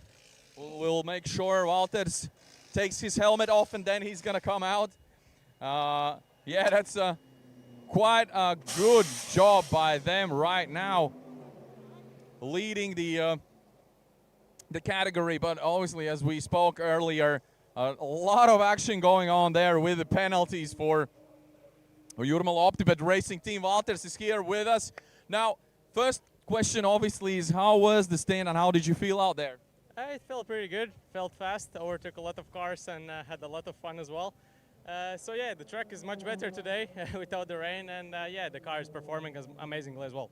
Obviously, behind the scenes, there's a lot of drama going on regarding your team and the penalties, and you keep collecting them. What's going on in that field? Yeah, I didn't even understand why I need to drive through the pit lane. Team didn't explain it yet, so we will talk now. What happened? I can tell you. You exited the pit lane 1 second earlier than you were supposed to. 1 second. Okay, I'm too fast even in the pit lane. But yeah, that's no problem. We will keep working to get the time back. And I think the leaderboard shows that we are second, so everything is good for now. And yeah, we will keep pushing. Small mistakes happen, but we will not fall down because of that. Of course. Obviously, Ramonas was trying to find trajectories or lines out, even maybe outside the allowed area in the track. What do you think? Is his stint now? Has he understood his mistakes from the first stint?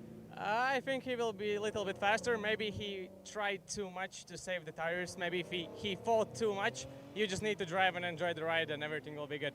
All right, Walters, thank you very much. Best of luck. We'll see you out there again. So Walters is all happy that Capkauskas, Ramūnas Capkauskas is back at it again. He's back behind the wheel and out there in the BaTCC Racing Circuit in the Baltic Touring Championship 4-hour race, the season finale here in beautiful BaTCC racetrack in Riga. Stay tuned and we'll be back with more action. Thank you, Oskars, for the interviews, and let's quickly check.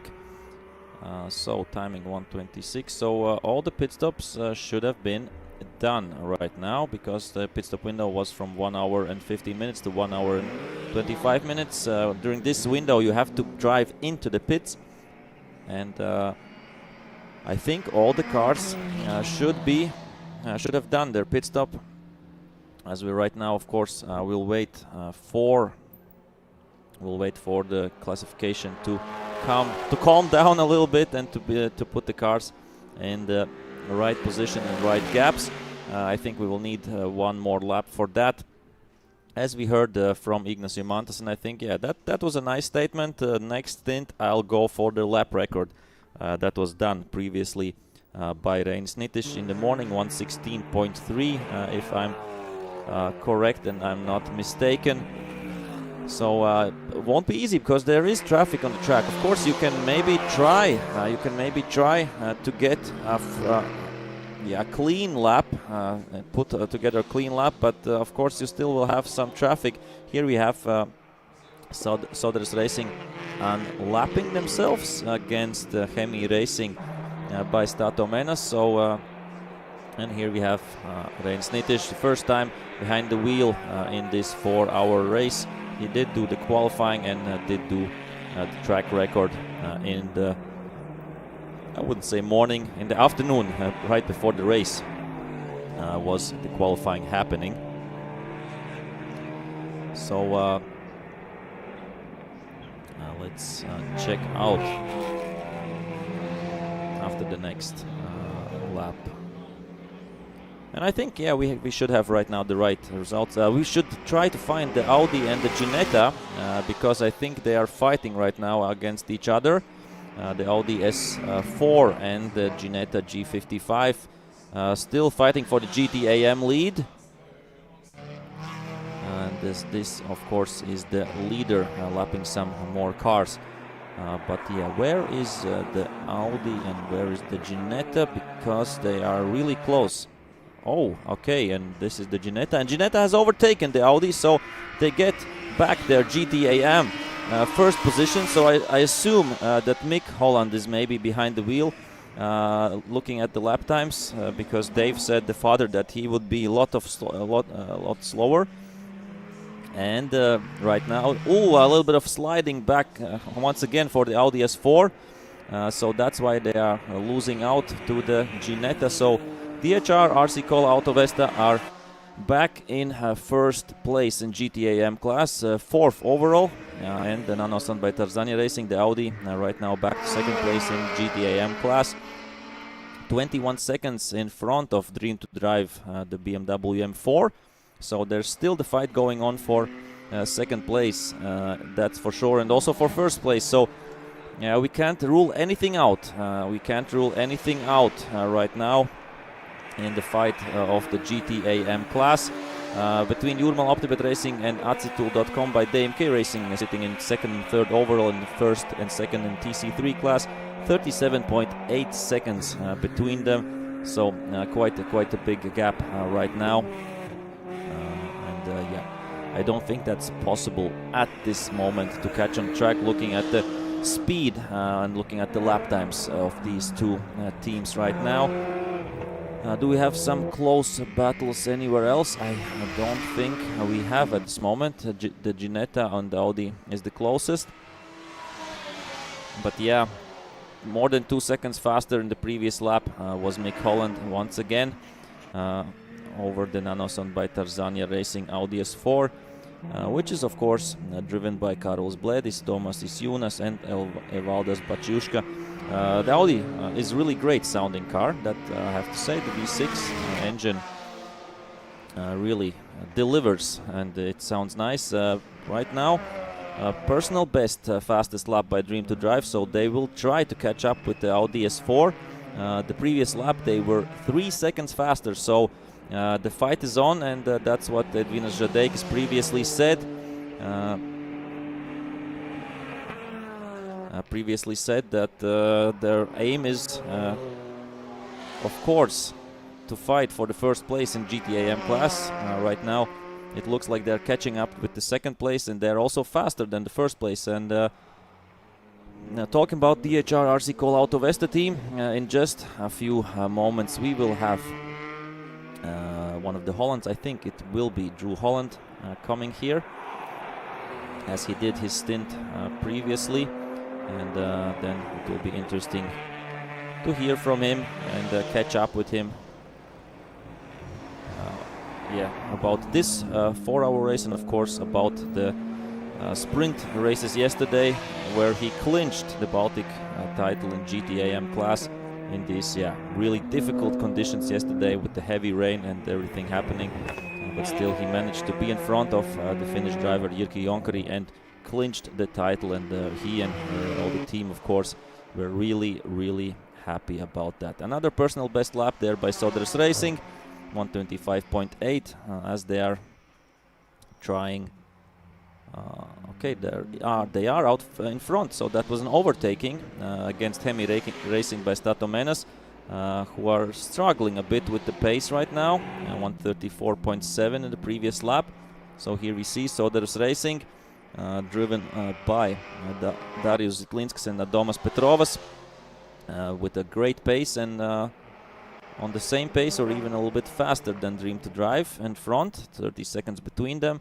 Of course they're not fighting in the same class, but still maybe they're trying to move up the ladder right now a bit in the classification.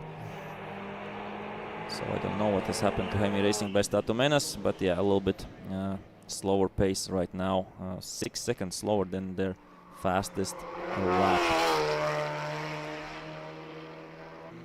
And the previous lap by Dream to Drive compared to Nanosan by Tarzania Racing, yeah, again almost 2 seconds faster, but now Nanosan by Tarzania Racing trying to push a little bit more. They saw that the gap is shrinking by every lap, and right now they are back to a bit faster pace, and still 15.6 seconds between these two teams right now.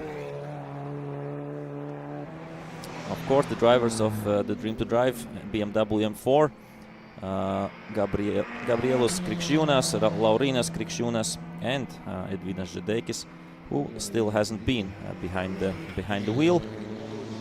So it will be interesting to see what lap times he can produce a little bit later when he will get behind the wheel. And I think it will be quite crucial for the fight, first, second or third. That's the question in these GTAM classes.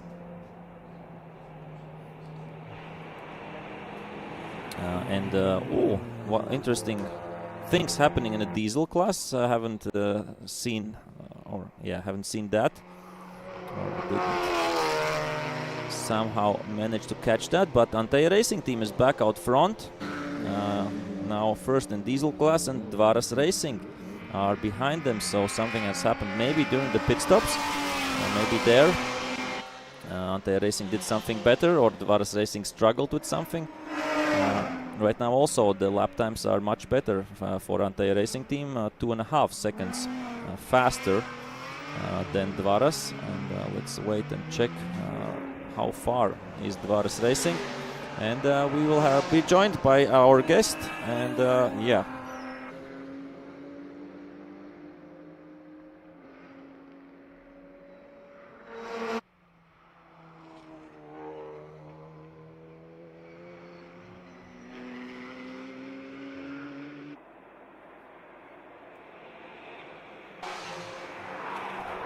And I'm joined by the new Baltic champion in Baltic GTAM class, Drew Holland. How are you doing? How are you doing? Good, yeah, very good. A little bit tired already, I think, from a long weekend of racing. Yeah, yesterday, of course, in the torrential rain, we are seeing your car driven right now by, I assume, Nick is yeah, behind the wheel. mixed driving now, yeah. So we had a little bit of overheating brakes just coming into the first driver change. So I'm trying to bring the brakes back to life. So we've got it back again, and then in my last sort of 10 minutes was the car running fine.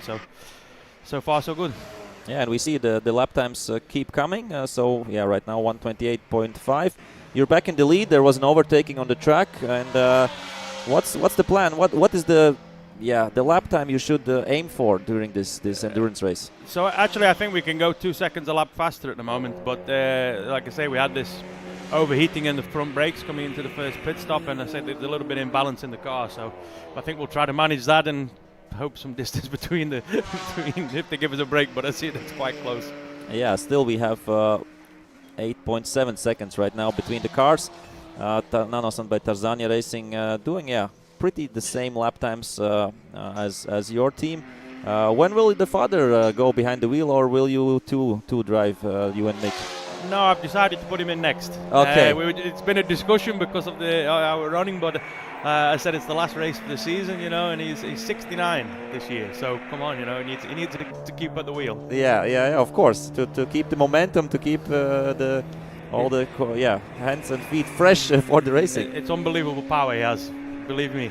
Oh yeah, we feel it. We feel it. How's the car otherwise behaving? And maybe you can tell us a little bit more about the car, the technical specifications, the engine and everything. Yeah, so it's a V6 engine from a Mustang. The car is a full composite car from Great Britain, from Geneta Cars.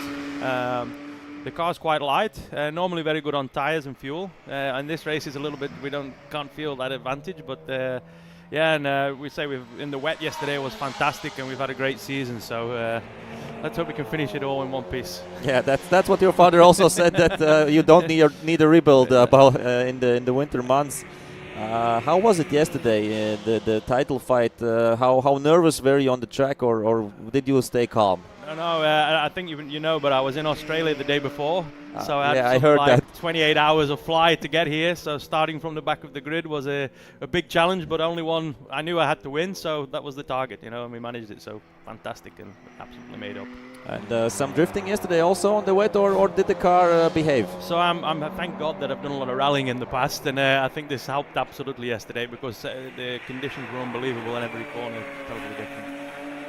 And today, how is it with the traffic? Of course, not so many cars as we had in Pärnu, but still, it's always a challenge to overtake slower cars, right? It is, but I said everybody's driving good today, and there's not a huge amount of traffic, so yeah, very good. And when cars are coming from behind, what's the feeling then? I can say this, the Mercedes is so fast, yeah. So I think, and I know both drivers pretty well, so I think they're overtaking with ease. So yeah, no silly mistakes and no silly things on the track. What's the plan right now for the? Yeah, we have 2 hours and 20 minutes left. We will be at the halftime, trying to get the win, of course, right? Absolutely, and we'll put my father next. He'll do the one stint today, and then it'll be me and my brother to finish. So hopefully we can still hang on to a victory. And your father said that he is 5 seconds slower. I don't think. Is he really 5 seconds slower? Let's see if he's woke up this morning. He needs some RC Cola power. Yeah. But yeah, great season overall, of course, for the whole team. What's the plan for next year, or you're not thinking that far? No, as every team, you sit at this year with some crazy plans and try to see. So I hope we'll return to Baltic Touring Cars. But yeah, we'll sit back, I think, over the next few weeks, and everybody sort of gets the plans and start to put something together. But I think we'll be here, probably playing it, and we will see. Okay, and the car behaving well, everything all right. This car absolutely fantastic, but it's of course it's an old generation now. It would be nice to upgrade already, but let's see how the finance is looking during winter. And is Ginetta also doing GT3 cars or? GT3 cars, no. They have a GT4 and there's an unlimited version, let's say, that can run an open class here in GT. So let's see. We'll see how we go during the winter. Okay, so thank you for coming and good luck in the 2 hours and 19 minutes, and hopefully see you later on the podium. Thank you, guys. Thank you. So that was Drew Holland. Of course, we have seen him racing in sprint races all season long. Did get the Baltic Championship title in GTAM class. And right now he said, a little bit tired. And he flew in from Australia. I think he came in here on Friday evening or Saturday even. On Saturday, because he didn't do the qualifying on Friday. So he came in on Saturday, straight from Australia. Did get the win, started from the back, did get the win, and did get the title. And right now, still racing in the 4 hours as well. So right now, his brother Mick behind the wheel, doing a stellar job there. Not stressing the car too much, because we see the fastest lap time of the team was 1:25.3. Right now, driving 2.5 seconds slower than that. But that is endurance racing. You have to keep the car in one piece. And you have to reach the finish line to get the results.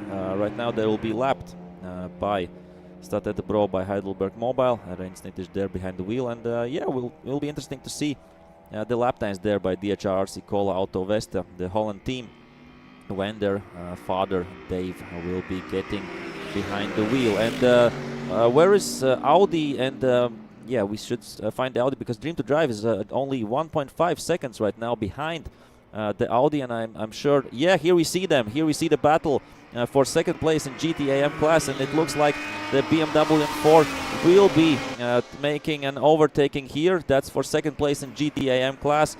One of the Krikščiūnas brothers here, and this is the move. This is the move. Audi on the outside. Let's hope they leave each other enough space, and that's the overtake done. Right now they will lap Soderus Racing as well. And the previous laps, Dream to Drive, the BMW was much faster, 2-3 seconds faster per lap. The previous lap was 1.2 seconds faster, but it was already behind. So right now up to second place, and the fight is on. Next one up, 17 seconds ahead, is the Holland team. So it looks like that is the goal for Dream to Drive, as one of the drivers, Edvin Žadeikis, said previously on the live stream. They won't be able to aim for the top 3 spots overally, but for the top spot in the class, that's the goal right now. It looks like that. And I think the GTAM class has delivered during this race. That's 100% sure. As we have Dream to Drive chasing the first place. In the other classes, not so much happening at this point. TC3 class still Jurmal Optibet Racing out front, and Tarzania coming into the pits.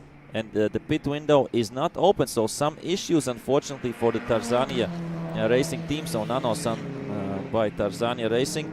The next pit stop window would be open in, let's check, in around 20 minutes, and so that's not a scheduled pit stop. That's the drive-through penalty, I think. I think maybe that's car number 55. Violation of mandatory pit stop time. So that was a drive-through penalty there for Tarzania Racing, and of course there will be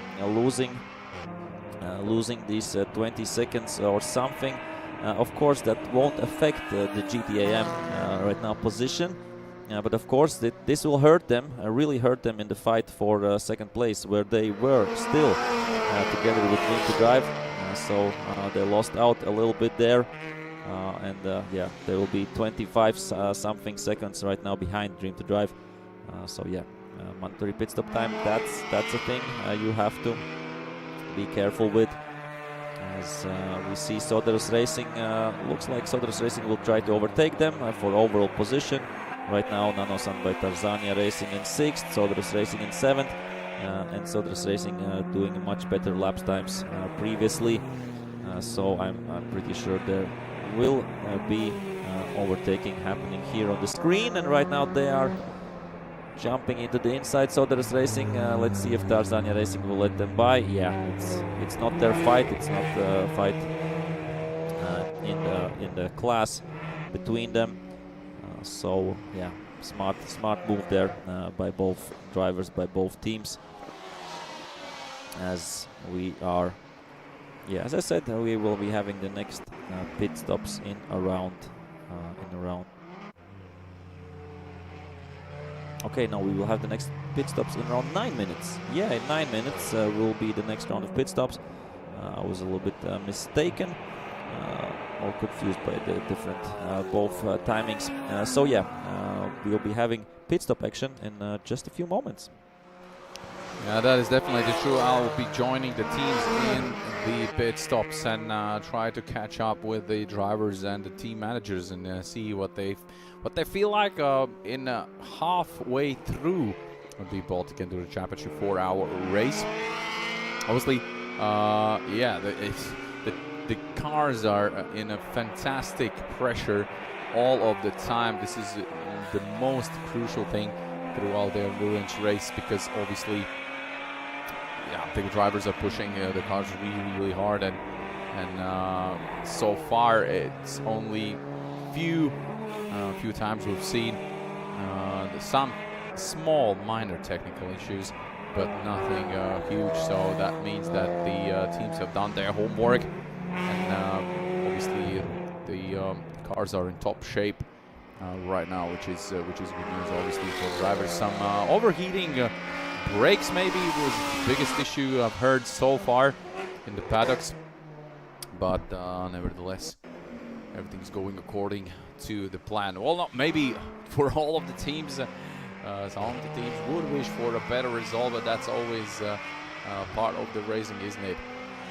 So they just have to hope for the best, and still have more than 2 hours. It's 2 hours and 12 minutes left into the race. As we know that endurance races, anything is possible. But it's really fantastic to see, like, on how high spirits and positive atmosphere and positive emotions out there by the drivers and team members. We've seen, like, the guys doing a good pit stop, like doing a just splendid job out there, and also celebrating it, really celebrating it, and this is what it's all about.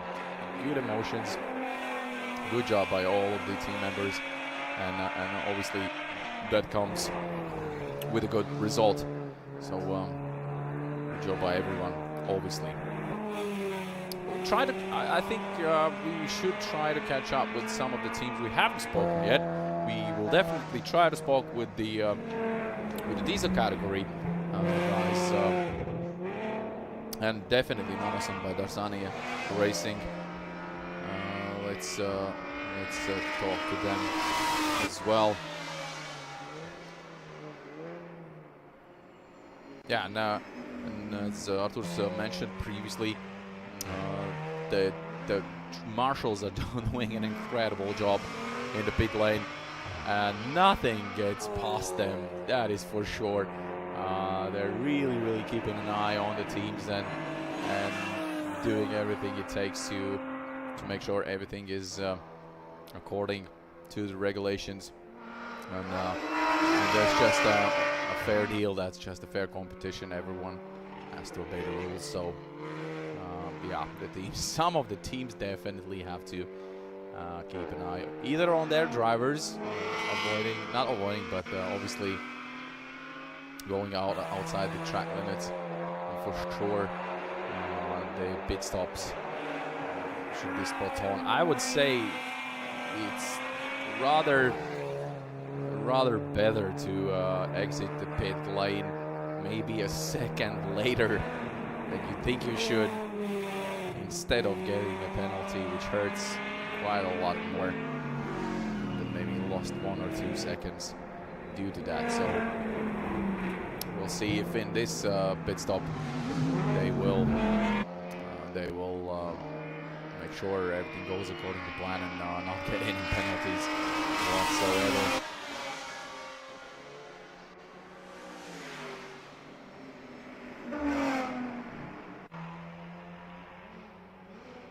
Oh, a little bit putting it on the braking, the Tarzania racing team. And here we have the Stateta Pro by Heidelberg Mobile. Impressive Mercedes lapping the Nanason by Tarzania Racing car. Passing smoothly, no problems there.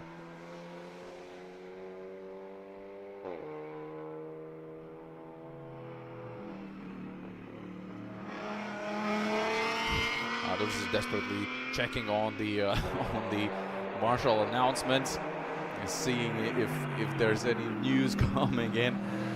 Obviously, he got busy some while back.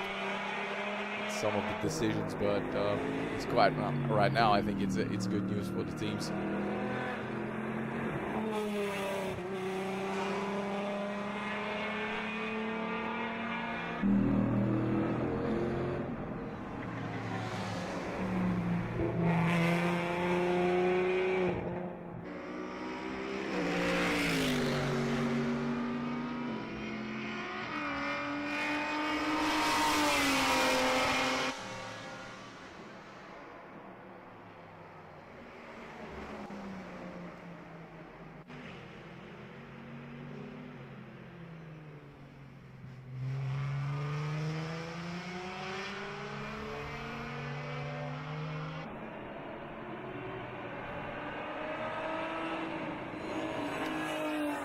Let's check out some lap times right now.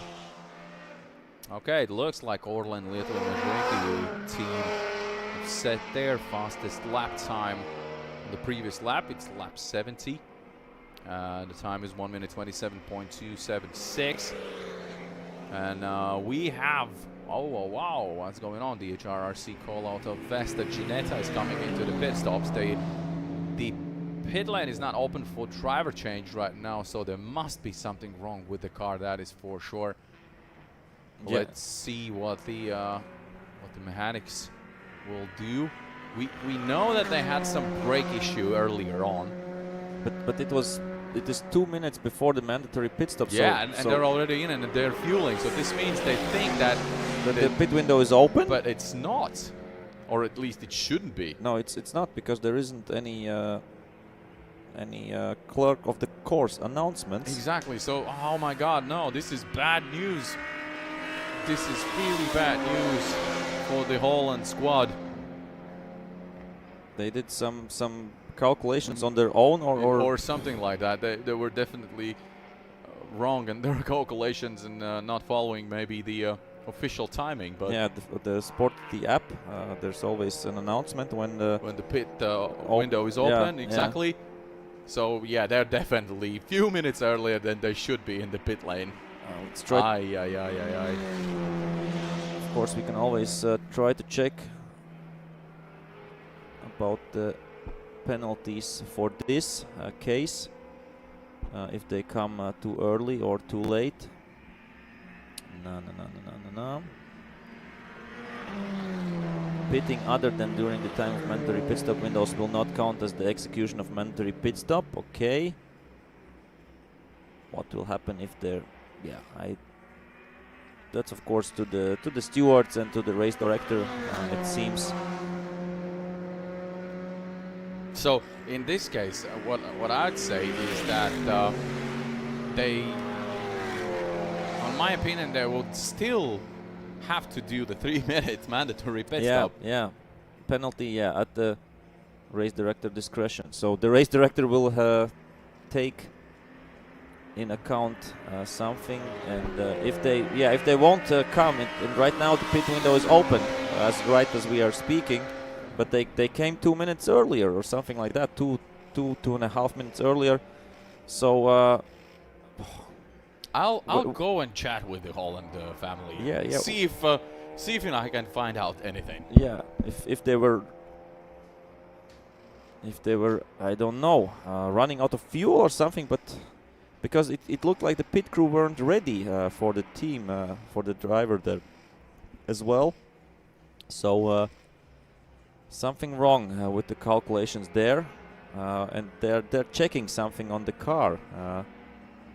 So maybe some drama, unfortunately, for the Holland family, as the pit window is now open. Yeah, we see another cars coming in. But yeah, this is really unfortunate. They were going for the GTAM class win, and right now they are out. And I don't think this was 3 minutes in the pits as well, or maybe it was. But I'm pretty sure they will have to come back once again into the pits. Of course, we will check the decisions of the race director and anything, but they did it, I think, a bit too early. And they didn't change the driver. Yes, they just came in and they changed the driver. Yeah? Okay, I'm confused just by the decision what they did make there. Okay, we will follow up with that. That's for sure. As Mick is telling that, yeah, we see that Dave is right now behind the wheel. As Mick is telling that something maybe wasn't right with the car, but really, really interesting. Pit stop. Everything going smooth, but I gotta talk to these guys because I have a feeling something's not quite right. Guys, if I'm not mistaken, and prove me wrong, please, but you came in the pit stop a few minutes before the pit window was open. Is that true? They had some issues with the car, so yeah, we just had to came in a little bit. So we couldn't just run the stint as long as we wanted. But yeah. What was the issue? So we've got some brakes happening on the front, so the disc I think's warped badly, so it's like vibrating like mad. And yeah, so we just came in for safety checks, make sure everything was okay. So did you find anything there? Yeah, a little thing. So we changed the pads, and I think it'll be okay now. So, but maybe we need to just not quite as fast on the next stint. We'll see, but hopefully, see what Dave says now. But hopefully, it's a bit better. The thing that worries me is the penalty for such a move, because obviously, if I'm not wrong, and I've read maybe not all of the regulations, but some of them I know. And one thing I remember for sure, me and Artus just mentioned in the commentary box, was that it will not be counted as a mandatory pit stop, which means Dave probably, and I don't know, I don't want to speculate on that, but maybe they will force him to come in for the mandatory pit stop, which would be bad news. Well, it is what it is. The car's out, was giving the feedback, so we needed to do something. So yeah, we take whatever it is. So. Wasn't there an opportunity to go slow, like, you know, just like to cruise? Slow. I know you guys. All right, good job anyway. See you around, yeah? All right, so you heard, that's the thing. Let's maybe head on to the guys in the back here in the neighbor team. Let's see if we can catch up with the driver. But obviously, yeah, spot on. They're doing fantastic jobs right now. The car looks all right, so I think everything is according to the plan.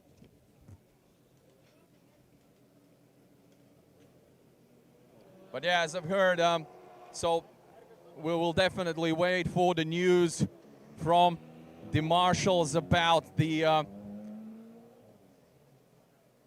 Holland family squad, and if they will have a penalty for doing the mandatory pit stop earlier than supposed.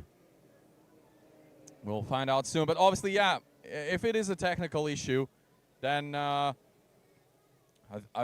pretty much understand and realize there was not any other chance to continue that way. And it was just a situation they have to sort out, and they successfully did that. So Dave Holland can have a car that is working properly and driving as fast as they can. Let's see if we can catch up with some of the drivers in the team area. Hello, guys. Viskas gerai? Yeah, Super, super. So how are you guys doing? Quite a lot of fun out there. Yeah, of course, there's a lot of fun. Today we're having a good race, and yeah, I made some mistakes on the track right now, so we fell down on the list for a few places, but nothing. Carlos will fix it. Carlos will definitely do his best job. Obviously, we've seen in the live TV coverage footage the car going sideways some time after time in the beginning of the race. This is what question me and Arturs in the commentary box always want to find out. This is a proper quattro car. It's supposed to go sideways, but not in the circuit racing. Yeah, it shouldn't do like this. I don't know what's wrong today. Maybe it's a bit too much, pace for this car. And in that last laps, I had some problems with the tires. Maybe I warmed up too much, and I was trying to catch up. And when you hit too much, it's not good. It's not good, of course. So now Carlos will fix everything. I hope all of my mistakes, and we will go back to I guess, at least 1 or 2 places back. Well, you should. And I mean, we are only halfway through the race. We still have 2 hours to race. Anything can happen during that time. Yeah, of course. And race will be finished when it's be finished. Oh, so, yeah. Legendary words. All right, guys. Keep pushing. The car is back. The car is, and I gotta tell you, it sounds beautiful. It's one of the best sounding cars out there. Yeah, it's not, not the thing that we made. It's naturally made. Perfect, guys. Good job, everybody. Perfect, and now we'll see you out there. Now we have the race leaders going into the pit stops. The beautiful sounding Mercedes is way back on the other side of the pit lane. Obviously, me and the cameraman have to walk quite a bit. My watch already told me I've hit the record of walking today, which is good news, obviously, for us. A little exercise hasn't killed anyone yet, so I think we'll do our best. Let's see what's going on here. There's a lot of drama with this squad right here. You can see there's some oil spills from that car. Let's have a look what's going on under the bonnet. It seems like something's definitely not going the right direction for the squad number 69. That's Soderus Racing in the diesel category. They were finding it out with Untitled Racing, and the car gave up for some reason.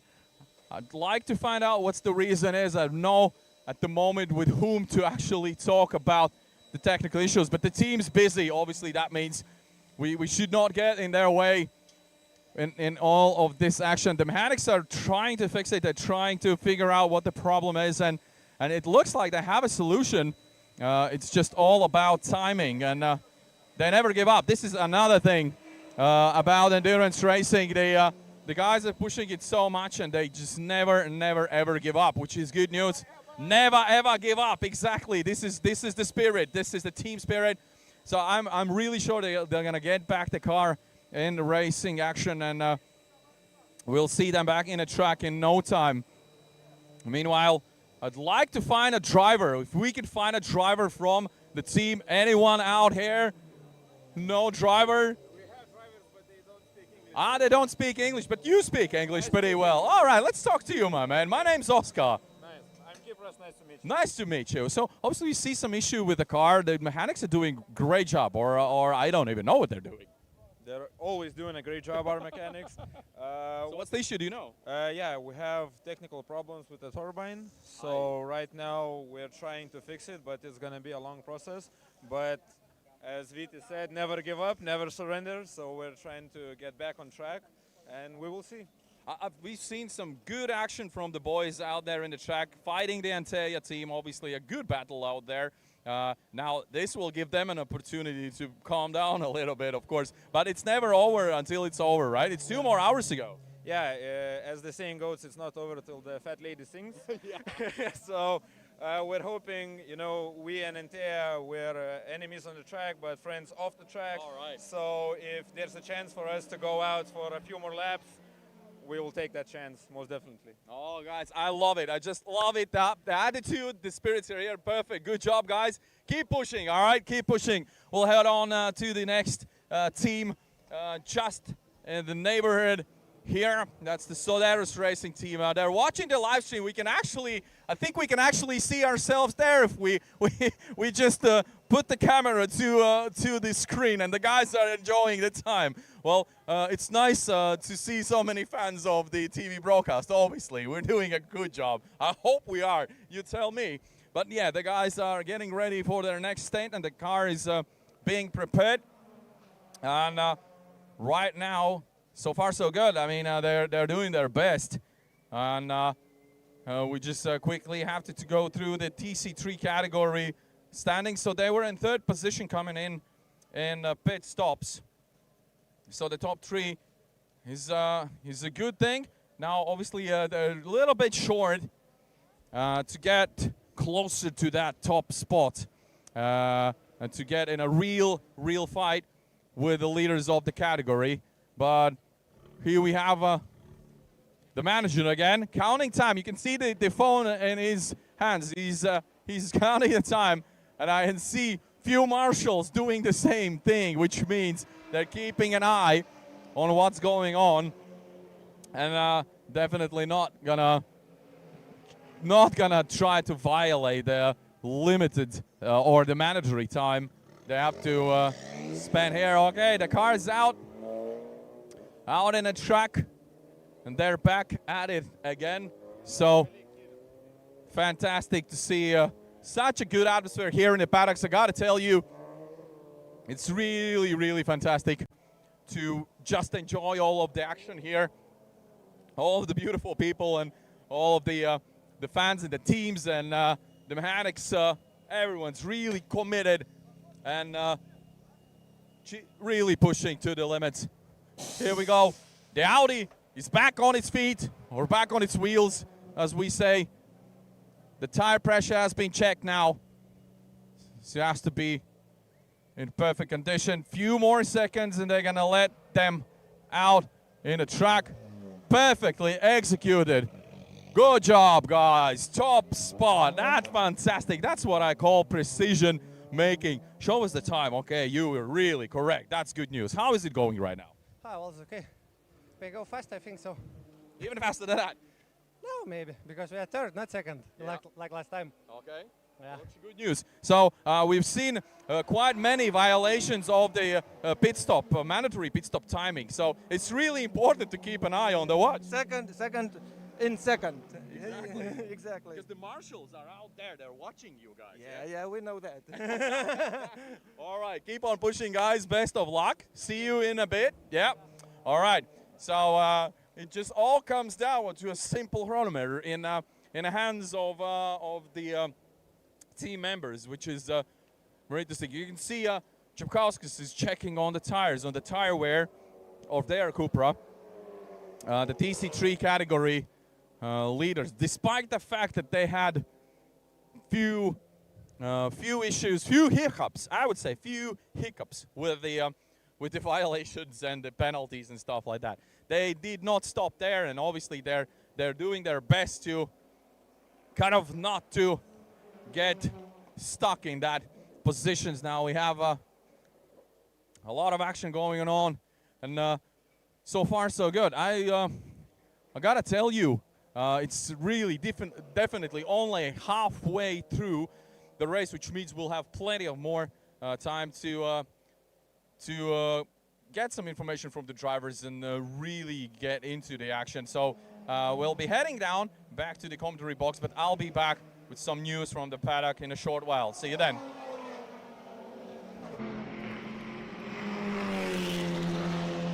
Thank you, Oscars, for the great pit walk once again, as we have done a clear look at the classification. Once again, we have 2 pit stops left. So 2 pit stops left. And of course, flying out front, still Stateta Bro by Heidelberg Mobile, the Mercedes-Benz AMG GT3 Evo. Right now, Arturs Batrax should be behind the wheel after this driver change. So the team consists, of course, of Arturs Batrax, Lenktyniu, 2 Latvian drivers, and Ignas Jumatas, who is driving the sprint races for this team. let's look. Still second, Jurmal Optibet Racing, doing a good job right now. Valtteri Zviedris back again at the wheel, driving really close to the best lap time he previously set. In third overall and second TC3 class is Atsitool.com by the MK Racing team with the Audi RS3. Oscar talked with the team just a few moments earlier. And then we have right now the new leaders of GTAM class because of the issues for DHR RC Cola Autovesta team and of course Nano Sambai Tanzania Racing.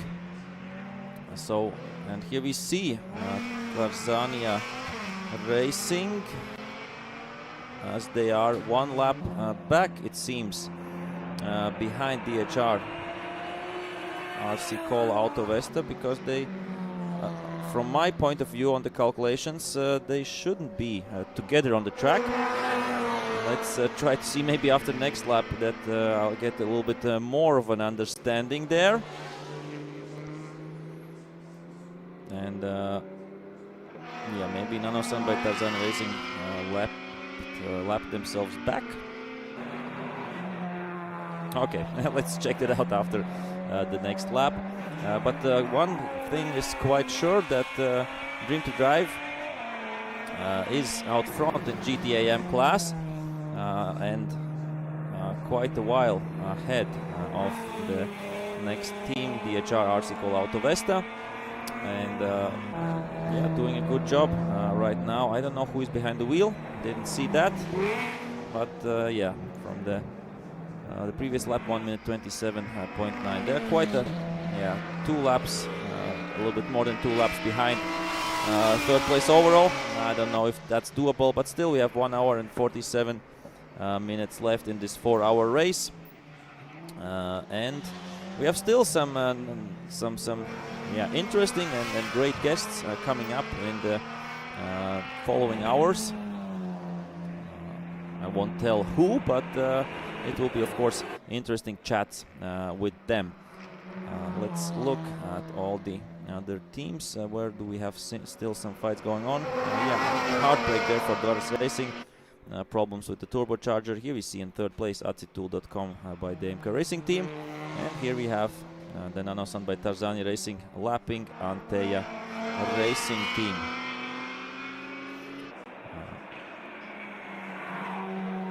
Valtteri Zviedris putting in great lap times, 1:24.0. Second fastest car out there. Their second fastest also in the standings right now. And yeah, this beautiful looking and beautiful sounding Tanzania team. Oscar's visited them previously as well. And yeah, 1 minute and 1 hour and 46 minutes still left in this 4-hour race. So enjoy the sound, enjoy the picture, and the results are also here on the screen. So you know everything what's going on, and I'll be back with my voice just in a few moments, as we are seeing still some work going on there on Soderus Racing, because they want to get back and they want to see the finish line.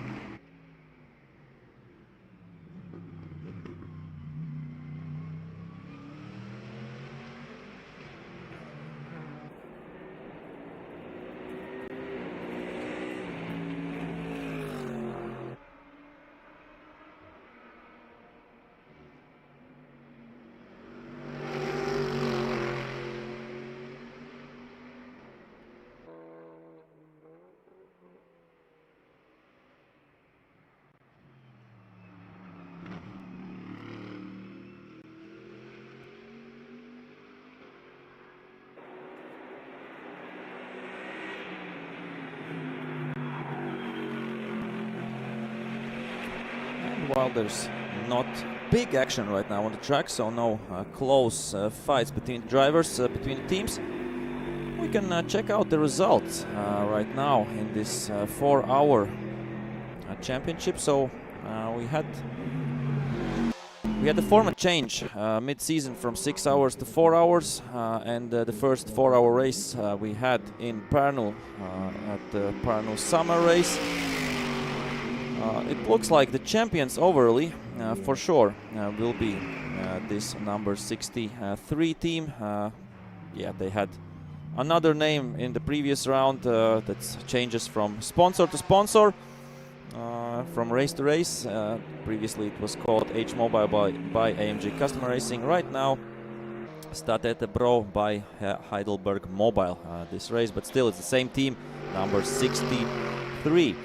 If we're looking down, then it looks like second place overall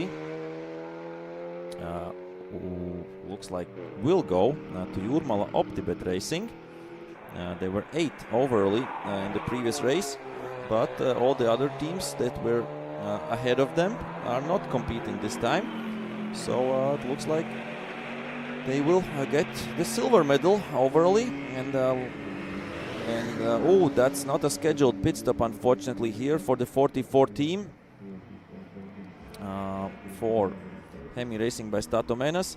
Nanosan by Tarzania Racing with their personal best lap time in the previous round or previous lap, and yeah, this is not good. This is of course you can come into the pits if you need, but this is some time lost there, unfortunately, for the Lithuanian team.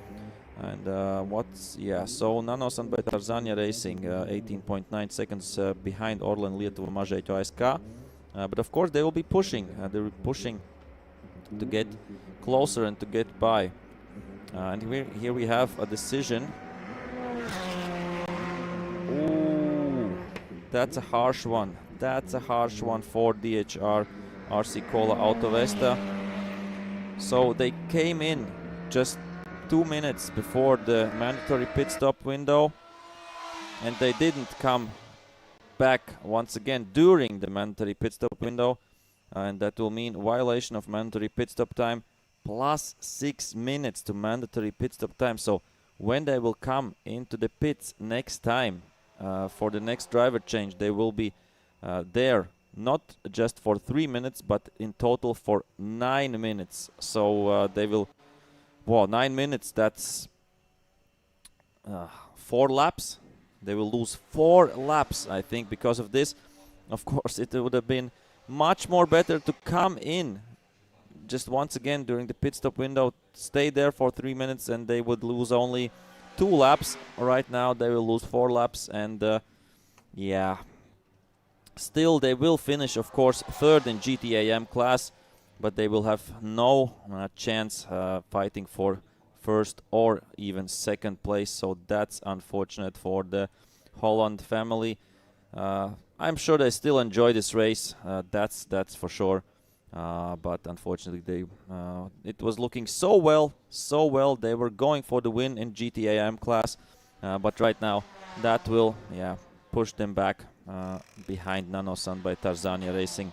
That's for sure after the next mandatory pit stop. And let's hope they get this information that they will have to stay in the pits 6 minutes longer than they should under normal conditions. So we will see maybe an overtake in just a few laps. Nanosan by Tarzania Racing, but yeah, here's not everything is not going according to the plan here for Hemi Racing by Stato Menas. Unfortunately, there are some repairs needed right now. Some suspension parts coming off, and this will be a bit longer than they would have wanted. We see the driver not happy about this, unfortunately. Now what about the result in TC3 class? Yeah, they were 4th TC3 class. They were 4th, and yeah, all the other TC3 cars much away or much more ahead of them.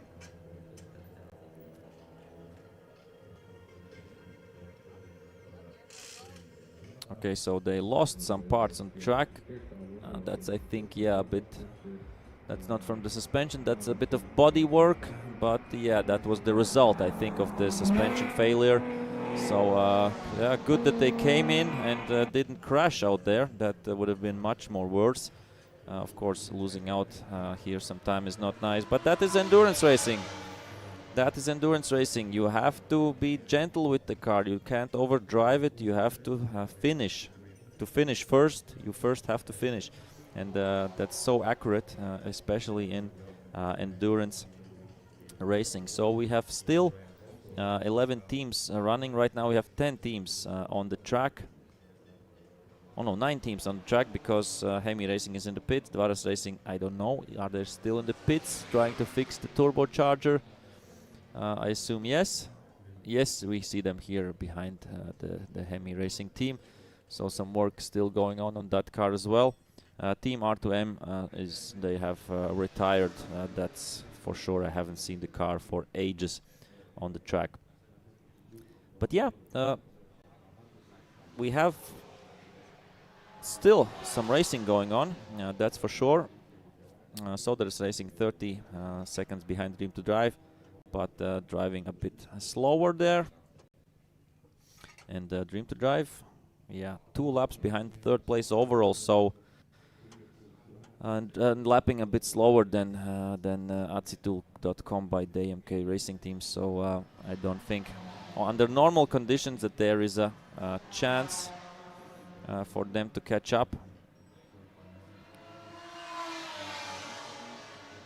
And good lap times there by Nanosan by Tarzania Racing, 26.8, 1 minute 26.8 in the previous run around the track.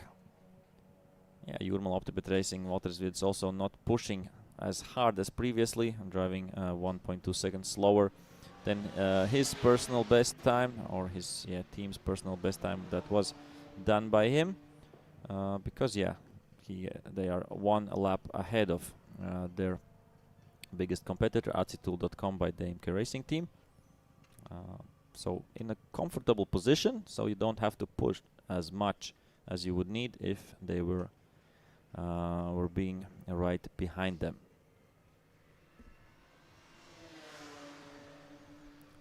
So we have done 2 hours and 23 minutes. Next pit stop coming up in 12 minutes. In 12 minutes we'll be having the next pit stop.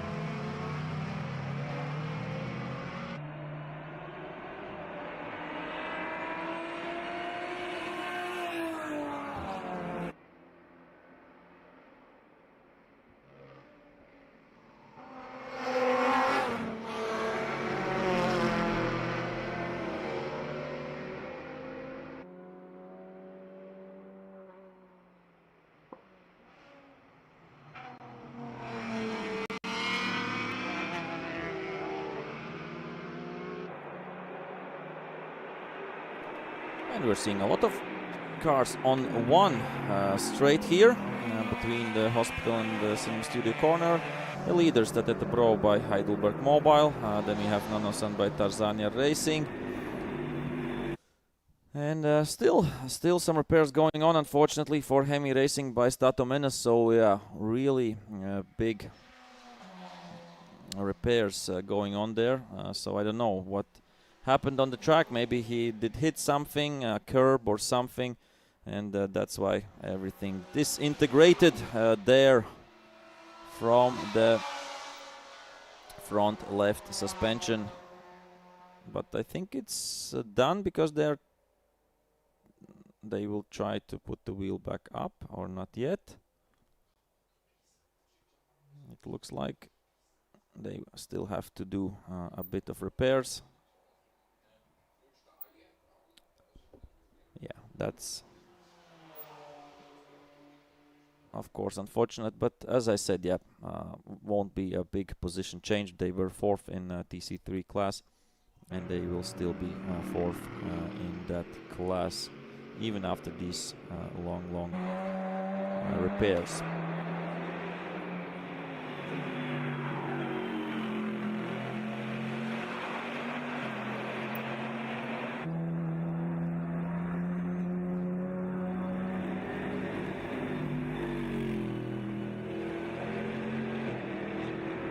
So we had a position change in the overall standings. Nanosan by Tarzania Racing did overtake Orlen Lietuva Mažeikių ASK, as they are quite quicker, with a quite quicker car.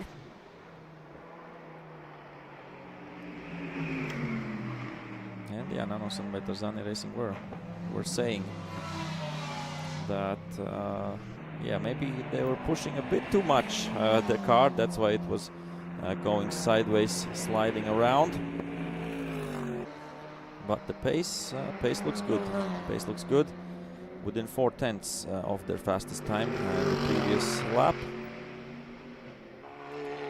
And trying to catch up with DHR RC Cola Autovesta, but they will overtake them nevertheless, because of the huge penalty coming for DHR RC Cola Autovesta. They did ignore the pit stop window and got 6-minute penalty added to their mandatory pit stop time during the next mandatory pit stop. Yeah, added to the minimum pit stop time, of course.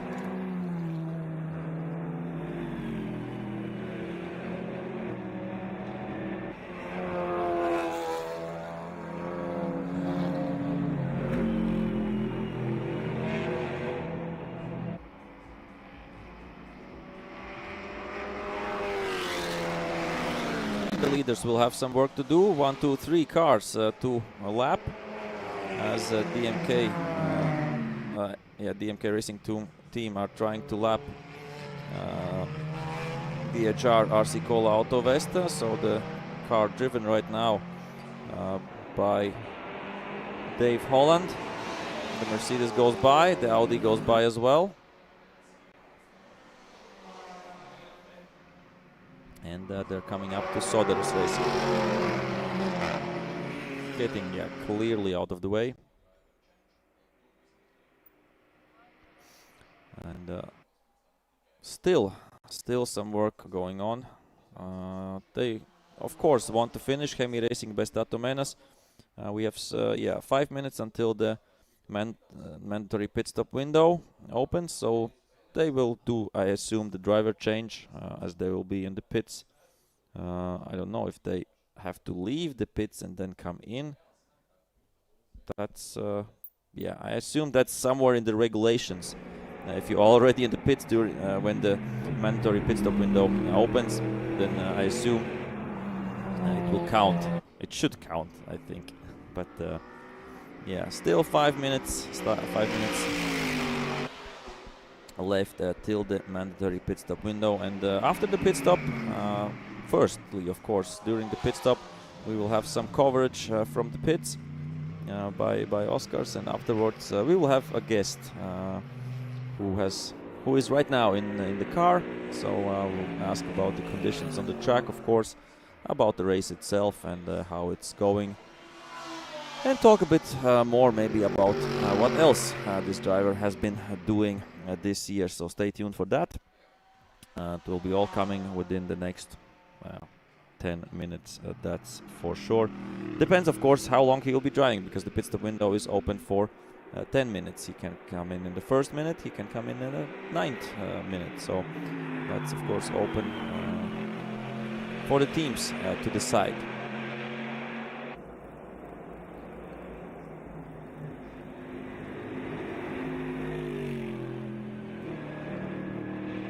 Of course, the stints are not so long, so half an hour, 30 to 40 minutes long can be one stint. So that's quite doable, we could say, looking from the car and from the driver perspective as well. Also, an interesting thing we can look up. Which team has gained the most positions compared to qualifying. So first place, Statete Bro by Heidelberg Mobile, started first, are still first. Jurmala OptiBet Racing started second, are still second. AC2.com by DMK Racing Team started third, are still third. Then in fourth place right now we have Dream to Drive, and they started sixth, so they have 2 positions gained. Right now they are leaders in my counting. Soderus Racing a place lost. DHR RC Cola Auto Vesta started from P7, and they are right now P6, 1 position gained, but they will lose some positions after that, of course, penalty that will be applied. Nanosan by Tarzani Racing started 5th, are right now 7th, so a few positions lost. Hemi Racing by Statomenas started 8th, are right now 10th, so also positions lost. Orlen Lietuva Mažeikiu ASK started P9 and right now are P8, so 1 position gained for them. Team R2M started 10th, are out of the race. Antalya Racing Team started 11th and are right now in P9, so 2 positions gained. And Dvaras Racing started P13, but yeah, actually P12 because Special Stage Motorsport didn't attend. Yeah, 1 position gained for them still.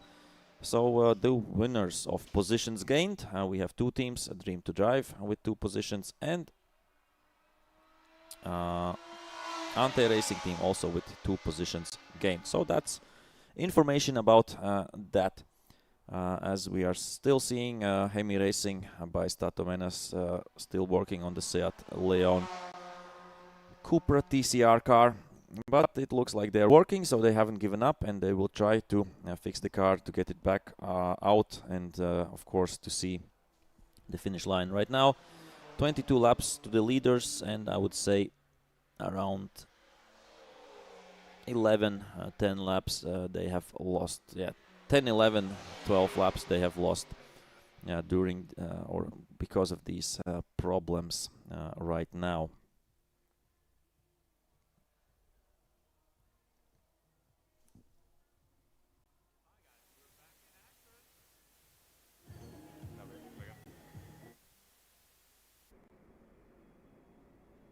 We saw Oscars for a brief moment, but they will be ready.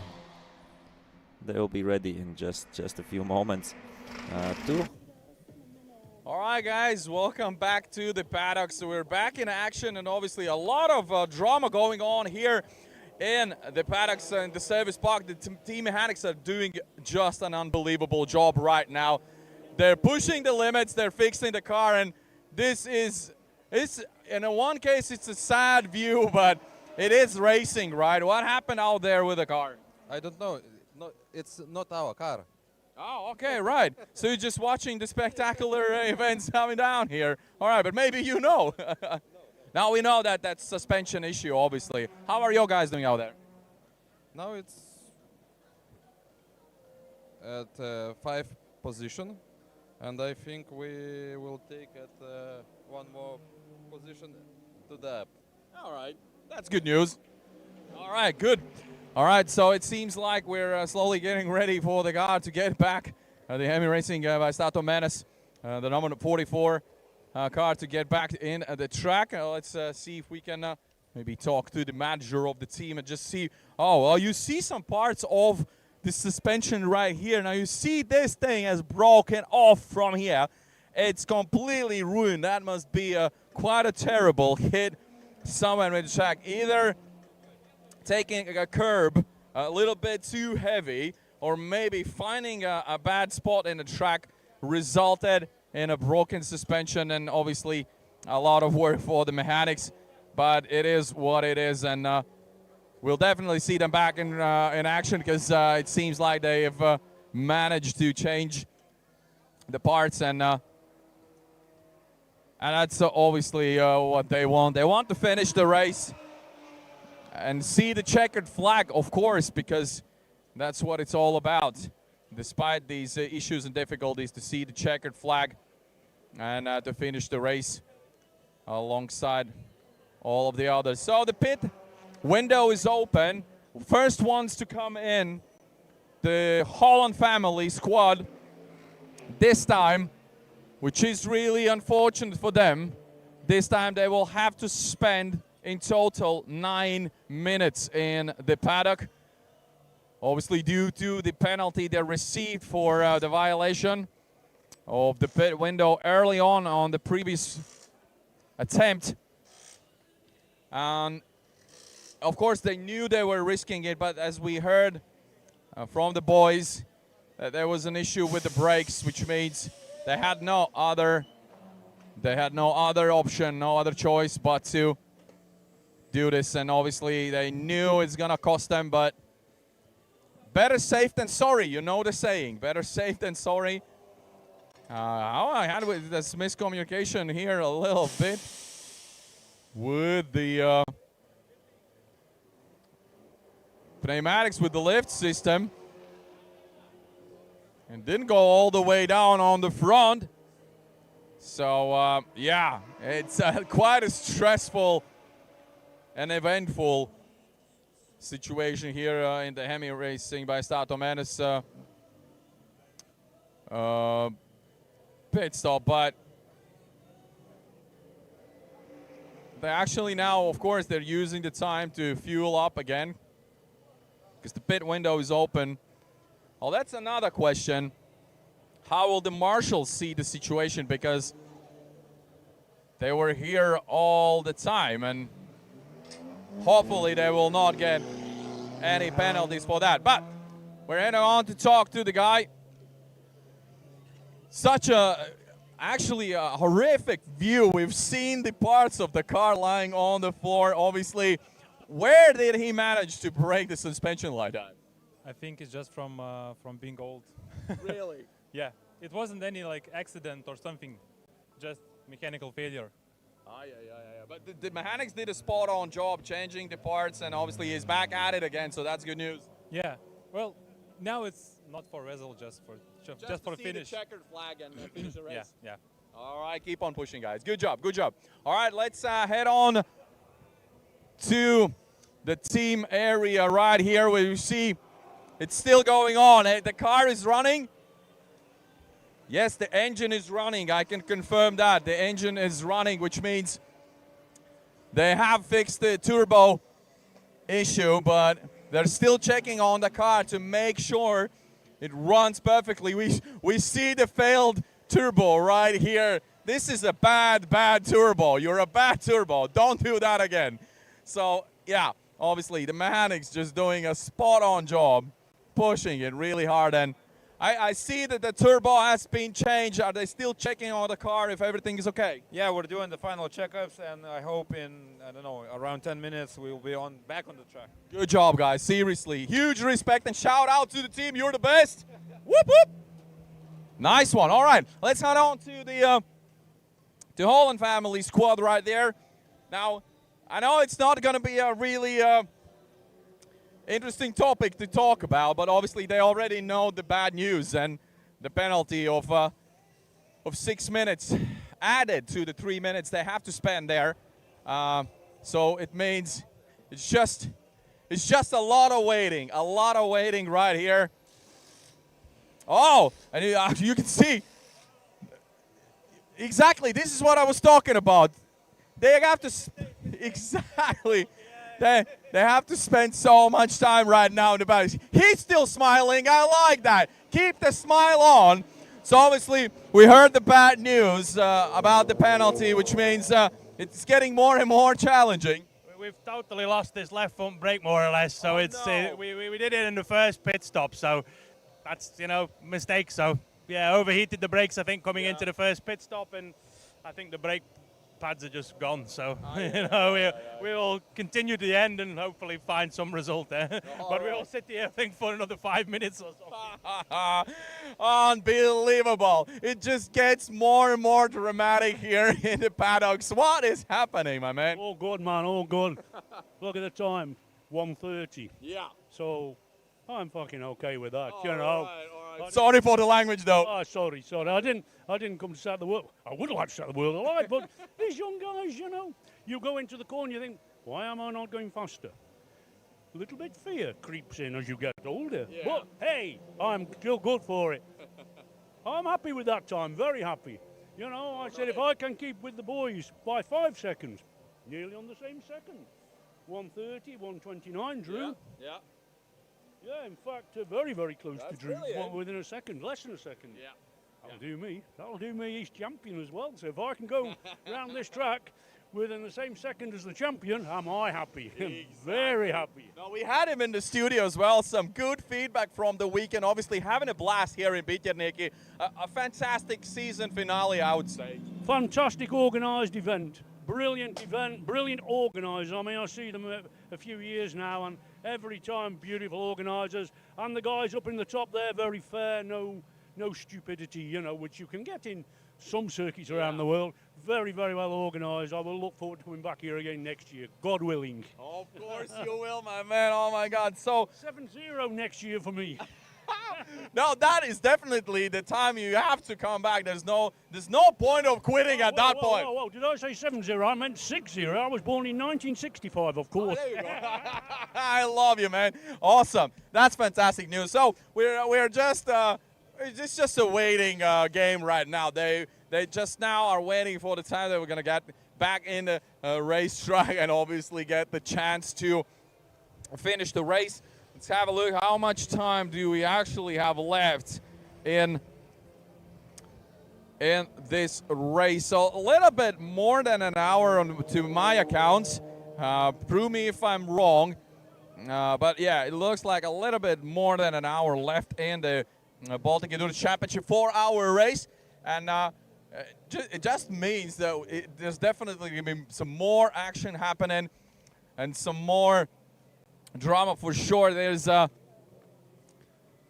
tires changed on the spectacular sounding Audi, and you can see the tire wear on this side of the car. You can see the tire wear there. They're really weared out, and it just proves how fast the drivers are going and how hard they're pushing, and obviously that's what it's all about. Especially coming towards the end of the endurance race, it just gets quicker and quicker. That's just classics and part of the game. Most of the teams have had their pit stops right now. We have the leaders as well in the pit stop. We'll catch up with them actually a little bit further on in the race, coming towards more to the end of the race, to sort of sum up, to round up the whole experience and the whole event here in the grand finals of the Baltic Endurance Championship and the Baltic Touring Car Championship. We can hear the Ginetta has been fired up. It's back on its wheels, and that means only one thing: they're seconds away from getting out there in the track. Let's see. All right, there they go. with a nice, beautiful slide.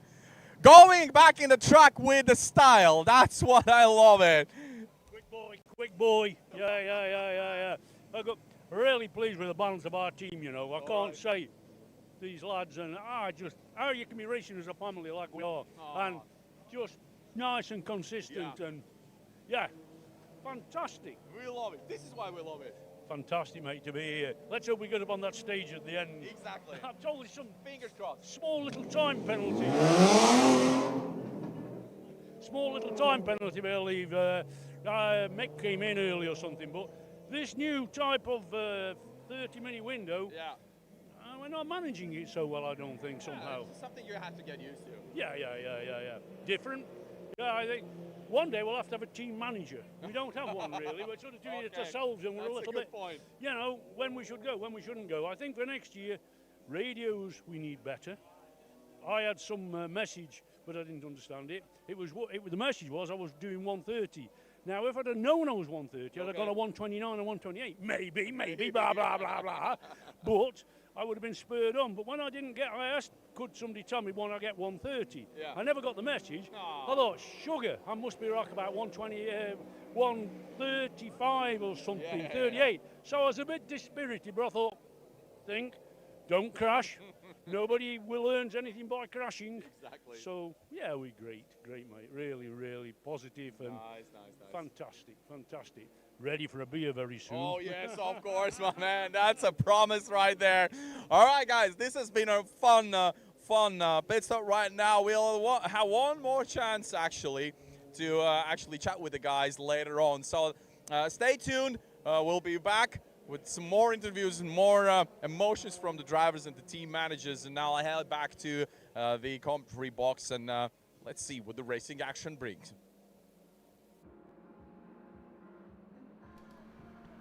So, thank you for the fun from the Holland family. Of course, talk with other drivers and teams as well. Here we see, it looks like Edvin Žadeikis has gotten behind the wheel of the Dream to Drive BMW M4, 1 minute 25.7. They did the best lap, personal best lap right now. And yeah, 2 minutes 45. The pit stop windows are over, and I'll be having a guest with me. As I promised, he was driving the previous stint, and the team is still in second position. And we see the team right now on the screen. That is Jurmala Optibet Racing trying to lap right now Tarzania Racing team, and we'll try to lap number 44 Hemi Racing by Stato Menescu. We're back on track, so that's nice to see after the repairs. So yeah, with me right now, Valters Viedas. Hi, Valters. Hello. So how are you doing right now on the track? How are the conditions? And yeah, you're smiling. Yeah, the track is quite fast. The car is working very well on the track, and yeah, I'm happy. Also first position in this TCR class in DC4, and yeah, coming not so close as I wanted to be to the Mercedes, but it's hard to compete against this car this time. Yeah, 6 laps, something around that. But of course, if you look at the lap times, best lap time by them, yeah, only 5 seconds slower. So it's not so much. Right now, back Ramunas on the track.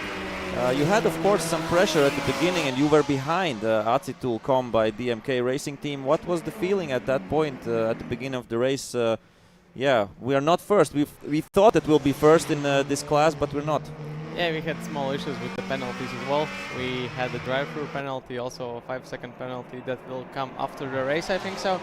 I think it was added. Already added, so that's good. So yeah, we understand we are pretty safe. I think it's 2 laps, almost the gap from the second car. And yeah, we're going in a good pace. Ramunas and I, good lap times, consistent, good overtakes. That's really important here. But yeah, not so many cars, so the action is not so much this time. But yeah, it's still interesting to drive, compete against yourself, and try to be consistent as possible. Yeah, about the penalties and that, it was the case in that the 5-second time penalty was added to the to the minimum pit stop time, so you would have to say 3 minutes and 5 seconds, and that's why you went a little bit earlier, and that's why you get the drive-through. So I think everything is right now safe. The result that we see on the screen, that's your result. That's the result of your team. And how is it, to drive this TCR car? It's of course the same car you did drive in 2019 or something, so a long time ago. So yeah, last time I drove this car in Pärnu for our race, so I have experience also this year with this car. And yeah, it's a fun little car to drive. It has quite a lot of horsepower comparing to other cars, and it's really grippy, so it stays on the track really well. And yeah, having a lot of fun in this Bikernieki track, because a lot of high-speed corners with this car is really good. And yeah, TCRs always have been like one of the first cars that I started to drive professionally in this circuit racing, and yeah, always love to jump in these endurance races. And the team is doing a good job in the pit stops as well. That's really important to say as well. Mechanics changing the wheels, refueling the car, no issues there, so we don't lose the time there as well. We saw that opponents with the Audi RS3 were locking up the brakes, locking up the tires at some point. But I think you should have ABS, right, in the endurance bits, and your car has ABS. Yes, our car has ABS, and also TC is available, but we don't use it. We use only the ABS. It's a little bit easier to drive. You don't need to think about the braking all the time.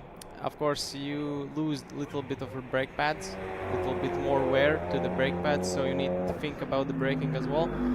But it's not an issue for us this time. We are running pretty good. The car doesn't give any signs that there's might be some problems, so hopefully we get it to the end. It's still 1 hour and 7 minutes to go, so endurance racing, anything can happen at any time, so we need to still keep pushing and not over push the car as well, so be smart. Yeah, you have a lot of experience in endurance racing, and you have had, I think, also some heartbreaks in the last hour, right, at some previous seasons, so you know that it's over when it's over. About the tire wear, right now, how many tires are you using during this race, or how often do you change them? So the TCR is front-wheel drive, so we need to pretty much worry only about the front tires. So we change every stint the front tires. This time Ramūnas changed only one tire, so just because I didn't push so much in this stint, we saved the right front tire, so we don't need to change so many tires. But usually, yeah, we change only the front, and the rear is just always there. If we need to change it, we change all four at one time. But yeah, it's not so bad. The tire wear in this track is quite high comparing to Pärnu or other tracks. But yeah, this time I'm not really struggling. We are using Pirellis because it's free tire choice. Ramūnas decided to go with Pirellis this time, just testing it, and it feels good. Are you putting on new tires for every stint, the fronts, or some scrapped? Some scrapped. As I said, Ramūnas is going only one new tire this stint, but usually, yeah, front two tires are being changed in the pit stop.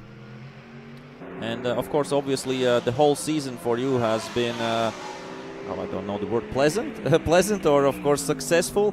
Driving a full season Porsche Sprint Challenge North European Zone, that championship, getting the championship by how many? 2 points? 2 points. 2 points. Yeah. So big title decider a few weeks back for you as well. Yeah. Tell us, or tell the spectators who are watching right now the live stream, how was it to do a full season in the Porsche Sprint Challenge? Yeah, this year we were focusing on the sprint races and the Sprint Challenge and the Porsches, and yeah, I think that's the place for me in the future as well. Felt really good in the car, also competing against nice drivers and winning in the end in the championship. Also a lot, I think, 3 wins in the championship in total, so that's good result for me for the first year in this car.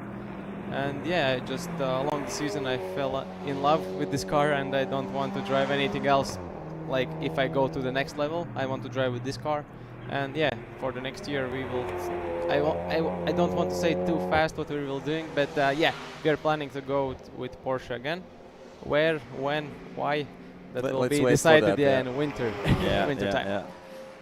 Endurance racing is of course all about teamwork. How many people have you in this team for this 4-hour race? So in total we have 4 people working on the car.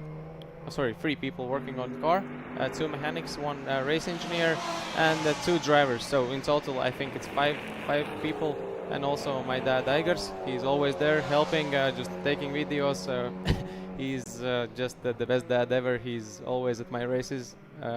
Yeah, couldn't ask for more. Just being with me, trying to help me as best as he can. And yeah, we are doing really good now as well. Yeah, so right now in second position, as you said, I think more than 1 lap ahead of the next competitors. They had some issues. They didn't, had such a consistent speed. But if you're looking at the lap times, they're near you. But yeah, of course, you have to be consistent through the whole 4 hours, and it isn't a sprint race, of course. So yeah, we have a little bit over 1 hour left, and yeah, I think that's it. I think that's it. I wish you luck. You have still 1 stint for you to go. That will be, I think, also the last stint, right? I will jump in the last stint. in the last stint as well. But about the lap times, yeah, this last stint I was doing only 25s. That was our pace to save the tires, and yeah, it worked pretty well. So we stay in the 25s, as you see Ramūnas as well, and looks like the Audi team is doing pretty much the same times. But yeah, it's good for us. We are in front. We have the gap, so we can just drive this 25s till the end, and it will be fine.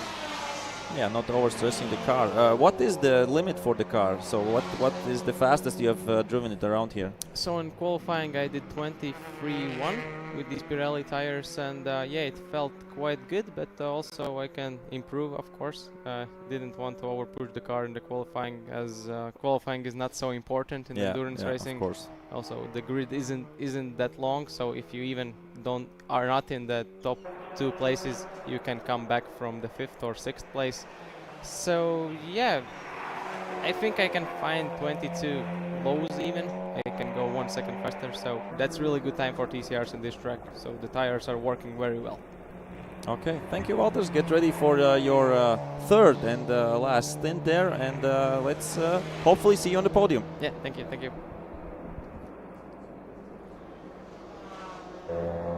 So 2 hours and 58 minutes already done, and we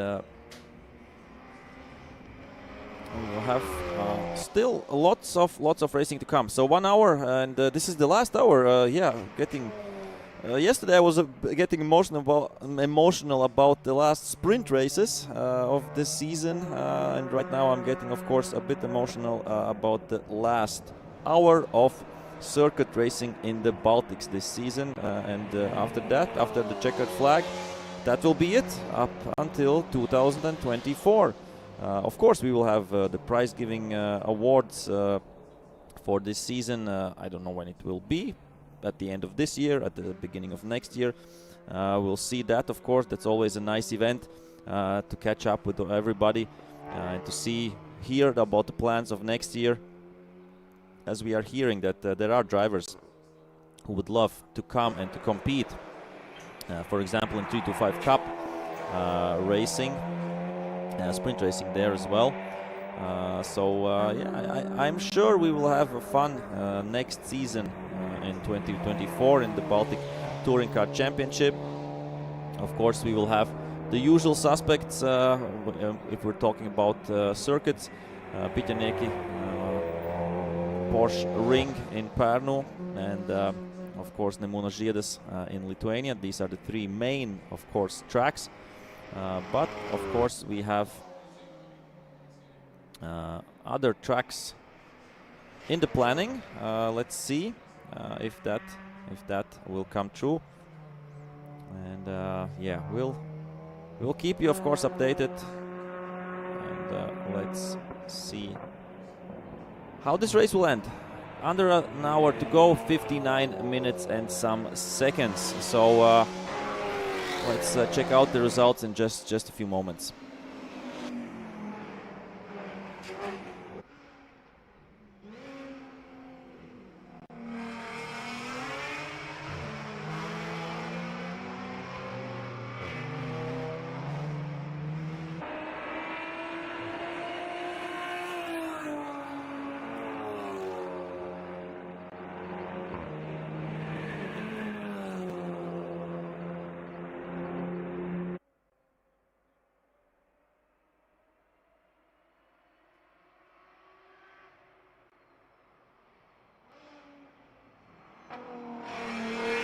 Okay, let's... Oh, nice. We have another guest. Nice to see. Before, previously we had a driver. Right now we have... he's also a driver, but he's mainly a team manager, of course, this weekend. It's Tauras Tunila from Dream to Drive. Put your headset on.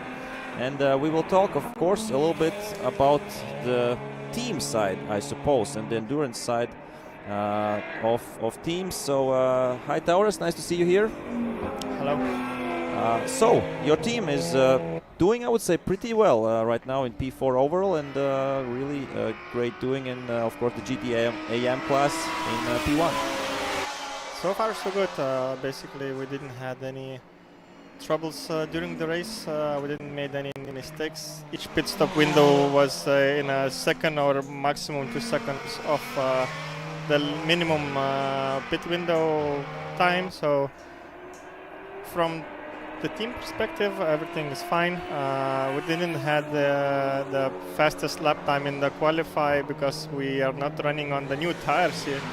Because we are still testing the car. The car was stripped to the bones before the season, and it is made as a copy from the GT4 version of M4. So we are still testing in a budget level of testing, and as a testing, I think it's pretty okay. So far, so good.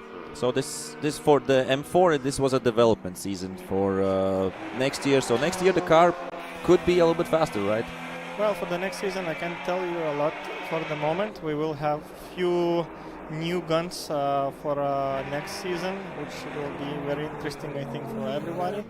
About the M4, I cannot tell a lot. I know that the car maybe could be selling for sale after this race. So if anybody is looking for the M4, just contact us. Yeah. So far we do not. So far we are just testing the car, developing, and to prevent from every failure as much as we can. So the car is running fine, and we are lucky and happy about it. Yeah, and we see it in the results. Everything is great and fine there as well. From a manager perspective, how much work do you have during these 4-hour endurance race? Are you involved in the planning of the pit stops, pit stop times, everything?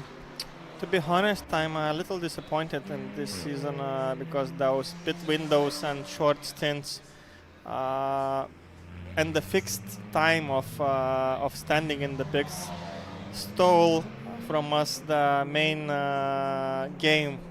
Basically, mechanics are the players in the endurance race, and the mechanics are working to change the wheels faster, to make the refueling faster, and to make everything efficient as max as you can. And this year we're having the 3 minutes like the minimum pit stop, so we're doing our job and just waiting for the time goes out. So I'm a bit sad for the mechanics side because the mechanics had the competition before. Now they are just chilling. Yeah, I understand your point of view, but of course the other point of view why there are these pit stops, these mandatory times, of course, is to get more new teams in who are not so experienced and have to try the first steps in endurance racing maybe. Yeah, I think we can find maybe a compromise somewhere in the next season. Personally, I do like this for the Nankang. It works really good, and the Nankang is an entry level of endurance. For this endurance, I hope that organizers will decide and to change this regulation to make the teams race not only on the track. Okay, we will be thinking about that, of course, at the off-season. Talking about the season whole, also looking at the 325 Cup sprint season, I think, that is an optimistic lapping maneuver there. But yeah, looking at the season and whole, I think there was a good progress from lots of your drivers, especially from Julius Kirsis. Well, we are doing a lot of work off the track. We're doing a lot of simulations, sessions. We're doing a lot of practice in private with each of the drivers. And yeah, Julius made a huge improvement from last season. If we are speaking clearly and with the open cards, I did expect a bit more from Aurimas this season, but Aurimas is incredible and fast driver, and sometimes he is too fast, and that's the problem he has. When you're going into the corners faster and faster and faster, you miss the balance between the good entry and good exit, and that's what Aurimas was missing in the qualifying sessions, and it was the troublemaker for him after in the race 1 and race 2, because he didn't have good qualifies in none of the rounds as we got. So it's a bit too sad that the Julius was basically the one-man army who is fighting for the positions, and we are not used to that, but let's see what the next season will bring us. Yeah, we saw that the race pace from Aurimas was great. He was making every time he was making up positions and fighting from, I don't know, P10, P12, from P14 into the top 10 and no, and he made higher. in the race 1 he started from P17 and he finished in P7, so yeah, 10 positions is a lot. Especially in these difficult conditions yesterday. Yeah, what driver feedback did you get yesterday when there was so much heavy rain and so much water on the track? Well, the feedback was that this is too dangerous to drive in these conditions with this tire. I think everybody knows that if you put the Nankang IR1 into the Google, the first topic will be saying that it's dangerous driving on the wet. Yeah. And yesterday it wasn't the wet. Yesterday was like a lake in the Bikernieki Lake. Yeah. So yeah, it was dangerous. As 1 centimeter off the racing line, you are off by aquaplaning and you are just going into the wall. So we lost one car which was rented for a newcomer who has the contact with the barriers. Anyway, after the sprint series, myself, I jumped into the Nankang qualify without any practice, and the marshal came to me and told me that you have 2 laps. So without zero of practice, without zero of knowing what the grip is, on these conditions you have 2 laps to make the hero. So I said for my team, it will be 2 ways, or I'm gonna be slow or I'm gonna be in the wall. What was it? It was 2nd place. Yeah.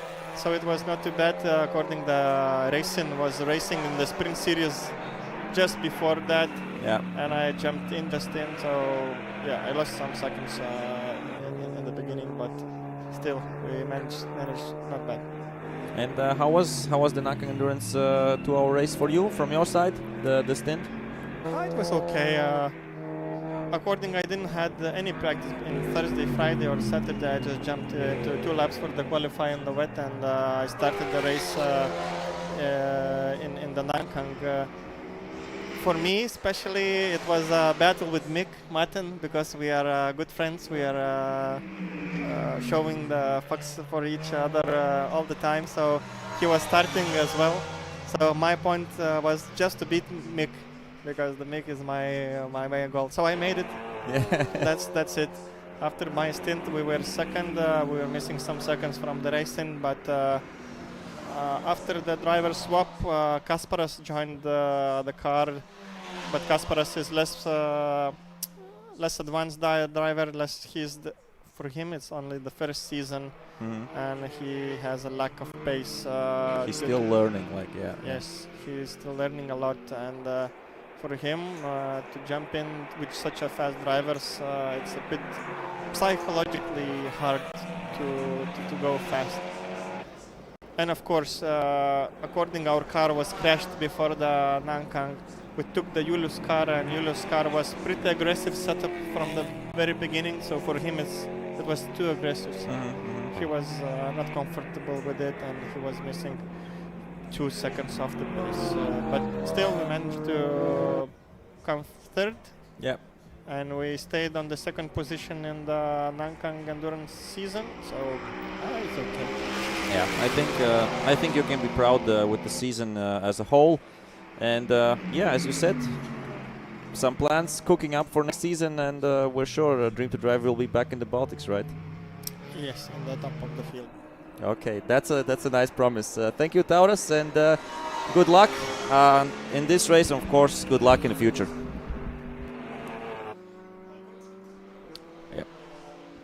Yeah. So. we have 48 minutes left. If we're looking, yeah, good chat there with Tauras Tunila, the manager, and of course driver coach of Dream to Drive team from Lithuania. Yeah, he wants to be on. He and his team wants to be on top next year. So let's see how that will develop and what new drivers they will introduce. Maybe what he said, they have some young guns coming up for next season. So we have 3.5 minutes up until the last mandatory pit stop window. So 3.5 minutes, and then we will have the last mandatory pit stop windows. While we were talking with the guests, we were talking with Walter Svieders and afterwards with Tauras Tunila. Let's check out what is happening in the standings. So, Stateta Pro by Heidelberg Mobile still out front. Then it's Jurmala OptiBet Racing. So the Merc, we see this is the race leader. Yeah, nobody had a chance to compete, of course, with this kind of car, with this kind of speed. But it's always beautiful to see such cars here in Riga and in the Baltic States and the Baltic Touring Car Championship. He's, of course, the Ignacio Mantas. I don't know who is right now driving. Should be, I think, Ignas. But yeah, Ignacio Mantas did clinch the Baltic Championship title in GT Pro class with this car. Yeah, Jurmala OptiBet Racing second overall, first in TC3. Atsitool.com by the MKM Racing team second in TC3 and third overall. So these two TCR cars are really competitive. Then we have in fourth place Dream to Drive with the BMW M4 Baltic GT AM class. They are first there. And then we have Soderus Racing in fifth place overall and third place TC3, so that's a podium for them as well. Sixth place overall, good result right now for Orlen Lietuva Mažeito SK. And they have gone up to sixth place overall. Yeah, start from ninth, so 3 positions gained. I think they have right now gained the most positions by any team. The only competitor in TC2 class this time. Then Nanosan by Tarzania Racing, second in GTAM and 7th overall, followed by the Holland family, DHR, RC Cola Auto Vesta, number 7 Ginetta, and Nanosan by Tarzania Racing with the beautiful sounding Audi S4. The DHR RC Cola Auto Vesta should be third in the GTAM class. Then we have the fastest diesel, Antalya Racing team. Dvaras Racing, I hope, are back on track as well. I think they should be. Yeah, they are. Great. Here we see them in the shot in the back. They are out. The car is fixed. Everything all right. One other team who is back on track is Hemi Racing by Stato Menas. They're 10th overall. And still 11 cars running. And 11 cars out of 12 started. I think that's a good result. We have had more DNFs in endurance racing, and right now only half a minute up until the pit stop window, so I'm sure Oscars will try to get some information and some action from the pit lane. So this is the last pit stop window, and we're getting ready for that. And afterwards, when the pit stop window will end, we will have 35 minutes of racing in the last stint. So we're getting ready for the last pit stops. The pit stop window is open. So I'm sure Oscars and the cameraman will go and try to catch something in just a few moments as we're looking how the leaders are lapping another car.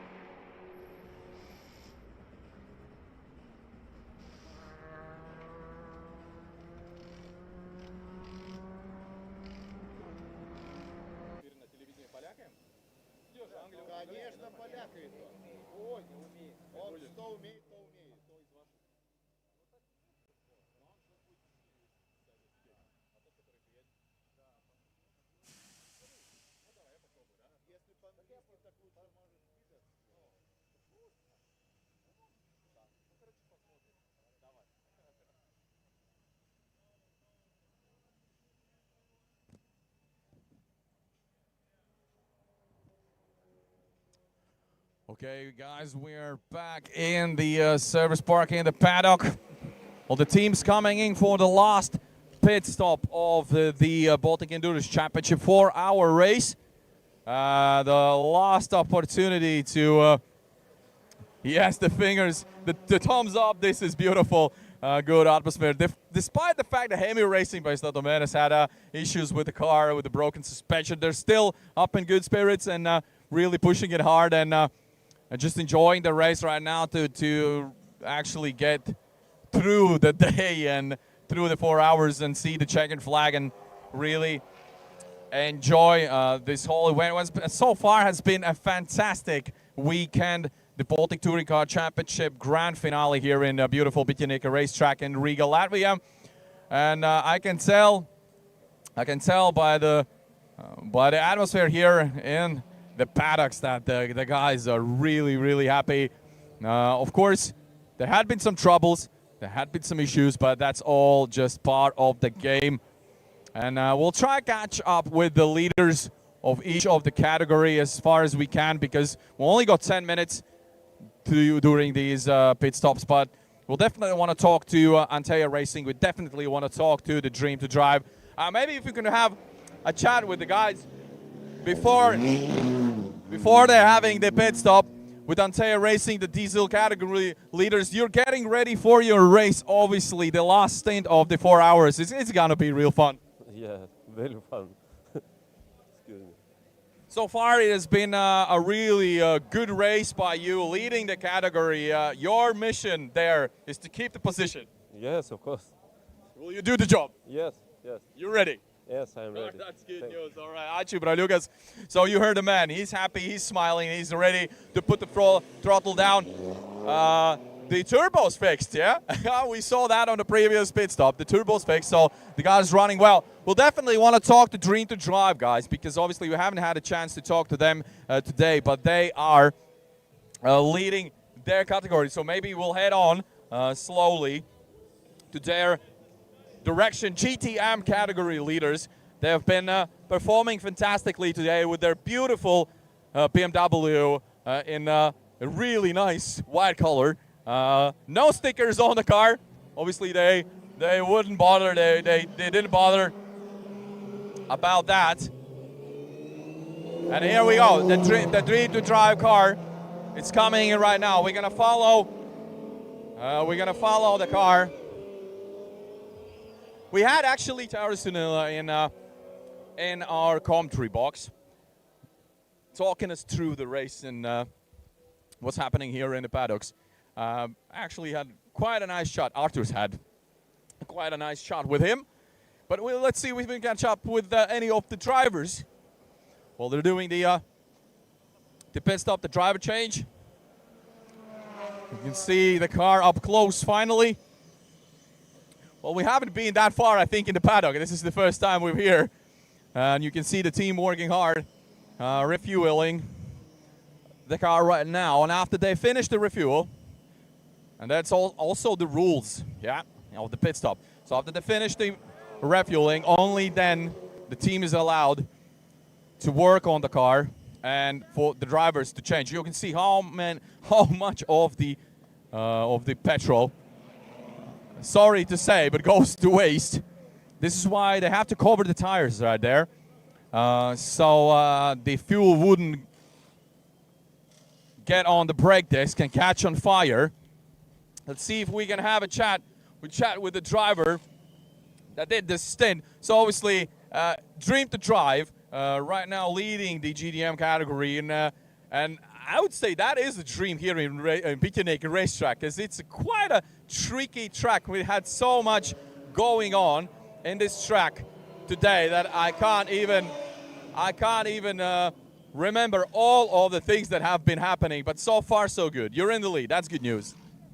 That's good. That's good. And if you are in the lead, it's okay. But you know, the hope was to fight for the P3 overall. Okay. Yeah, there is no chance to catch Mercedes. But I thought that we will be able to compete with TCR cars, but no, not with this car. Okay. Yeah. But still a lot of fun. A smile on your face means you are enjoying this race. Yeah, a lot of fun. Yes. Had little fights, you know. It's not like 3 to 5 cup where it's fighting, you know, every second, but I had some fights, so it's fun. All right, what's the strategy there? Now you have to keep the pace and the position as well, of course, to secure the podium finish. Now it's the last stint, I assume, before the finish of the race. Yeah, it's the last stint. Now who's driving? Laurinas, I believe. He will keep the pace. He got better tires now, so it's gonna be okay. I believe we will keep that position. All right, best of luck. So fantastic to see you guys out here racing. We have the race leaders, the overall classification, of course, and the pro class leaders here in the paddock. Arturs is standing there watching all of it happening. And obviously we're live on TV for 4 hours, and it's been so amazing to watch you guys just having a fantastic time out there. How does it feel? We are enjoying maximum because it's last race, and so it's just for fun. More fun just racing. All of the laps, just pure enjoyment and smile on your face. That means everything. Yeah, it's like good practice. A long practice, though. Yeah, but this is better than practice. I mean, when you're in that car and racing, there's no better place to be behind the wheel of the Mercedes. Yeah, of course, I'm enjoying that. Super, super. So Reinis is doing the last stint of the race. Yeah, Reigns will finishing the race, and that's all for this weekend. Nice. So then we only have to celebrate and the podium and all the champagne and everything. And some drinks. All right, Arnolds. Good job on that. All right, we see while Reinis is getting ready for his final stint of the 4-hour race. The car is back on its wheels, sounding good, and let's just watch him get back on the racing circuit and doing what he does the best.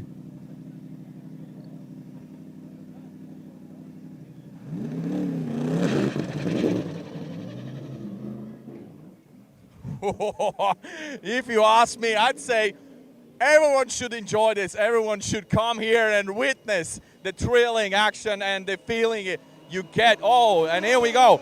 That is the Jurmala Optibet team coming in. They're leading the TC3 category.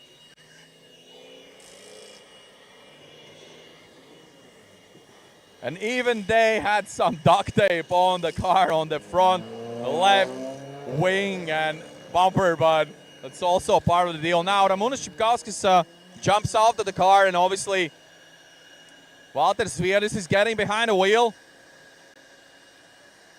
So Valters is going to do the last stint of the race and take the car home for a fantastic victory in the TC3 category in Baltic Endurance Championship 4-hour race here in the grand finals in the beautiful BaTCC racetrack in Riga, Latvia. And I think it is time actually to speak with Ramūnas as well, because he's done such a good job throughout the weekend. He's been busy, he's still busy, but we'll have a chat with Ramūnas in a second, because obviously he had a lot of time behind the wheel of this beautiful car. Ramūnas, бралюкас, viskas gerai? Viskas gerai. Супер, ну слушай, молодцы, просто нечего добавить. Через всякие такие там неполадки там с маршалами, что там, все-таки вы доказали, что темп есть, и ездите очень быстро, все хорошо. Да, все супер, все хорошо. Зверис быстрый очень, я тоже чуть стараюсь. Так все, команда у нас очень сильная. Ну, молодцы, слушай. Очень такой интересный уикенд, очень много времени за рулем. Ты не устал? Ну, чуть-чуть устал, я уже проехал много километров. очень много. Но у меня ралли следующую неделю Утена, так я буду очень готов теперь. Ты будешь в форме. Да, я буду очень в форме. Super, Ramonas. Ačiū, braliukas. Ačiū. So we heard Ramonas said he's been busy and he feels a little bit tired, obviously, due to the fact he's been behind the wheel of the car most of the weekend. But as he just mentioned, he has a rally coming up. And we know Ramonas Capkauskas is actually from rallying. That's where it all started. And he's going to be rallying next weekend in Lithuania. So obviously he said he's going to be in a good position, good fit. He's going to be ready to rock and roll in his rally car. So that's good news. Now Walters is getting ready to get back out there in the racing circuit. Then the next time we see him is obviously after the checkered flag, after the finish of the 4-hour race and back in the Park Ferme. So we can't wait that to happen. We can see Titas Capkauskas, the son of Ramonas, is the manager. He's doing the countdown and says, now you go. Good job. Perfect job, Titas. Nice. Love it. All right, guys, so that's it. Done and dusted. That was the last pit stop of the 4-hour race. I've been enjoying out here talking to all the drivers and team managers. I mean, it has been just an amazing experience. I hope you have enjoyed it too. And now we'll just let's get back to the commentary box with Arturs and let's wait for the finish of the 4-hour race. Thank you for watching so far, but it's not over yet, so make sure you stay tuned. Yeah, thank you, Oskars, for the pit stop windows, interviews, and keeping us up to date there. We have still a little bit over half an hour to race. As the fights on the track have eased a little bit down, we have managed to get a hold of another guest, and this time it's one of the main organizers, of course, of the Baltic Touring Car Championship. It's Jānis Dutsmans. Hi, Jānis. Hi, Arturs. So it has been, of course, a long season. A little bit, of course, sad that it's ending already, but we see some leaves on the cars, on the bumpers already, so it's feeling like a little bit of a Riga autumn race. What can you say about this weekend and about this season? Yeah, as you said, I mean, the season was pretty long and pretty challenging. We faced a lot of challenges actually before even the beginning of the season, and the biggest one was yes, geopolitical situation as well, the consequences of COVID times, and on top of that we've got Hankook tire factory burned down, so it caused a lot of problems for all the drivers, especially if we're talking about the endurance races. So the teams were struggling to get the tires on time and actually to get any kind of tires, because it was really in the racing world it was a kind of a big tragedy. Yeah. And yeah, it faced also some problems with us, but nevertheless, I mean, if we look overall, I mean, the season was very successful. We have experienced and saw some track record in Vikernieki, in Pärnu, with this car. nice looking car, Mercedes GT3. I mean, we have, I mean, pretty steady number of participants in other classes as well. So I would say it was a kind of a roller coaster for us, for organizers, but we worked very hard, and somehow I feel that maybe it's good time for a bit for a small vacation. The season is going to end. But we have plans also for the next year already, so, and the work will not stop.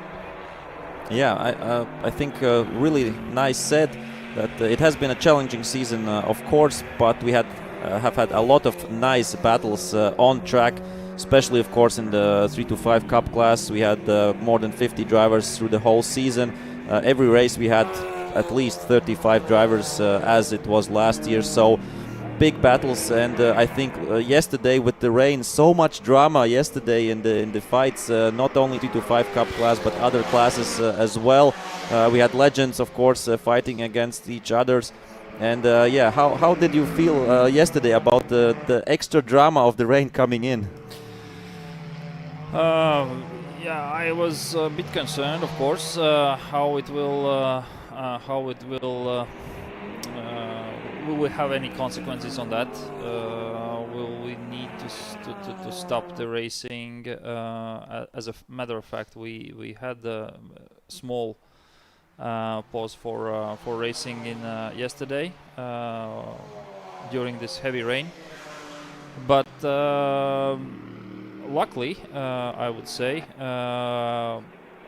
we managed to and drivers managed to race as clear as possible, but at the same time keeping the very good battles, very interesting battles. Legend car drivers, I think they are very much used to that conditions. I think in Finland raining is pretty often, and I would say that it was very.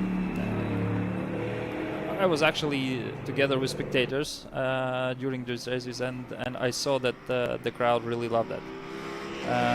Some very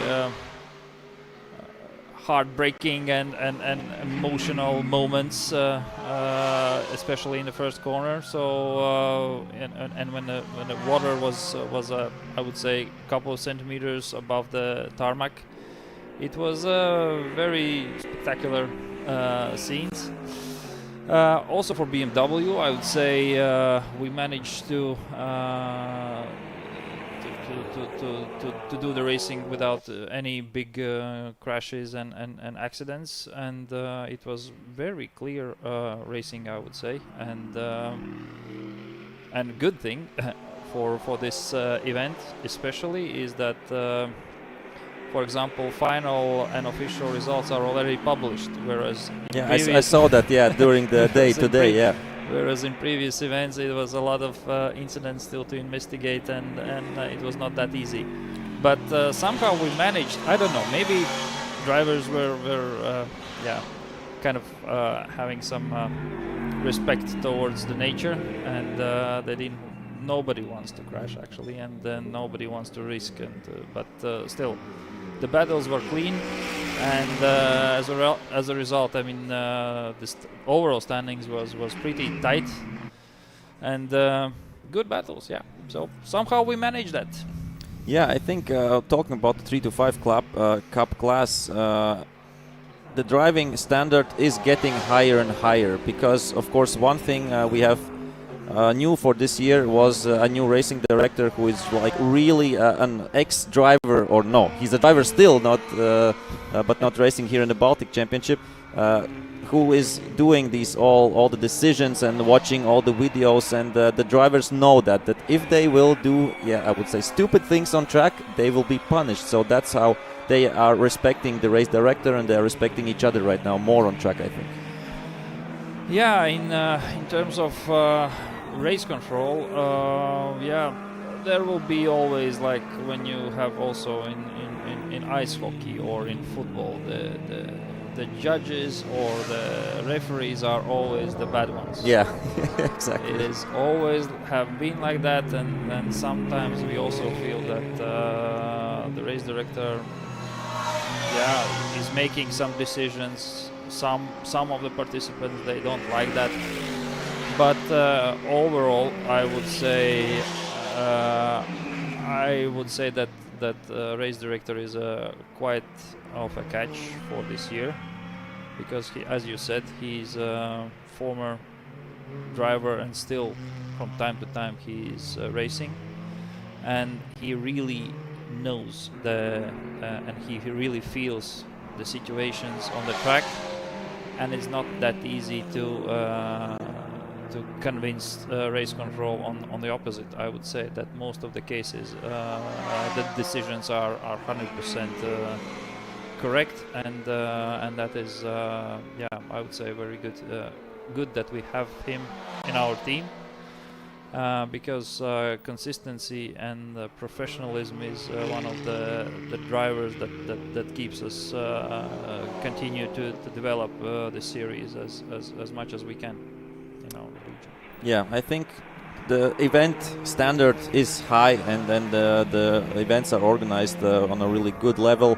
The Holland family said, Dave, the father, said that he always loves to come back here, that he loves the organizing, and of course we can always develop, and that's what we are doing every year. And I'm sure for next year you have already some plans, some skeleton for the series planned up, right? I cannot confirm on 100% at this stage, but what we are definitely discussing and negotiating with the Polish ASN and Polish racing series promoter, and we might have some kind of changing events, so to say, that they are bringing some Polish racing series to Latvia, for example, and we are coming back to Poznan in September. This is not 100% confirmed, so please do not make this as a final call. But this is something that we are planning for the next year as a new thing.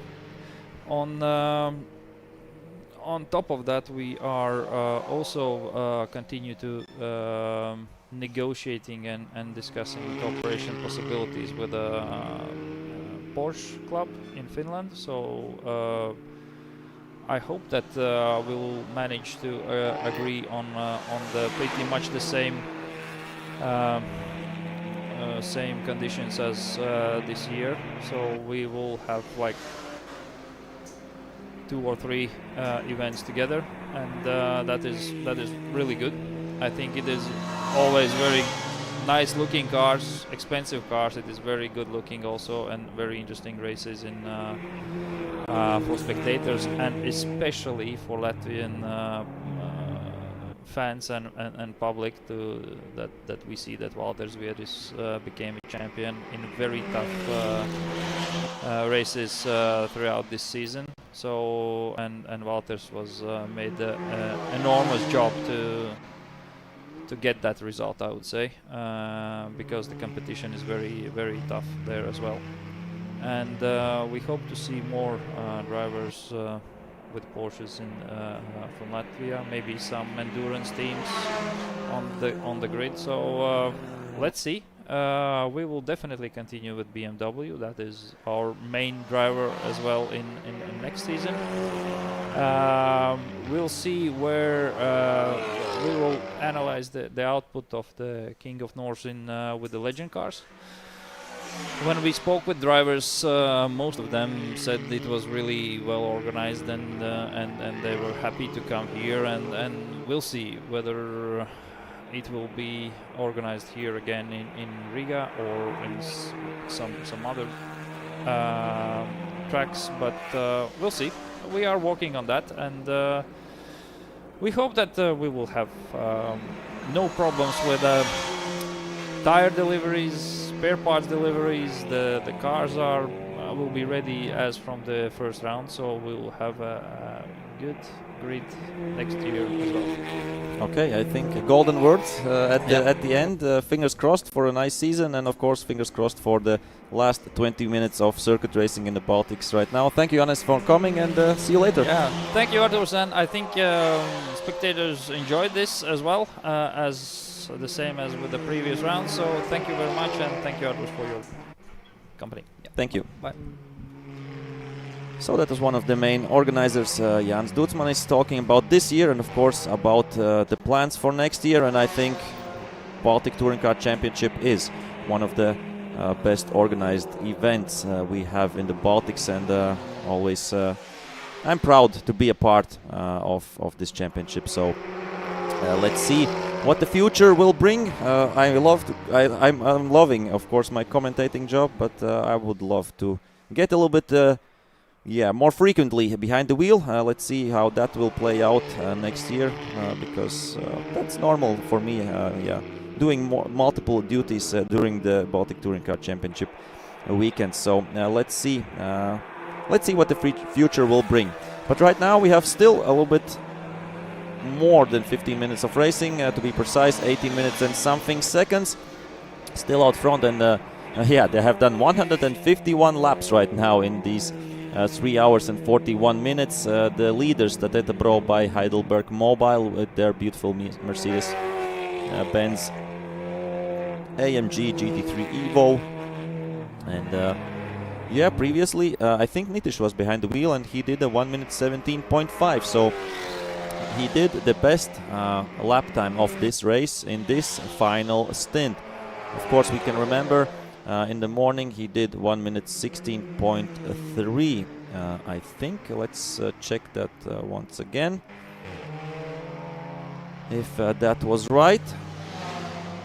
Yeah, 1 minute 16.3 was today in qualifying, done by Reinis Nitish. So he has the track record of Pitjanieki circuit for race cars. Yeah, for race cars, that's official. And maybe he wanted to go a little bit more faster, but yeah, with this traffic on track, or maybe he was just having a little bit of fun. Yeah, we can ask him maybe later. But yeah, 17 minutes remaining in this last race of this Baltic Touring Car Championship season. Yeah, the field in the end has spread out. I think there hasn't been any big position changes at this point. We have still 11 teams running from 12 teams that started.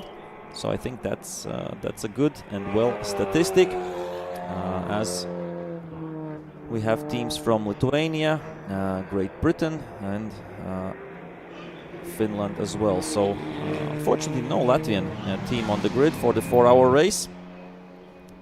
But let's hope maybe next year we'll get some Latvian teams stepping up the game from maybe the 2-hour race up to the 4-hour race, or maybe some new teams, because we have some Latvian drivers. We could say this is almost a Latvian team, this Mercedes. Reinis Nitish with Arturs Batraks, 2 of the 3 drivers are Latvian, and of course Ignas Jomantas, the Lithuanian, but the team of course from Lithuania. We have Valters Zviedrs driving in a Lithuanian team as well, and of course we have Arturs Šimins driving in another Lithuanian team.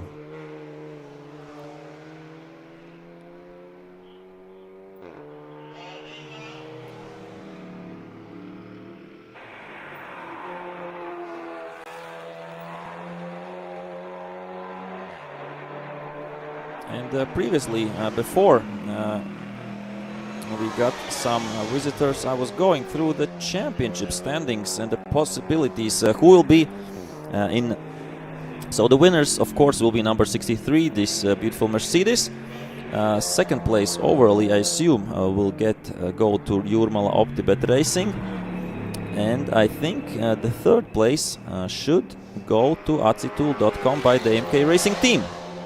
That's if we are speaking about overall. Let's check out the classes.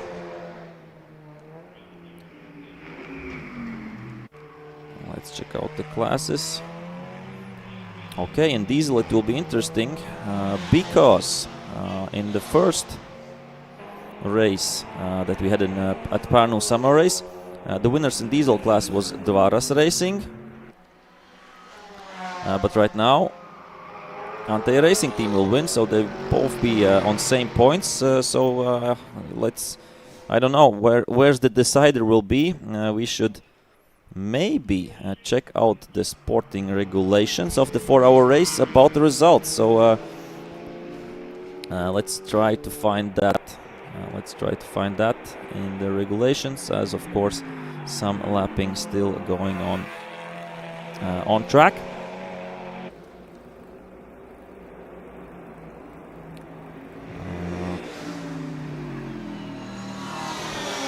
Okay, so if 2 or more teams finish the season with the same number of points, the higher place in the Baltic Endurance Championship 4 hours shall be awarded to the holder of the greatest number of first places. Both have 1 first place, or will have 1 first place. And yeah, they both have the same finishes. If this procedure fails to produce a result, the competitor and the team having achieved the better result in terms of number of points, latest in the season, will have the highest place for the Baltic Endurance Championship for our title. So that means that Anteja Racing team will be the winners of diesel class this year. Let's head out to the next class, GTAM. So the winners in the previous round were Dream to Drive, and they will be, looks like, winners in this round as well. So they will be crowned Baltic Endurance Championship for our race champions. GT Pro, of course, pretty clear. That will be the number 63 team. And in the TC classes, let's check that out. In TC2 class, the winners will be obviously Orlin Lietuva Mažeikių ASK. And let's check out TC3 class. And the winners there will be Jūrmala OptiBet Racing. So that's that about the class wins.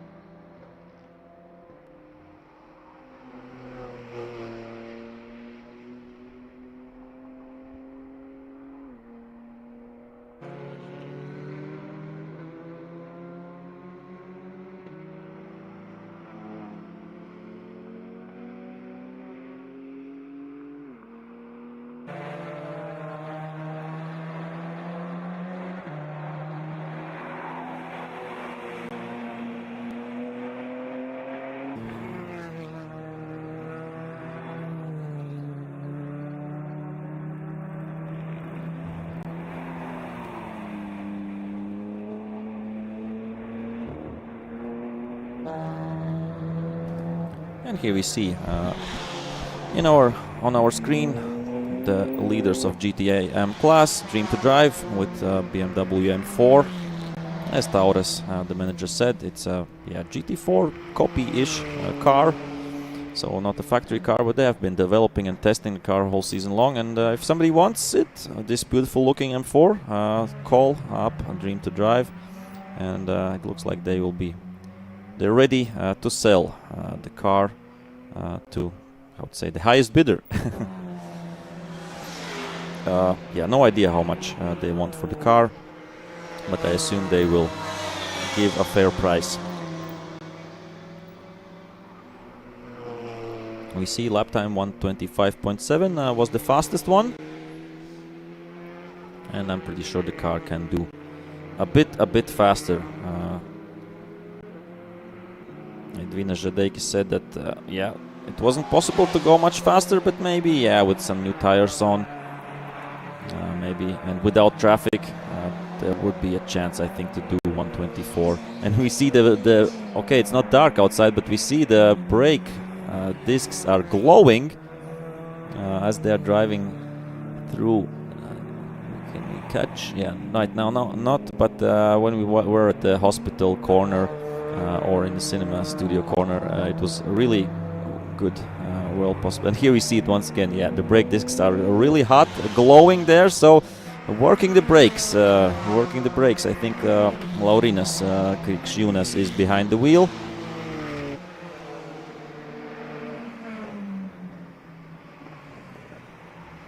As we have 8.5 minutes left in this final race of Baltic Touring Car Championship season.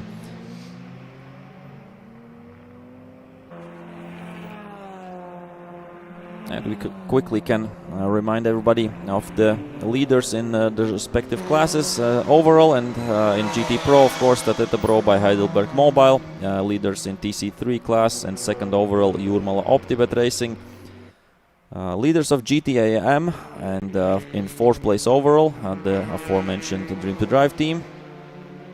Then we have leaders in TC2 class, Orlen Lietuva Mažeikių ASK. Leaders in diesel class, Anteja Racing team, and yeah, that's it. That's it for the classes. As everybody is, yeah, I think trying to nurse the cars home. We see that almost everybody is driving at least 3 seconds slower than their best lap. A few drivers, a few teams driving even 4 seconds slower, or 4 to 5 seconds slower, just to get to the end. There's no point anymore of stressing the car. We don't have any fights there between classes. It's just to survive up until the end, just to get to the end right now. And the clock is ticking, tick tock, tick tock. 7 minutes left.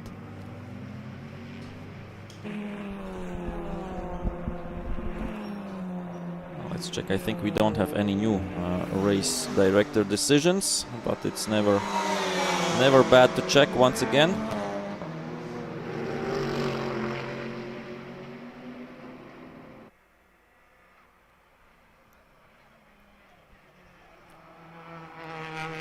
Okay, so for number 44 we had 6 minutes to mandatory pit stop time, because it looked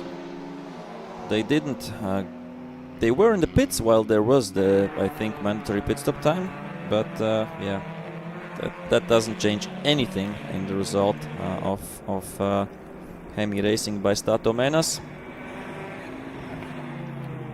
In total, this weekend we had 39 race director decisions. So the whole course of the weekend, starting from, I would say,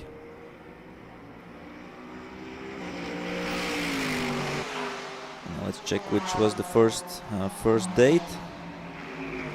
Starting from Friday, yeah, from Friday up until Sunday, 39 decisions. So the race director has been busy, but not as busy as maybe the previous race. So that's a good sign, and that's a good thing.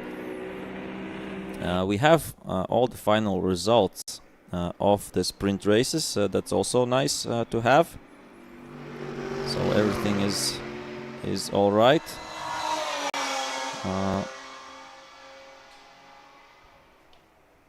So I think the only class that doesn't have final results, but that is not a Baltic Championship class, is ABC race. That's Latvian Championship.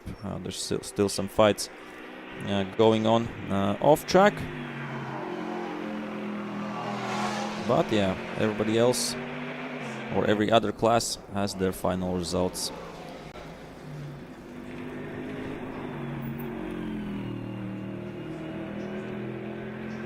As we're having still 4.5 minutes to go. Here we see the race leaders. I think it's fair to show them, and we will see other cars that will be getting lapped. And we see that the sun slowly but surely is setting. It's 6:30 or 6:30, 8:30, 6:30, I think is the right expression in English. But yeah, in about 1 hour it will get pretty dark, so it's good that we are on schedule. And yeah, of course, all the endurance cars have lights, and we see that the lights are on already here for this Tateta Pro by Heidelberg mobile car. I think it has been on for quite a while already. I think that's for the cars that are getting lapped to better see that the Merc is coming through. And as Arturs Batraks, one of the drivers previously said, it's such an enjoyment to drive this car around this track. And yeah, of course they didn't have competition on the same level of their technique. But still, it's an enjoyment. Who wouldn't want to drive this beautiful sounding, beautiful looking and fast Mercedes-Benz AMG GT3 Evo around the BaTCC circuit?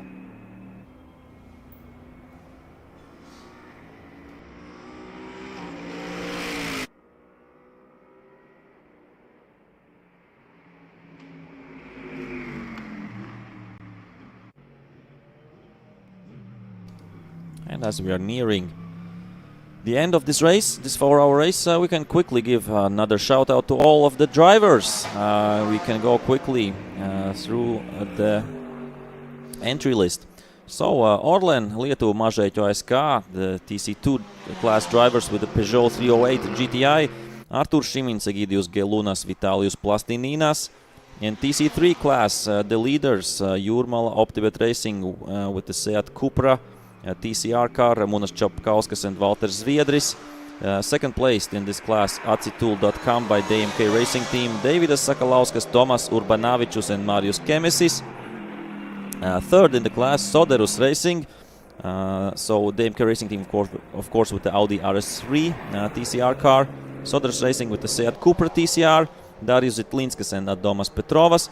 And then Hemi Racing by Stato Menas, also another Seat Leon. Henrikas Statkus, Andrius Baublis and Jonas Jancevičius. As we're moving to the diesel class, the leaders there, Antai Racing team with BMW 1 Series that will be getting lapped right now by the Mercedes. The drivers there, Rimas Cesiulis, Vidas Gedutis and Vaidotas Mitkus. And second place, Dvaras Racing with the BMW E92 3 Series, Renaldas Mackevičius and Ingrida Kulikauskiene, the only lady in the 4-hour race. And yeah, unfortunately, Team R2M didn't finish the race. The drivers were Christian Ron, Jarkko Makinen and Samsa Rintala. And unfortunately didn't even start the special stage motorsport team from Finland, Jukka Soimetsa, Janne Järvelä and Petri Seppala. Unfortunately, yeah, couldn't get to the start. Then we have GTAM class. The leaders Dream to Drive, Gabrielus Krikščiūnas, Laurinas Krikščiūnas and Edvinas Žadeikis with BMW M4 GT4. In second place, Nano-san by Tarzania Racing with the beautiful sounding Audi S4, Karls Bledis, Tomas Isjunas, Evaldas Baciuška. And then in third place, DHR, RC Cola Auto Vesta, Dave Holland, Drew Holland and Mick Holland with the Ginetta. And of course here, Stateta Bro by Heidelberg Mobile, the leaders, Reinis Nitiš, Arturs Batraks and Ignacio Mantas with this Mercedes. The time is still left. But I think they will get... They should drive another lap. Just a few seconds. Yeah, too quick. The Mercedes, they did 124.4, but still they are. Yeah, why not? Why not drive another lap with this beautiful Mercedes AMG GT3 Evo car, factory GT3 car? I think this is the first season that we have a factory GT3 car racing in the Baltic States, at least for such a full season in sprint and in endurance as well. And this is of course the car that did get the win in Palanga, the 1,000-kilometer race there as well. So great season for this team, and a great season of course for all the drivers there involved. As right now, this is the final lap, of course, and we are waiting for the leaders to come towards the final lap, to come towards the finish, checkered flag. And here we see, coming up to the last corner, second to last corner, because this is the last corner, and these are the final meters of the Baltic Touring Car Championship season 2023. And here is Janis Dutzman is giving the checkered flag. The winners are Stateta Pro by Heidelberg Mobile, as this is the final checkered flag of the season for the Baltic Touring Car Championship.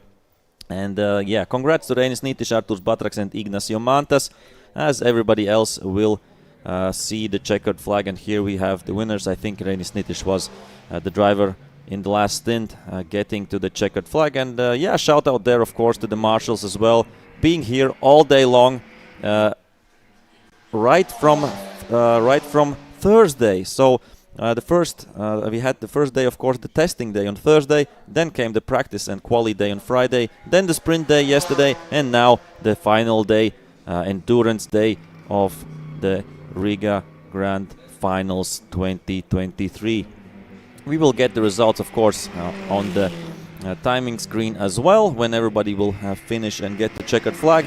Everybody is happy, I think, to be in one piece back. And yeah, no issues, no crashes here in the 4-hour race. That's nice to see, of course. And yeah, we are happy that everybody is happy. And of course, we will see all the drivers.